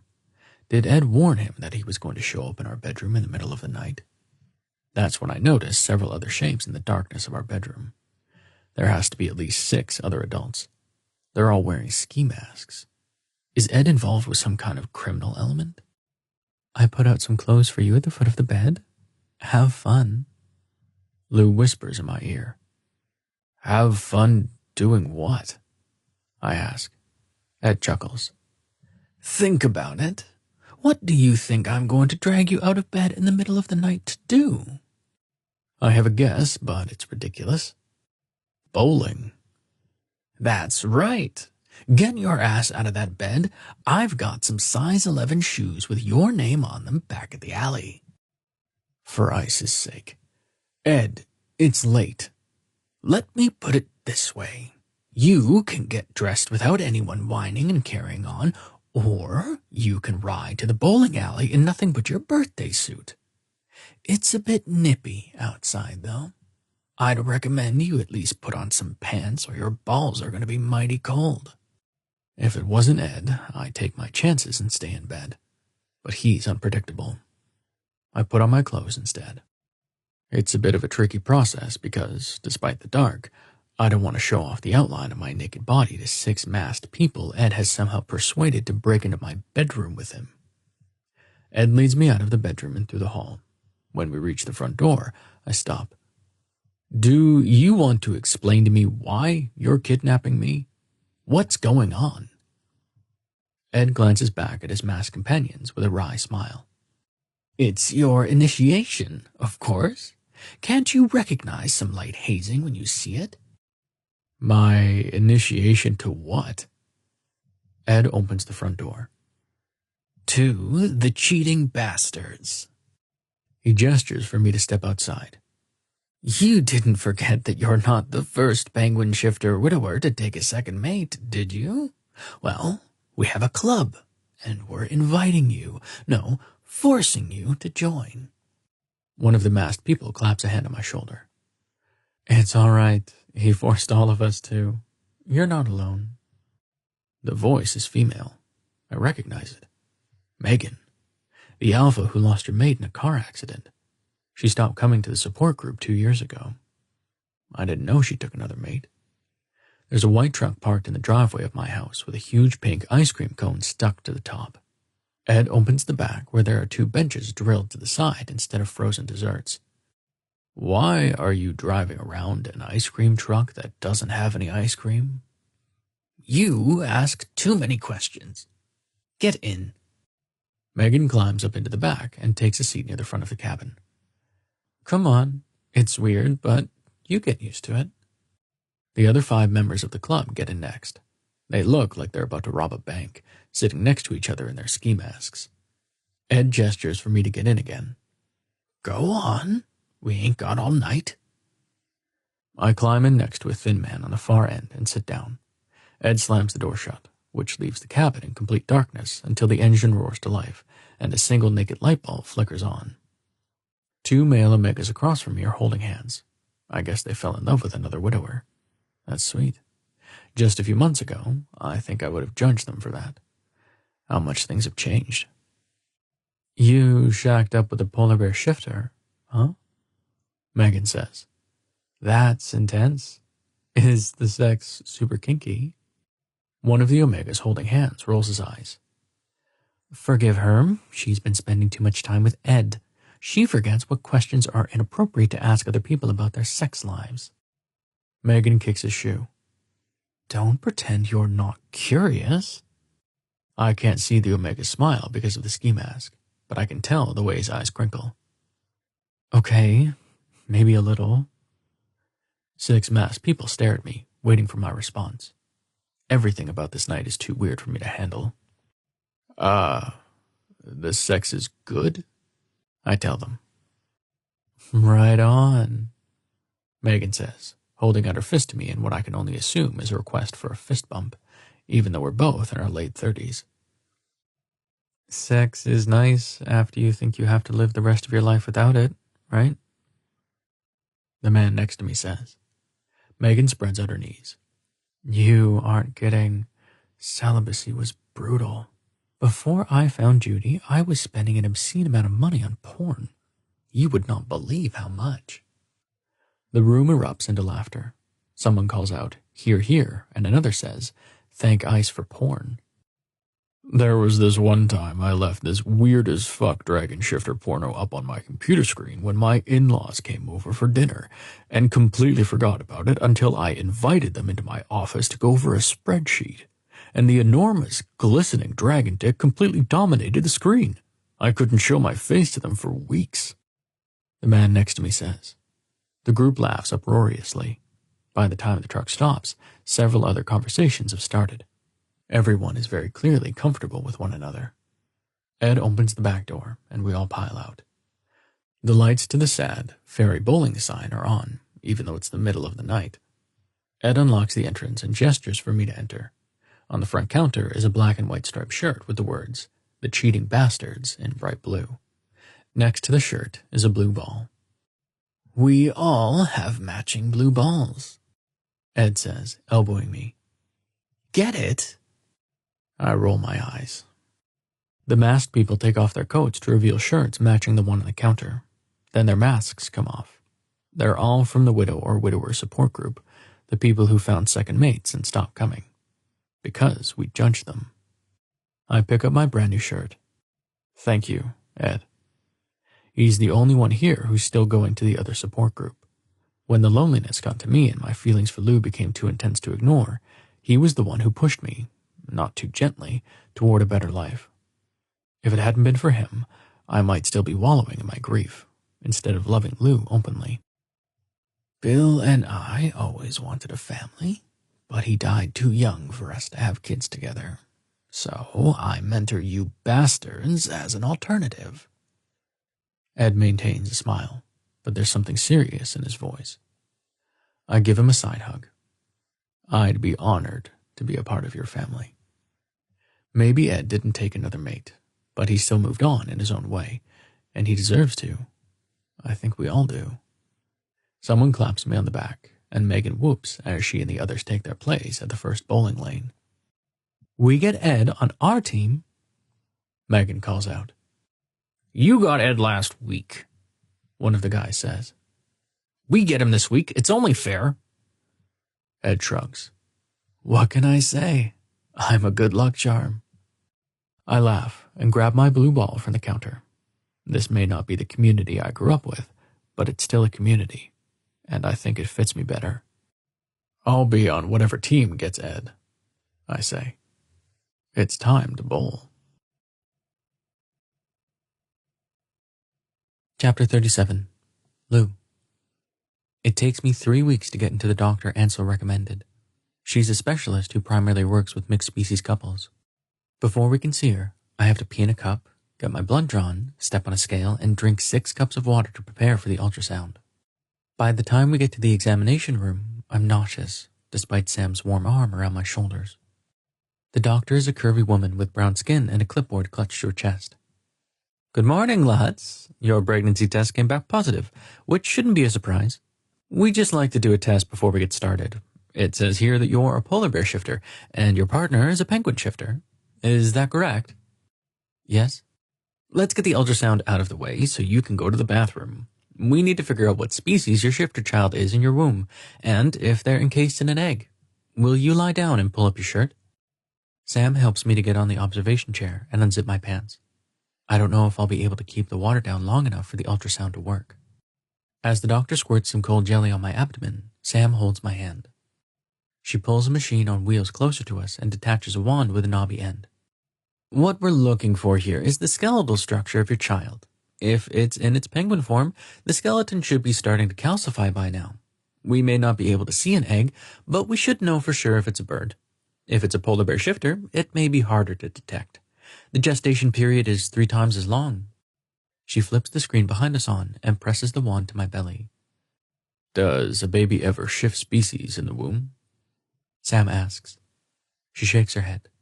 No, that isn't something you should worry about. Sometimes an interspecies child can shift within their egg after it's already been laid, but that is unusual. She keeps searching, pushing against my bladder and my stomach. It takes an alarming amount of time, and I oscillate between worrying about the baby and worrying if I'm going to pee my pants or vomit all over her. She lifts the wand away from my stomach and wipes up the jelly with a paper towel. Go ahead and use the bathroom across the hall, and we can discuss the results when you get back. That sounds bad. Is she worried the news will upset me enough that I won't be able to hold it? Sam's jaw clenches. He's concerned too. I zip up my jeans and slide off the examination chair and barely get to the restroom in time. I want to get back to hear the news as fast as possible, but I have to pee for a century. I don't think my bladder has ever held so much liquid before. By the time I get my hands washed and I make it across the hall again, Sam is nearly vibrating with anxiety. What if something is wrong with our baby? Will that change things between us? I think back to the heartfelt chats I had with Jessie, the sweet moments between Sam and Mary, and the time Sam and I held each other close at night. That, more than the sex, reassures me that our relationship isn't in jeopardy. But it would break my heart if this baby didn't make it. I'm already so attached to them. There's a fair bit of guesswork when it comes to tracking pregnancies with mixed species couples. Normally, if the fetus is encased in an egg, that means a 3-month gestation period inside the omega's womb. And if that was our expectation for your pregnancy, I would be concerned because your baby is not visible through an ultrasound yet, and that suggests a longer gestation period. She holds out her clipboard to us. There are several graphs and diagrams I don't understand the meaning of. I already tested your urine for calcium carbonate, which helps us determine if your child is encased in an egg. Your levels indicate that you're carrying 1 egg. This probably means that your child is in their penguin form and is developing at a slower rate. That could be because you're a polar bear shifter. It could also be because there's something wrong. We won't know for at least a few more weeks. Sam threads his fingers through mine and squeezes my hand. This isn't the news that either of us wanted to hear. Unfortunately, that level of calcium carbonate combined with a slow gestation could mean that your child is in their polar bear form and has developed an egg. If that's the case, the egg is likely to grow to a size that won't be safe for you, which means we'll need to monitor your pregnancy closely. That sounds horrifying. Sam squeezes my hand again. What would we do if the child is in their polar bear form and had an egg? I ask. The doctor pauses. The survival of the fetus wouldn't be likely, and if it was allowed to grow to term, your pregnancy would probably be fatal to you. So I would recommend termination. She's talking about an abortion. I lower my head. It would be heartbreaking to lose our baby like that. I'd like to clarify that it's far more likely you're carrying a fetus in their penguin form. It's rare for a fetus who doesn't need an egg to grow one. I just wanted to prepare you in case that happens. Most of the time, I find that children from mixed couples tend to be healthier and less prone to complications. But every pregnancy and child are different. All we can do is try to keep you healthy and monitor everything closely. So basically, we don't know anything and we can't do anything, I say before I can stop myself. We can keep you healthy, the doctor reminds me. That isn't enough. There has to be something. I can't just sit back and do nothing. I duck my head into Sam's shoulder. Sam kisses the top of my head. Would you mind leaving us for just a few minutes? The doctor nods and stands up. Of course. Stay as long as you need to. When she leaves, Sam cups my face with his hands. Lou, everything's going to be okay. How can you know that? The doctor said we won't know anything for a few more weeks. Because you and I have experienced loss before, and we're still standing. If the worst happens, and this child can't be in our family, we'll mourn them. And then we'll continue building our life together.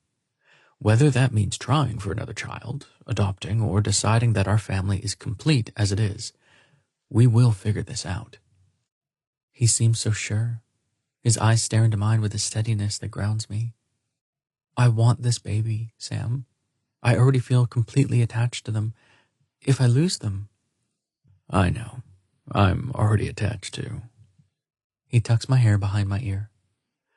How about we name our baby? No matter what happens, that baby will have a name and have a place in our hearts. Okay? Okay. I can do that. How about Robin? It's gender neutral, like the rest of Sam's children.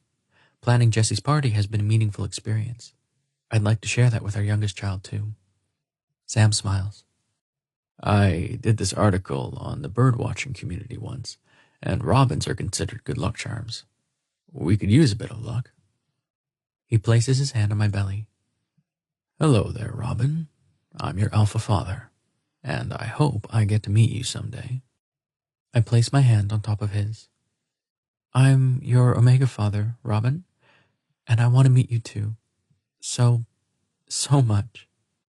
My voice breaks at the end as the tears leak out.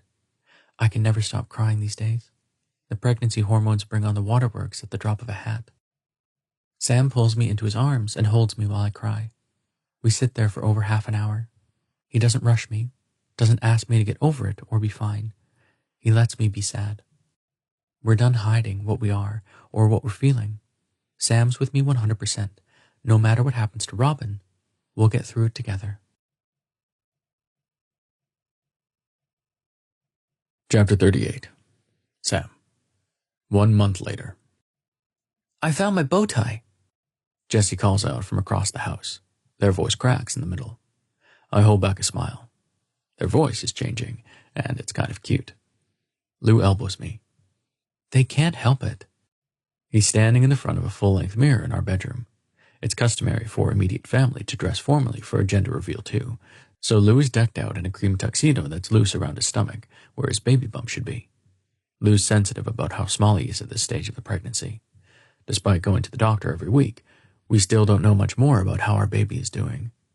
The doctor has been able to determine that Robin is in their penguin form, but not why they're growing so slowly. Underneath the cream tuxedo, Lou is wearing a button-up shirt made of lace. Jessie helped him pick it out. The two of them have been thick as thieves the last few weeks. Instead of a bow tie, Lou's top button is open to reveal his pebble necklace. You look beautiful, I say, fastening my cufflinks. He examines himself in the mirror. Do you think it's too much? I'm already a polar bear shifter. I don't want to steal Jessie's thunder. I step in front of the mirror. You let Jessie plan every bit of this party, including your tux. But I told him I wanted to wear the lace. And you should. You are an important part of this family, not a penguin shifter version of you, not a less flamboyant version of you. You. I wish I could tell him that Jessie is trans. Maybe then he would understand that it's good for Jessie to see him being himself. But that isn't my secret to tell. Someday Jessie might feel comfortable telling Lou on their own. Lou turns around. His eyes dance as he looks at me. You are so handsome. He steps closer to me and grabs me by the lapels. After the party, we should... I'm a 35-year-old man, but I still get butterflies in my stomach. I lean down to brush my lips against his, which is when I hear the creak of our door opening. Mary jumps inside and dramatically spins with her arms out, her frothy white dress swirling around her. I fancy. Lou laughs and crouches down next to her. Do you like your dress? She bobs her head up and down. Morgan and Parker run in after her. They got to choose between tuxes and gowns because they haven't had their gender reveals yet. They each chose dresses to match Mary's. They spin, and Mary claps. Morgan and Parker, fancy! Jessie wanders into our bedroom last.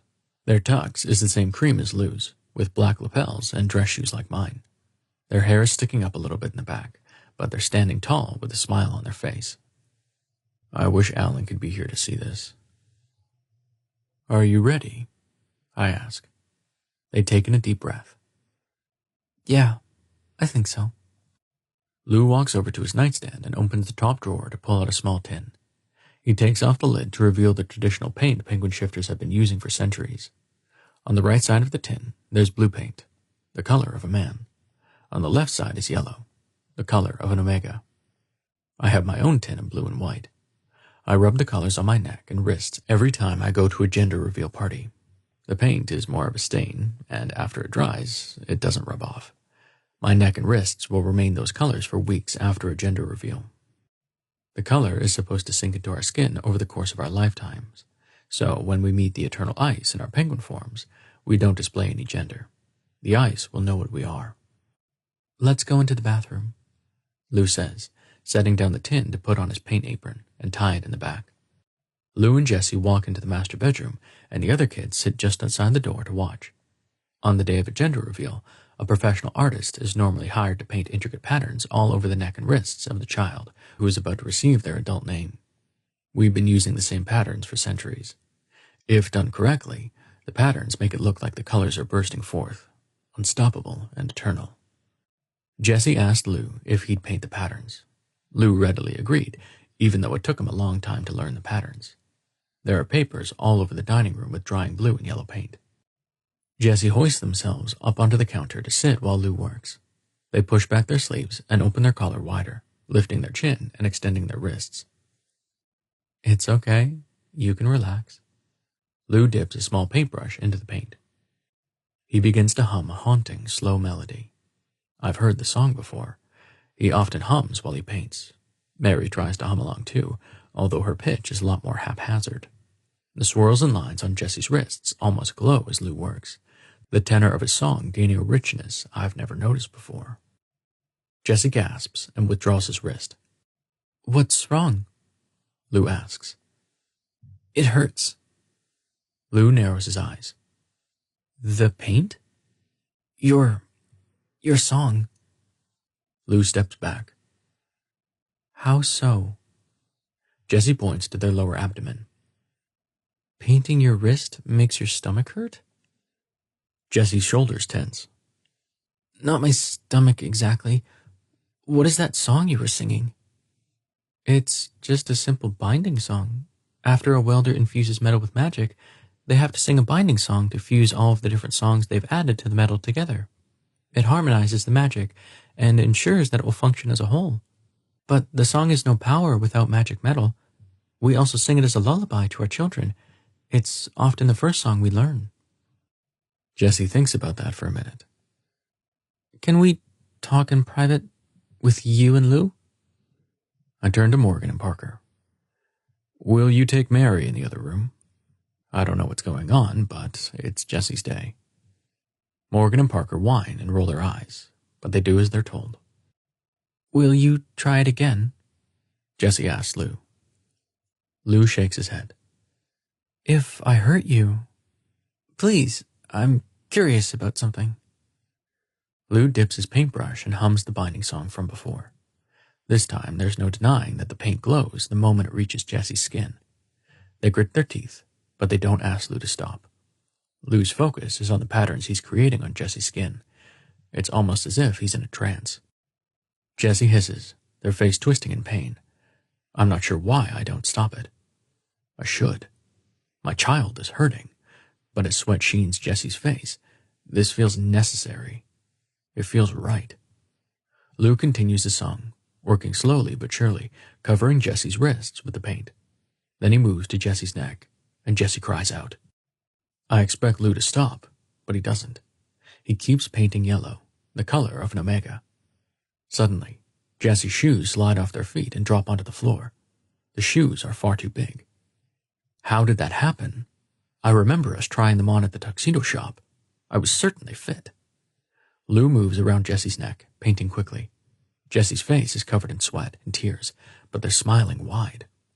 When Lou's finally done with the yellow, he sits back, exhausted.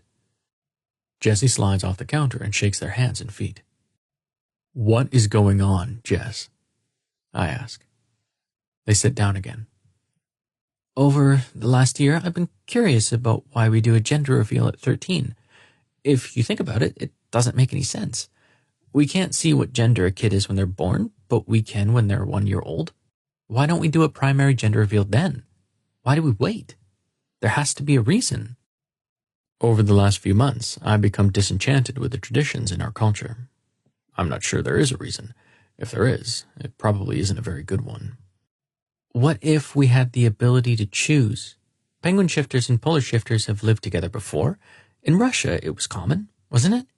What if we're meant to be together? And because we've never gotten along, we lost part of who we are. Lou still seems very confused. In our religious texts, there's this huge focus on going to the eternal ice hole. What if that's not about being an organ donor? What if it's about something else? Jess, does this mean? They grin at me. I'm an omega. I'm congruent. I can feel it.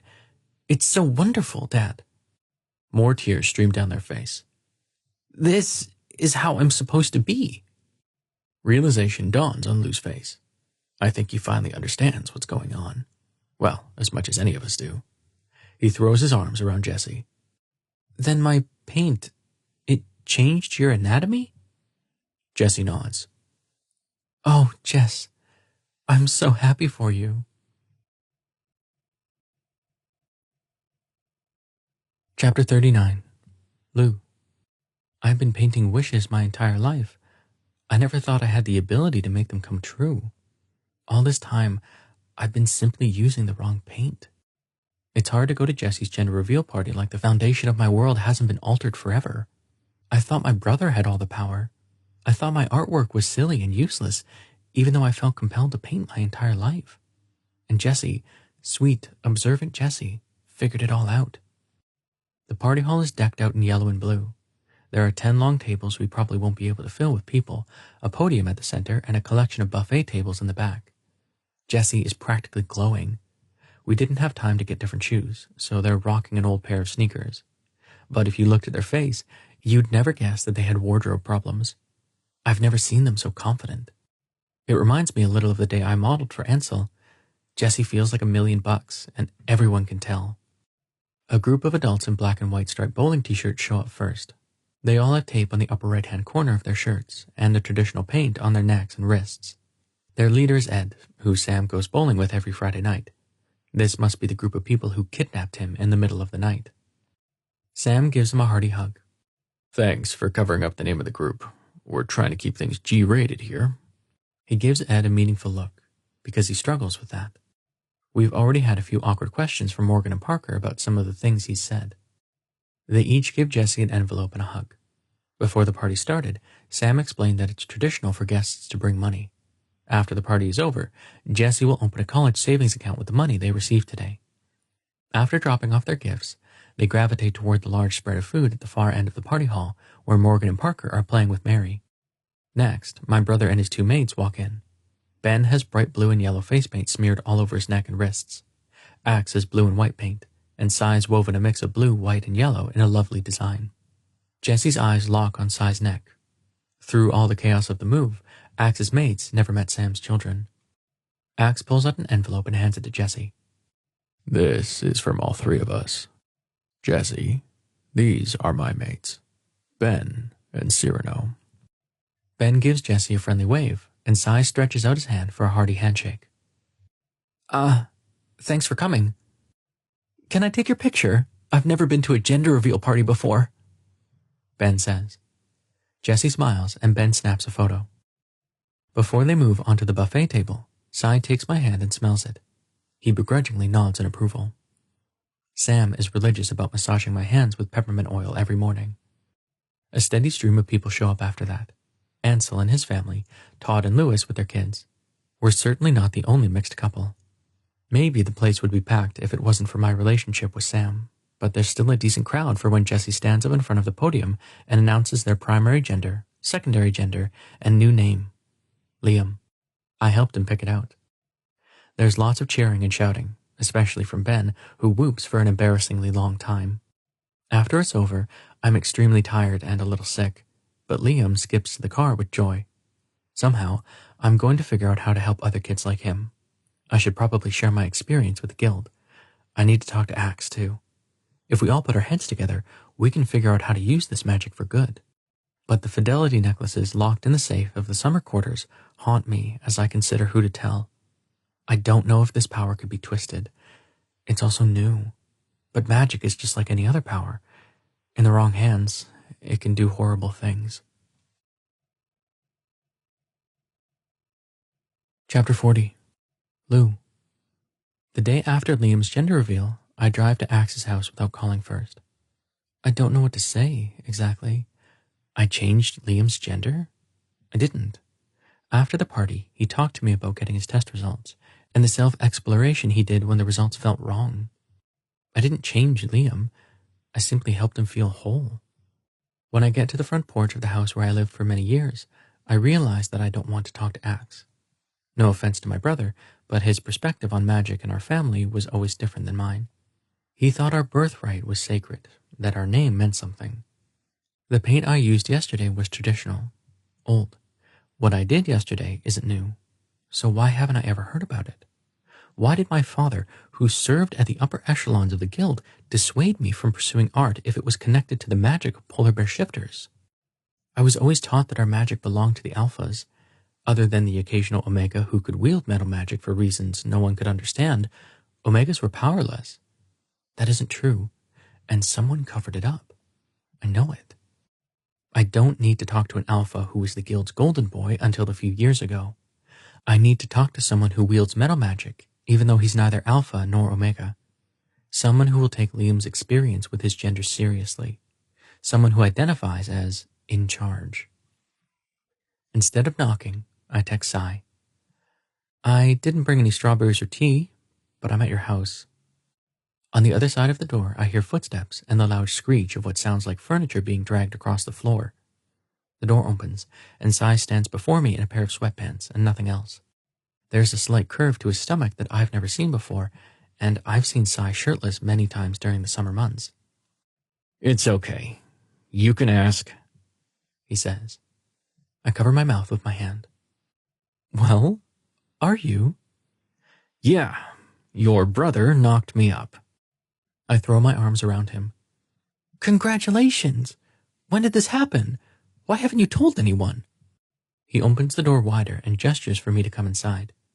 Ben waves at me from the kitchen where he's sitting next to Scooch and a large tray of vegetables. Where's Mary? At home? I sit on their new couch. It's much nicer than mine, with thick cushions and a nice ottoman. You should have brought her, he says. I needed to talk with Sai. I don't say alone because I don't want to be too blunt. I like Ben, but this conversation needs to be private. Luckily, Ben gets the hint. He picks up Scooch's tray. We'll go into the bedroom. I need to do some photo editing anyway. Good to see you, Lou. He slowly lures Scooch to the back hall with a tray of vegetables and the occasional, "That's right, you can do it."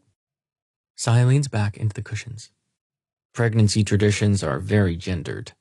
Todd's mother even created a binder outlining the alpha and omega responsibilities. I don't want Axe to massage my hands with peppermint oil or wait on me hand and foot. Also, how would Ben fit in with all of that? I never thought of it like that. If you had told me before that you were pregnant, I would have brought you gifts. Can I still do that? Yeah, he says. That would be nice. It isn't that I wanted to keep it from you. I know. It's okay, Sai. I'm really happy for you. The three of you will be great dads. He folds his hands across his belly. Thanks. But as much as I'm loving this chat, this isn't the reason you came.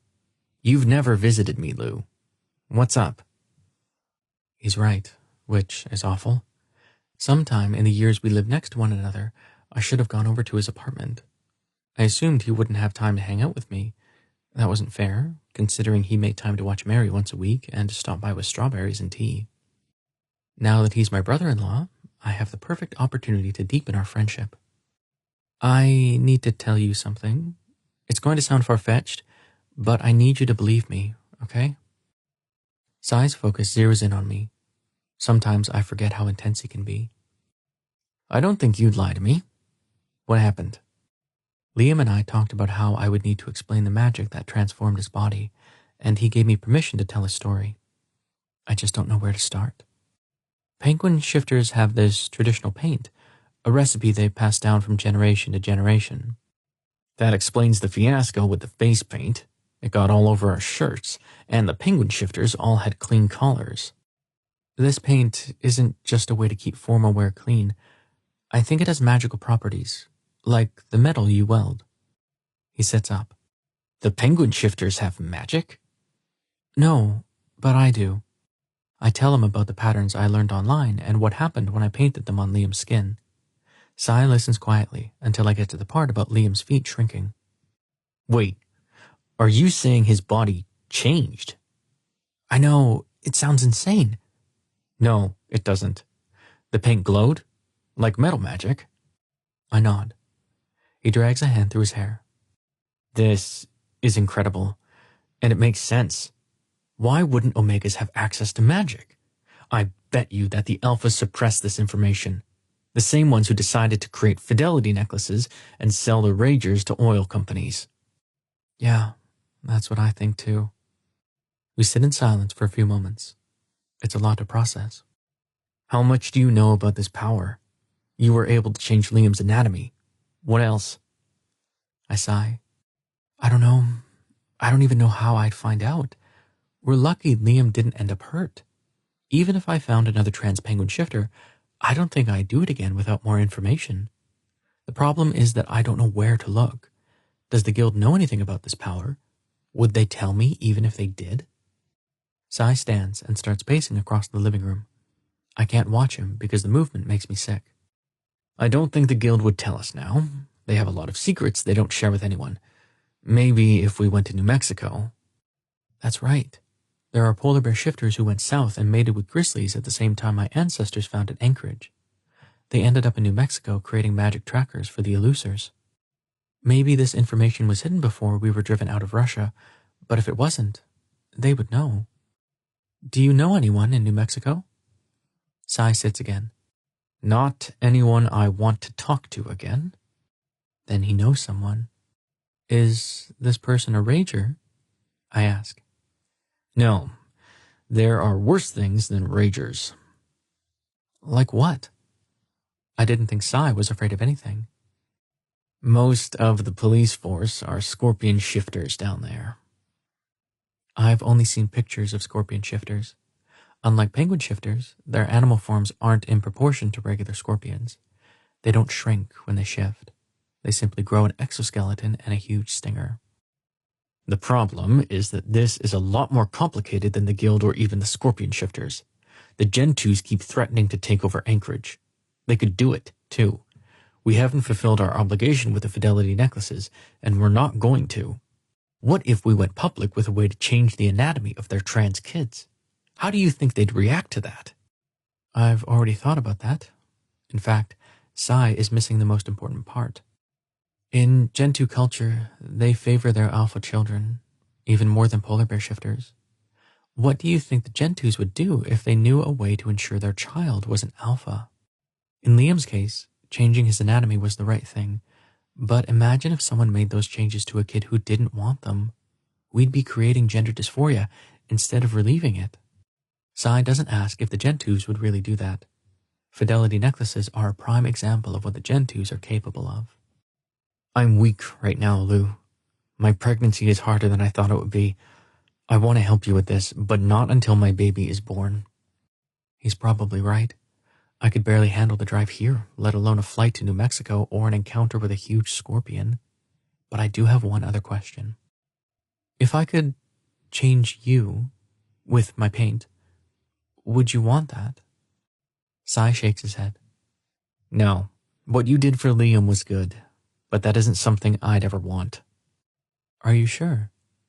Yeah, I'm sure. You don't need to fix me, Lou. I'm not broken. That isn't what I meant. I know, and I'm not saying Liam was broken, but based on what you told me, he felt like there was something wrong with him, something that needed to be changed. That isn't the case for me. My body isn't wrong. That makes sense. Things aren't always going to be as simple as they were with Liam. If I want to be helpful, I'll need to listen instead of making assumptions. I just want to help. He smiles. I think you will. How about I make some tea? Do you like peppermint? It seems like I have a lot to learn. About my magic, about how to help, and about Sai. He's never opened up to me this much before. Peppermint tea sounds great. Chapter 41. Sam. 2 months later, Lou and I are stuck in the doctor's examination room, waiting on test results. Lou's been a wreck all morning. He hasn't been able to keep anything down. Yesterday, the doctor's office called and said they had all of the results for the amniocentesis. Instead of telling us over the phone, they insisted we come in to speak to the doctor. Lou's been obsessing about what that means all night. He's convinced that if they had good news for us, we wouldn't need to come in. He holds my hand with a vice grip. I think they have a policy about not giving test results over the phone, I say. My words don't seem to reach Lou. He's still vibrating with worry. The door finally opens, and our doctor rushes in. Sorry to keep you waiting. One of my other patients had an emergency. She sits on a rolling stool in front of us and flips to the second page of her clipboard. First, I want to assure you that your baby is doing well. All of the test results suggest that they're growing at the rate of a polar bear shifter fetus, even though they're in their penguin form. That's excellent news. The news doesn't seem to calm Lou. Perhaps he can feel the butt coming just as much as I can. The main problem I anticipate with this situation is that the egg growth is slower, too. This could be fine, or it could cause the egg's integrity to be compromised. This means that you'll need to give birth in the hospital, just in case we need to do an emergency section. Lou's shoulders relax. He doesn't understand. There are a lot of reasons why penguin shifters lay their eggs at home. What about his nest? I ask. That's why I wanted to speak to the two of you in person. As you may be aware, the formation of a penguin shifter's nest is integral to the birth process. That formation usually takes weeks, which means Lou will need to move to the hospital 3 weeks before the birth. I can't imagine assisting with an egg birth in a hospital bed. An Omega needs to feel safe and happy on the day of a birth. It helps them open up and lay the egg without injury. How can I give Lou that in a place that smells of rubbing alcohol and is terrible food? Lou squeezes my hand. I can do that. I'm just relieved our baby's okay. I had a C-section before. It saved my life. I figured he had because of the scar on his lower abdomen. If Lou's okay with this, I should be too. There is every reason to believe that your pregnancy will continue to be healthy without complications. Congratulations, gentlemen. I have the results of the amniocentesis right here. If you're wondering what all of it means, your child has no abnormalities. This is what we were hoping for. She hands Lou a few papers stapled together. He leans into me, his body relaxed. It's okay, Sam. What if moving to the hospital prevents his inner Omega from feeling safe enough to build a nest? I've heard of that happening with penguin shifters in war zones or in situations of domestic abuse. It's of the utmost importance that Lou feels comfortable at the hospital. We'll allow you to make changes to the room, and we encourage frequent visits by family and friends. It would be best if you could sleep at the hospital with him, Sam. That may be difficult. My alpha father still hasn't come around, which means we can't leave the kids with my fathers. And Cy will be near the end of his pregnancy, too. We can't expect Axe to take our kids when his mate is about to give birth. We'll make it work, Lou says. I guess we don't have a choice. We'll have to. Chapter 42. Lou. 4 months later. My hospital room has a window. It's overlooking a parking lot, but at least the window is big. Lots of natural light. Sam walks in with a box of paintings we framed last week. My box of wishes. Wishes that came true. Nothing will make me feel more at home than that. Axe follows with my suitcases full of clothes and other necessities to get me through the next few weeks. The doctor said I shouldn't go back home until the baby comes, in the hope of convincing my body that this hospital room is my new home. Let's hang the paintings along this wall, I say, pointing to the only wall without white boards or privacy notices. They said we could alter the room. I should probably ask what the limitations are. Ben pokes his head in. This is nice. He's 2 months pregnant with an egg, so I didn't ask him to carry anything. His arms are full of reusable grocery bags anyway. Cy walks in with bags too. What did they bring? Todd is the last one to file in the room. He has a mini fridge in his arms. Where do you want it? Wait, where did that come from? I ask. Cy bought it for you, Ben says. He said the ragers at the slope all had one to make their rooms feel more like a home. Sam's already getting out the adhesive strips to hang the paintings. Todd sets down the fridge, and they fill it with my favorite foods. Axe unpacks my clothes into the wooden wardrobe on the other side of the room. Despite all of the stuff, it's these men who make me feel at home. As long as they're here for me, I could feel at home anywhere.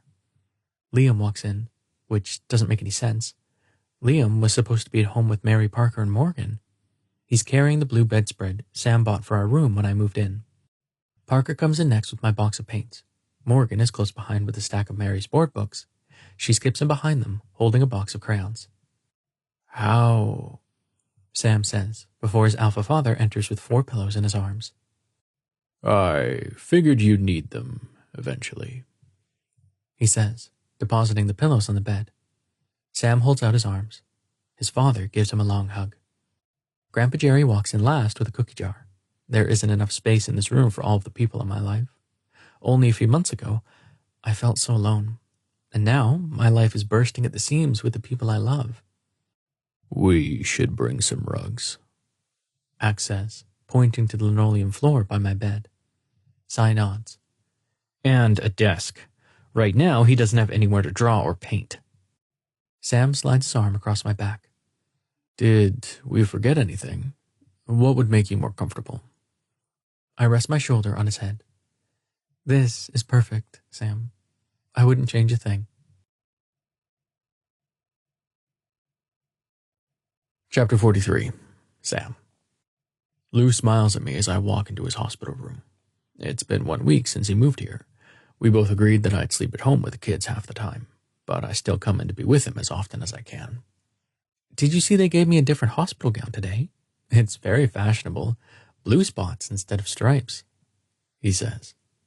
Despite all of our efforts, the move has been hard on him. The nausea he suffered at the beginning of his pregnancy is back, which means he's hooked up to an IV for hydration, and there's a feeding tube in his nose. I sit in the recliner next to his bed. You're cheerful today? Well, this handsome alpha came to visit me. Of course I'm cheerful. I lean over and kiss his forehead. In just a few weeks, the pregnancy will be over, and I can take Lou and our egg home. You smell like Sam. I chuckle. I'd hope so. He takes in a deep breath. It's my favorite scent.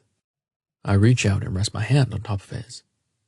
Cy and Ben offer to stay with the kids tonight, if you feel up for a companion in your bed. Lou's smile widens. That would be nice. I'm not sure if I'm up for... I'm not well. It's okay. Don't worry about that. It would just be nice to sleep next to you. He sighs contentedly. Yes, it would be. I can't stay long. I have to go get Liam for his doctor's appointment, but I thought I'd stop by. Do you want me to bring anything for you tonight? I ask. It was hard to explain to the doctor that we needed to double-check that Liam was developing normally after his gender reveal party, but I still want to check. Swedish fish, he says. Again? He shrugs. They're the only thing I can keep down. 1 bag of Swedish fish coming up. I'll be back around 6 with the kids. Mary wants to see you. Cy and Ben are going to pick the kids up at the hospital and take them home. I guess Axe is working through the night. I stand, but Lou grabs my hand. Don't forget to leave your shirt at the foot of the bed. I look back at him. What? Your shirt. It goes at the foot of the bed. Don't forget. What do you mean? Then I stop. It's only 2 weeks from the birth. Lou should be starting his nest any day now. You think my shirt goes at the foot of your bed? I ask, just to clarify. He nods, as if it were obvious. It smells like you. I can't be stuck in this bed without your scent, can I? Okay. Lou's nest is going to be my shirts. That's sweet, but also a problem. I was in a rush to get here, and I didn't grab a jacket. There isn't any chance that I could give you my shirt later this afternoon, is there? He glares at me with a brazenness I've never seen from Lou before. Take your shirt off. That's where it goes. Right there, in the corner. He points. Okay, I guess I'll be walking the halls of the hospital in an undershirt. I tug the shirt over my head and drop it at the corner of the bed where Lou indicated. I love you. I'll be back soon, I say and turn to leave. Sam, you're still wearing the undershirt. You have to put that at the foot of the bed too. I can't walk through the hospital without a shirt. But if Lou's expression is any indication, I won't be leaving this room without surrendering my undershirt either. There's a knock at the door. A nurse in scrubs printed in rubber ducks enters. He's young, with bright blue hair and a name tag that says Kevin. Oh, am I interrupting something? I can come back later. No, everything is fine. Sam was just leaving his undershirt where it belongs at the foot of my bed. Kevin covers his mouth, but his eyes are still twinkling with a smile. Is that where it belongs? Obviously. Well, you heard the man. Take off your undershirt. That twinkle is still in his eyes. He's enjoying this. He walks to the wooden dresser opposite of Lou's bed and pulls out a hospital gown with blue spots. I don't know if Lou told you, but we got new gowns today. Lucky you. He tosses it at me. They don't close all the way in the back, I remind him. Kevin holds up his hands. Dude, you should be grateful he didn't ask for your pants. Lou's eyes light up. Maybe he should leave the pants too. I glare at Kevin. He tries to hold back a laugh, but he isn't entirely successful. There's no help for it. I can't deny Lou's nest. I pull off my undershirt and toss it to the foot of Lou's bed. Your pants, too, Lou says. Damn Kevin and his ideas. I unbutton my pants, desperately hoping that Lou doesn't think to ask for my underwear. But as soon as I get my pants off, Lou's eyes drop to my briefs. I also want those. Kevin's shoulders shake with laughter as he takes Lou's vitals. I rip open the hospital gown and thread my hands through the armholes before slipping off my underwear and depositing it into the pile.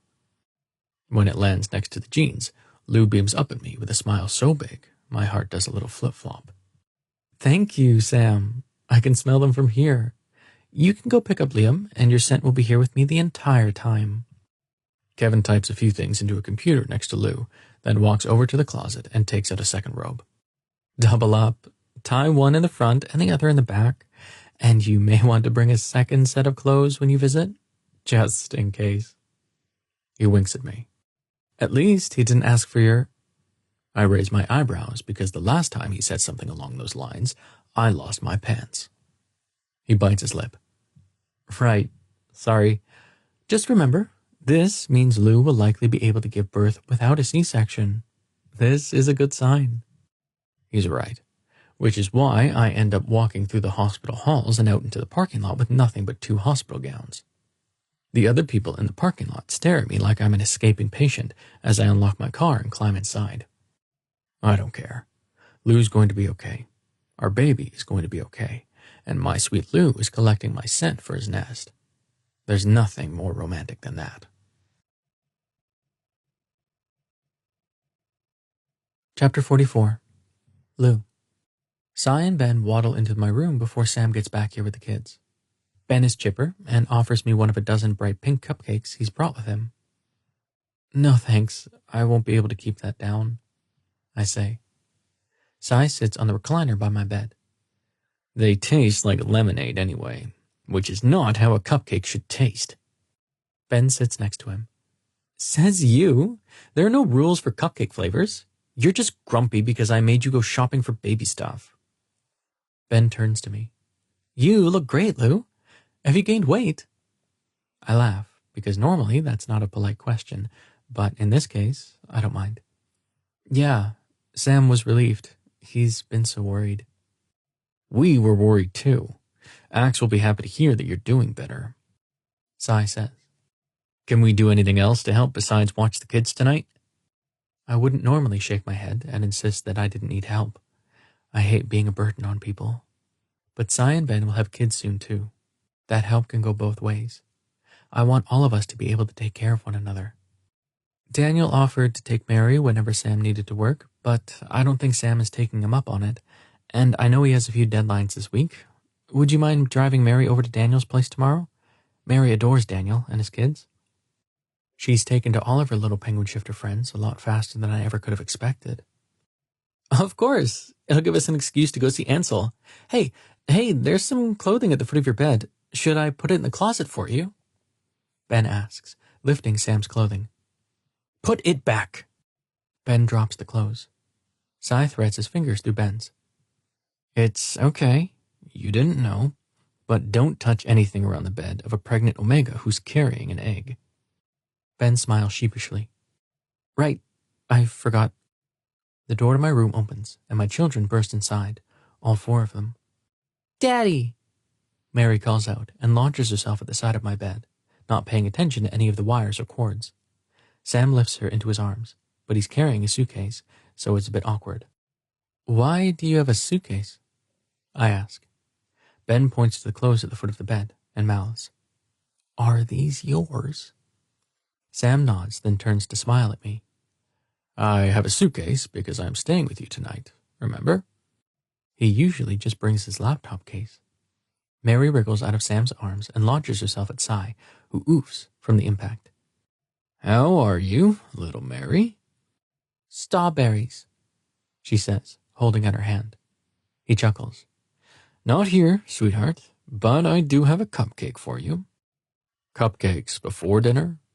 Sam asks. Cy waves him off. I'm her uncle. I'm allowed to give her cupcakes. He grabs a cupcake from Ben's plate and offers it to Mary. She takes an eager bite, getting a good chunk of the cupcake liner in her mouth too. Sam rolls his eyes and gestures to the situation, as if to say, "See, this is what he's like." The other kids crowd around Ben, each taking a cupcake, which, honestly, is fine with me. Cy and Ben are the ones who will have to deal with the oncoming sugar high. "Why don't we take you home and get dinner started?" Ben says, as he distributes the cupcakes. "What are we having?" Parker asks, their mouth full of cupcake. "Pilot bread," Cy says with a straight face. Parker's eyes widen, and they look back at their father as if to ask if Sam would allow such a thing. "He's just kidding. We're having tacos," Ben assures the children. Cy smiles at Parker and ruffles their hair. "I got you, didn't I?" Parker giggles. "Yeah." Sam clenches his jaw. He doesn't understand Cy's brand of love yet. Someday he will. Cy stands and reaches for Mary's hand. "Let's get you home to your strawberries, little Mary. And I might have something for you too, Parker." Parker skips next to Cy as he heads for the door. "What is it? What is it?" "Wait," I call out. Cy stops. "What is it?" "Your shirts. They go at the foot of the bed." Sam smiles at Cy, then walks over to the wardrobe on the other side of my room and opens it to reveal a stack of gowns Kevin stocked my room with this afternoon. "Go on.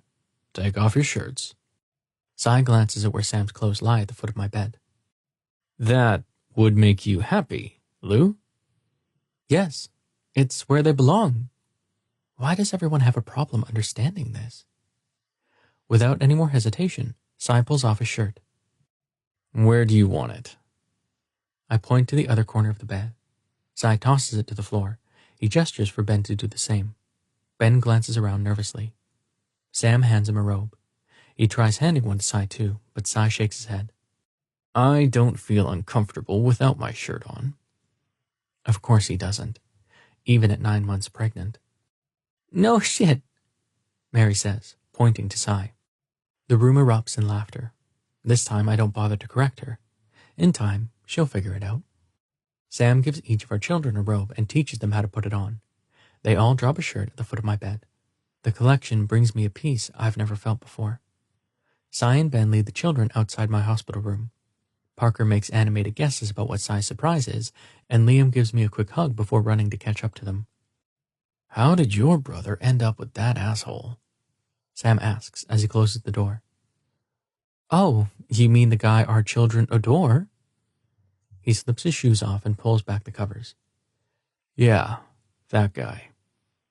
I grab the hem of his shirt. "This goes at the foot of the bed."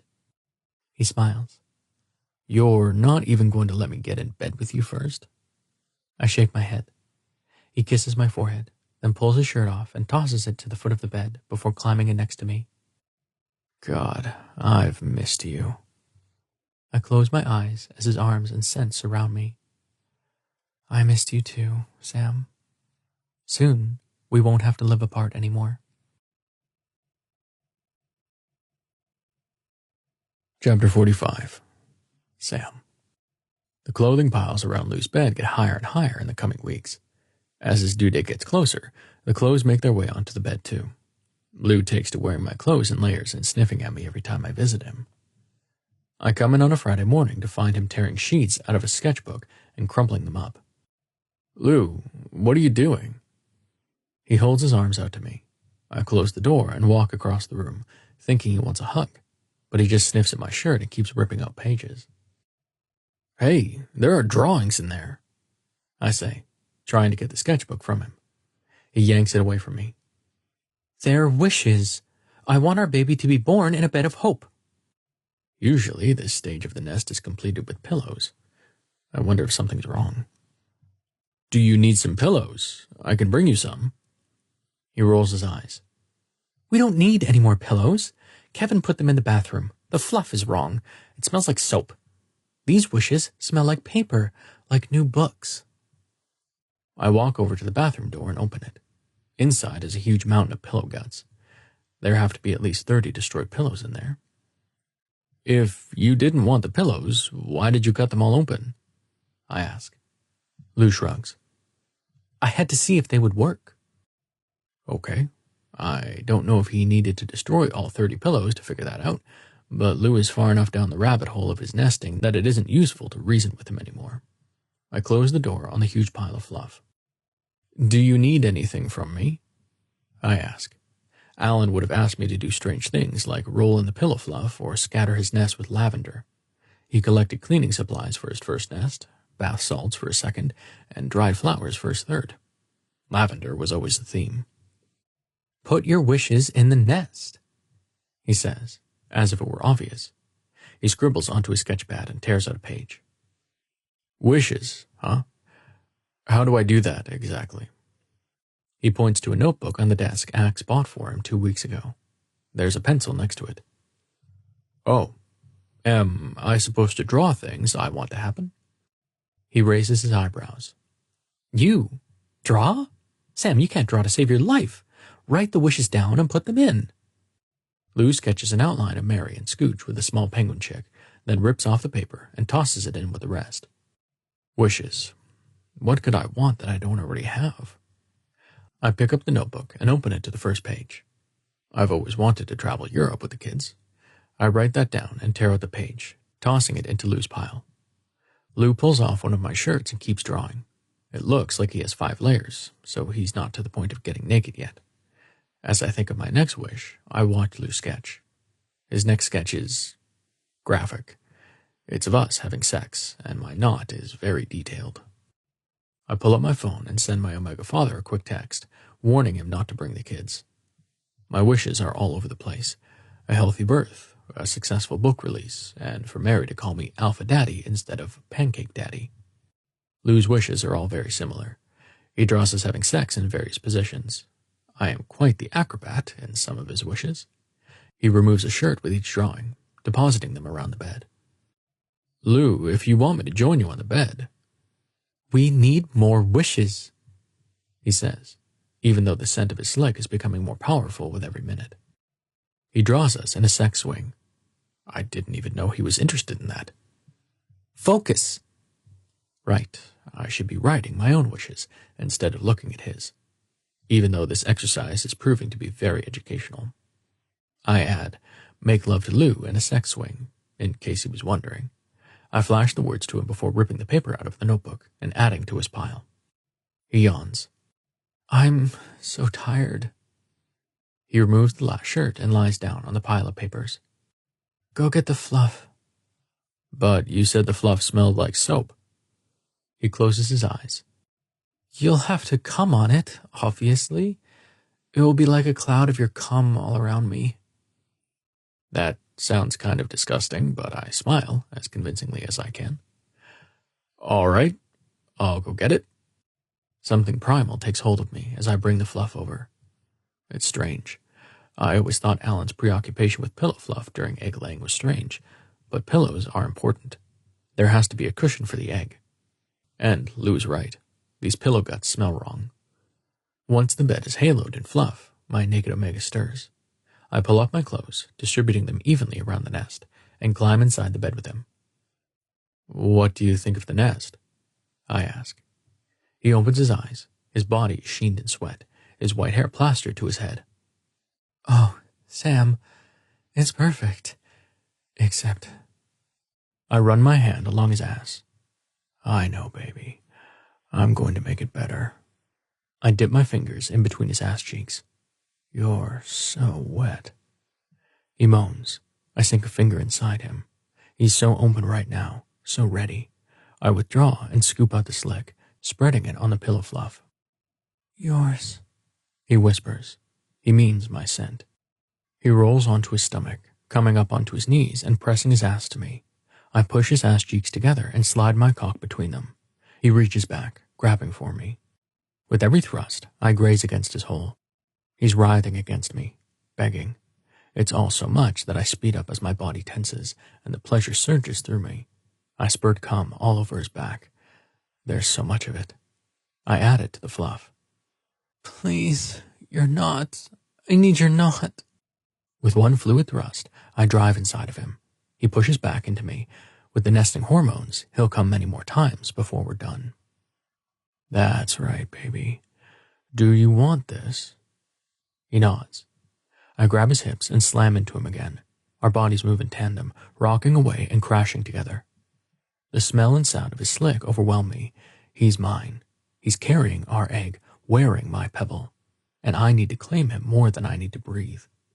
The door to the room opens, and Kevin, in his rubber duck scrubs, peers inside. I freeze.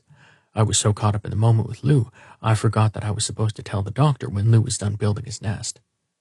Lou glances at him, then says, "Don't stop." Ice help me, but I get even harder. Kevin stands there with an amused smile while I thrust into Lou, the squish of his slick and a guttural moan filling the room. The moan is from me. "More," Lou whispers as Kevin closes the door. I pound into him harder. My knot is growing, Lou tightening around me, and I don't care who hears.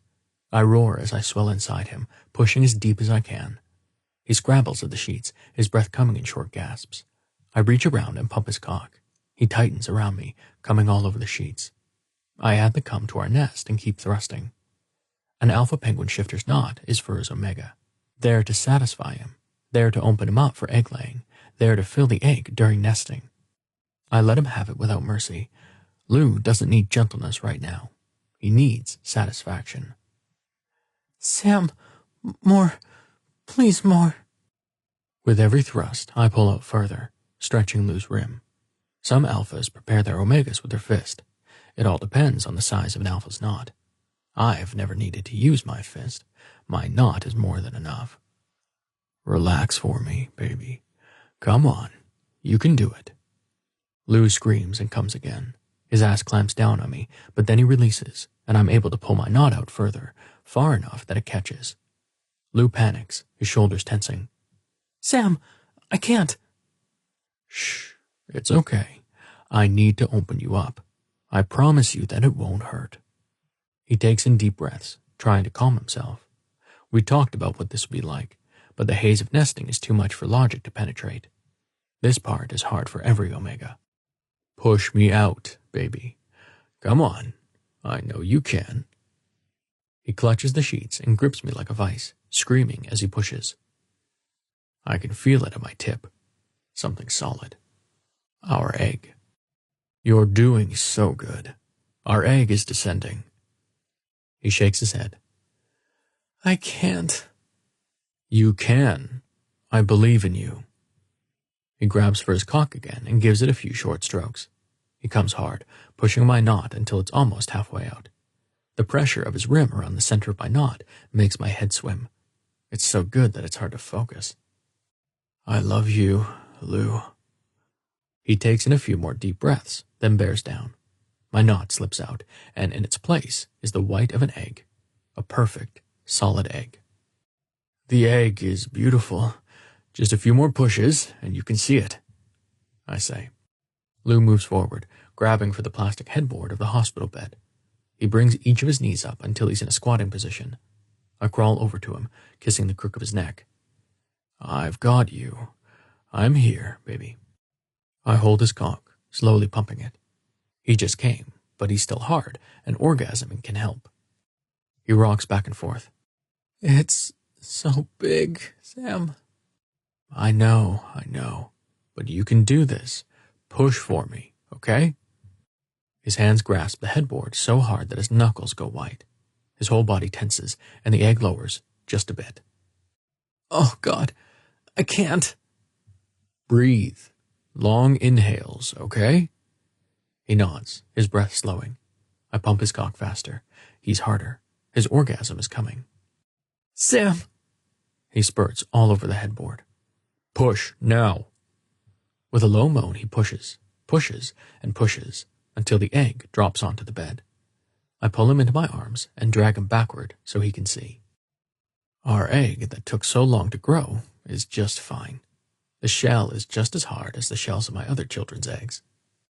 "It's lovely," Lou says. Yes, it is. "We had sex in front of Kevin." I laugh. Yes, we did. Lou picks up the egg and brings it to his chest. Without telling him what to do, he knows to shift, his body growing to twice its normal size and softening with fur.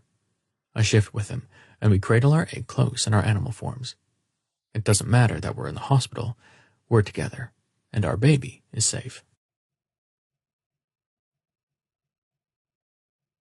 Chapter 46. Lou. Ansel was disappointed that we didn't want a huge audience for the hatching of our chick, but after everything that's happened, I think our family needs to share this moment alone. On a lazy Saturday morning when Sam and I are cuddling with the egg in bed, the pecking starts. It's such a little sound. If we weren't quiet, we might miss it. Sam kisses me. It's time. Everything happens slowly. Sam rounding up the kids, getting them all to do a family shift, moving them onto the bed when they're in their animal forms.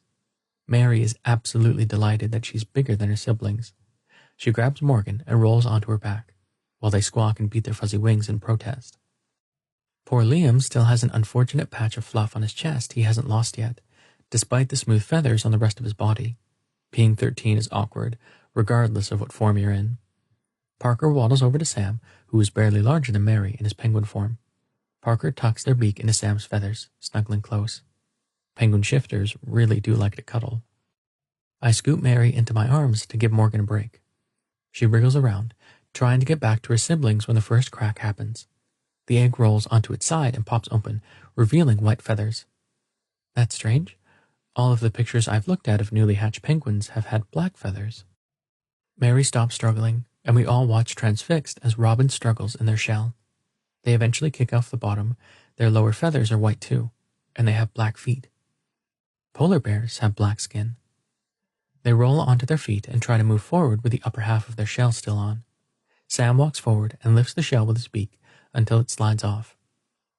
Robin is completely white, with the exception of their black beak, eyes, and feet. I pick them up gently with my other paw and bring them to my chest. Mary stares at them curiously, then licks at their head. Mary's tongue pushes back Robin's feathers to reveal what looks like a brand on Robin's head. It's the same symbol that Tana, Sai's cub, has on her forehead. Fire. When Sai sent me the picture of Tana, that insignia terrified me. It has to mean something. Parker, Morgan, and Liam all waddle across the bed to see their new sibling. I hold Robin out to see their family. Sam joins the kids, inspecting Robin with his beak. I relax. Maybe that insignia means something. Maybe it doesn't. For now, Robin is just a newly hatched chick with a family who loves them.